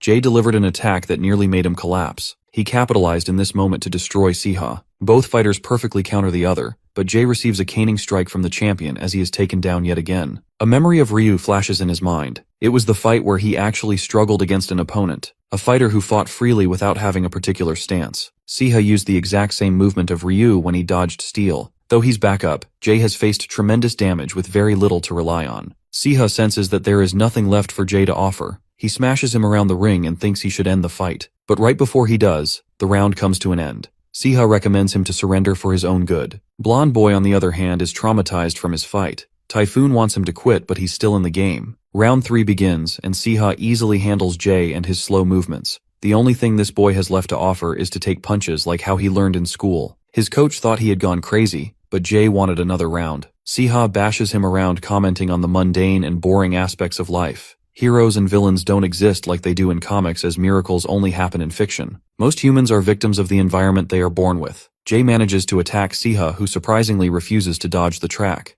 The truth is, Siha also experienced severe damage accumulation. This allowed Jay to get his hits in. Both fighters were struggling to keep up, but now is the decisive moment of the fight. For Jay, he overcame massive hurdles, so he boasts the strength to endure such pain. His opponent is a hulk of talent who relies on squeezing consecutive punches, but he exhausts himself, allowing Jay to launch an uppercut. Siha dodges the uppercut and repeats Ryu's recoil punch, but it's not enough to knock him out. Jay follows with a counterpunch of his own and demolishes Siha as both fighters fall to the ground. A double knockdown has occurred. The referee makes his count as Jay emerges to take his stand. The crowd roars as he wins the match. A new national champion of the country is born, while Siha experiences his first loss in boxing. He thought he would lose to someone with more talent, but that prediction was proven wrong. One of them boxed to entertain himself while the other overcame it. It was clear that Jay was deserving of this victory. Jay wins the titleship match in the junior welterweight division. The scene cuts to a face we've all been dying to see. It's Ryu, who has been freed after receiving his sentence. He returns to his boss and no longer wants to work for the thugs, but he experiences a sudden dizziness as they drug his meal. Ryu's still as good as he once was and doesn't mind slaughtering them. The entire gang rushed to attack him as he demolished everyone. After defeating them and reminding the vermin of their place, he is ready to kill anyone who stands in his way. Ryu wonders where his life took a downward spiral. He doesn't know if it started with the feeling of humiliation, loss, or hitting someone. Ryu at his lowest became a nobody until Josh discovered him outside his bar. He begged for food before collapsing. Josh fed him with a good meal and learned that they were the same age. He even offered Ryu a chance to work at the bar, but he refused, stating it wasn't like him to work that kind of job. He glanced to spot Josh's trophies and realized he was a boxer. Curiously, Ryu asked if Josh had any merit in the professional boxing world. He answered that he's only good in local matches as the world stage is a different beast. Something took over Ryu as he begged to fight him. A frustrated Josh took him to the alleyway to fight. Ryu treated him callously, but he's still quick on the draw. Josh evaded him, but still gave him a tough time. Coincidentally, Gene's coach came to witness Ryu's boxing. He possessed amazing timing paired with brilliant reaction speed. At the same time, his movements were so odd, This is due to the injury he suffered in his leg. As a consequence, Josh pummels him to the ground. Josh reminds him that he was a greater fighter back then than he is now. Remembering his frustrating conversation with Kay, Josh claimed that there were two geniuses in the country of Korea, more powerful than even him who never learned to box. He left the white-haired punk in the gutter. Gene stood over him and asked what he really wanted. But in response, Bitch Face just told him to frick off. He looked like a pathetic sight laying on the ground. But Peter still extended him an invitation to find him if he wanted to go pro. Wherever he goes, Ryu's past haunts him in the face of Jay. The sight of Yu traumatizes him while Josh reminds him of his inferiority. Even Kay called him a worthless piece of trash, leaving him the most fragile he's ever been. Peter meets with Gene and tells him about his interaction with an interesting fellow in the street. Ryu follows a path that Peter has sculpted for him. Back then, he saw Yu's fight against Jay. The world froze in its place. Ryu eventually arrived at the gym and expressed wanting to become a professional boxer. Peter wanted to hear it in his heart and soul. Ryu gave the old geezer what he wanted, but he wasn't going to receive the privilege of being trained for free. After all, he's one of the best coaches in the world, but he's ready to give him a discount if he works at a local restaurant. Bro gets tossed outside so that he can learn the value of work. The next day, he shows up to Josh's bar and earnestly states that he wants to work in his kitchen. Josh demands that he apologize for his actions.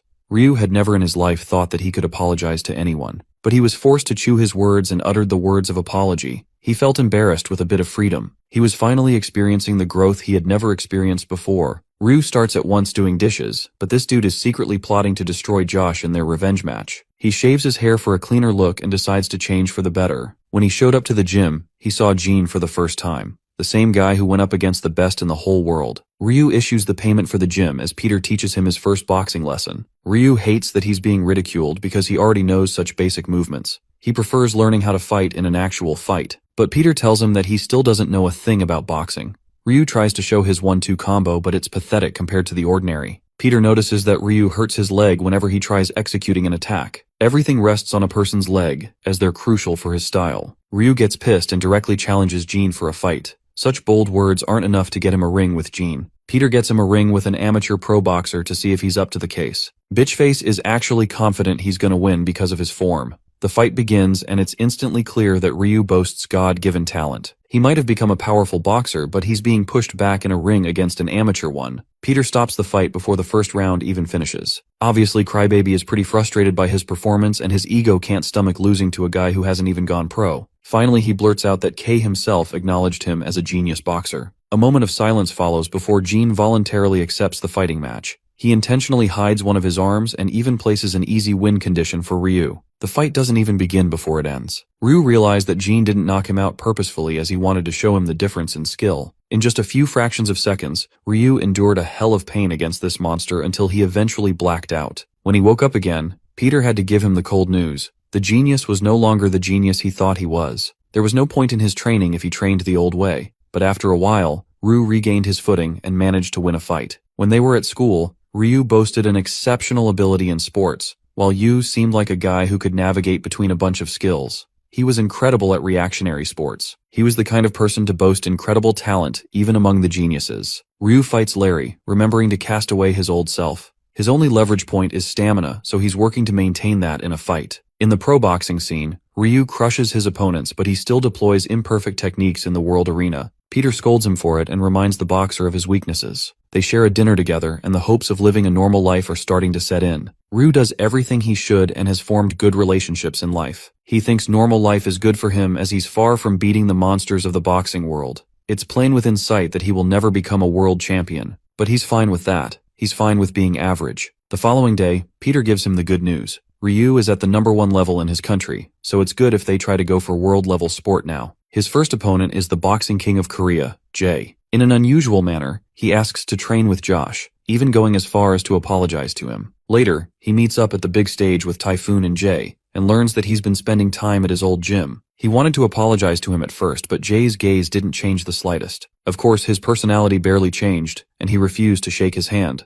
Ryu had a crushing feeling inside. He did not want to lose to that boy. The day of the match finally arrived. Both fighters stepped onto the big stage as the crowd went wild. They stared at each other. Peter recommended that Ryu maintain a strategy to win with points instead of a knockout, since he's dealing with the definition of resilience. But of course he doesn't need to know this since he's experienced it firsthand. Ryu challenges Jay and immediately gets bashed in fucking face for it. That first punch knocked him right down, as he realized that it was impossible for him to defeat this guy. The shock of being hit bewilders him as he realizes Jay is looking down on him. The fight continues as Jay hammers a barrage of punches that go on and on without end. Ryu receives a brutal beatdown of his life as none of his punches mean shit. His opponent wears a body of steel with so much endurance that it's difficult to take him down. The one person he looked down upon his entire life outclassed him by leaps and bounds. The first round ends with Jay's domination in the ring, but he believes Ryu is still hiding his real ability. On the other side, Peter guides him to hang in there and tire his opponent out. The longer the fight, the better the chances of winning. But that's not Ryu's style. He doesn't want to win like that and desires to end the fight in the next round. The fight begins as Jay feels a shiver down his spine. Ryu's fist connects and batters him with incredible speed. He wants to break Jay's resolve by cornering him with heavy punches. The scene reminds him of their initial fight. Jay senses Ryu's weak point in his leg, and yet he still gets uppercutted. Memories of their training flash before their eyes as Jay corners and knocks the wind out of his opponent. Ryu collapses to the ground, and for the second time he feels that it is impossible to defeat the champion of Korea. He refused to accept such an ending. Ryu gets up again to confront his morbid reality. Despite his charged advance to defeat the champion, all he receives is a punch that knocks the daylights out of him. The fight is over as Jay surpasses him in the race. His coach roars at him to get back up, but this pathetic fighter has lost himself to misery. He pities his bad leg, but then remembers Peter's words. Just why did he return to the gym? The answer was simple. He cultivated a desire to box. Mustering that spirit, Ryu fidgets and starts all over again. The damage accumulation is flooding his body, but Jay still wants to be cautious in this fight. He advances to finish the fight in 30 seconds. He had to endure the brunt of many heavy punches during that time span. The referee commanded the end of the round, letting Ryu survive for a little while longer. The third round began as he prioritized maintaining his guard. This is done to recover from the damage, but Jay isn't going to do that. Surprisingly, Ryu executed a clinch that stopped the flow of his movement. Then when it became tough, Ryu executed a second clinch. He was finally following Peter's strategy to win the fight. Finally, it was possible for him to win as the underdog of the ring. But even with that strategy, he gets destroyed by Jay. The little guy came back for some hardcore revenge. Ryu regains consciousness, but it's not enough as the difference in their effort is too vast. The third round comes to an end, and he doesn't even have a game plan. 3 more rounds fly past as Ryu is beginning to question how long this match will go. Peter even calls him a punching bag and thinks he should opt out of the fight if he wants. But Ryu reminds his coach of his own words. He doesn't want to leave anything in his tank before calling it quits. Round 7 begins with Ryu's envy for Jay, who became a successful boxer after putting in hours of effort into the sport. He was blessed with talent and took his talent for granted. The boy was just an idiot child from back then. He watched Gene and learned from him. He too had traversed the path of growth. Ryu finally executed a successful punch, but in response he got countered by impressive blows from his opponent. Ryu accepts getting overpowered. He's fine with losing, but a miracle occurs as Jay slips and suffers from a critical wound. Now that his vision has been compromised, Ryu hammers to attack him. Instead of slowing down, Jay goes even faster on the attack. But this nervousness is clear. The goddess of victory has decided for a different outcome in this match. Ryu senses a brief moment for an opportunity and lands a critical counterpunch, knocking down his opponent. Jay doesn't want to quit and gets right back up. The round continues, but Ryu is easily maneuvering against his opponent. He realizes that Jay's sight is so bad he can't see properly. The world was never fair even in competition. This fight wasn't supposed to end this way. A silly accident couldn't have equalized them. Ryu strikes Jay with a thunderous hook. The injury is getting more pronounced for the boxer. Ryu wants him to just stop as he's already overcome the advantage. But he keeps going, eating a dozen punches from his opponent. It comes to a point Jay goes completely blind in both his eyes. He tracks his opponent based on instinct. Ryu was fine with being alone and didn't require a family. Even when he was a little boy, he thought he was everything. He thought he was the best, and that no one could overpower him. That's how he used to feel, but ever since their fight, Jay is the only person who has seen the real him. To settle this cursed relationship, both fighters launched a final punch, striking each other in the face. Ryu's entire body is nearly collapsing, but he wants to show Jay that he's grown. The match suddenly concludes in Ryu's comeback victory when a doctor steps inside the ring. Ryu is shocked that he won the fight. He was so shocked that he didn't drop his guard even when Jay was getting checked by the doctor. The only reason that kept him standing was his determination, even with a damaged leg. Ryu realized that even from back then, it was just pure luck that he had more talent than other people. He was pronounced the champion and recovered his relationship with Jay. That day he cried tears and meant every word. But Jay wanted the world to celebrate his win and looked forward to their future matches. After the fight, they met up on the world stage. They fought many more matches after and waited for one more person to come. Ryu wonders if he should apologize because he's the one who got rushed to the hospital instead. Bro is out here plotting to beat you with a combined attack. Jay is like, what the frick is going on with him? Lo and behold, Yu arrives with a happy smile on his face. They talked about many things and discussed the kind of leads they were currently leading. Time passed and eventually their stories came to a close.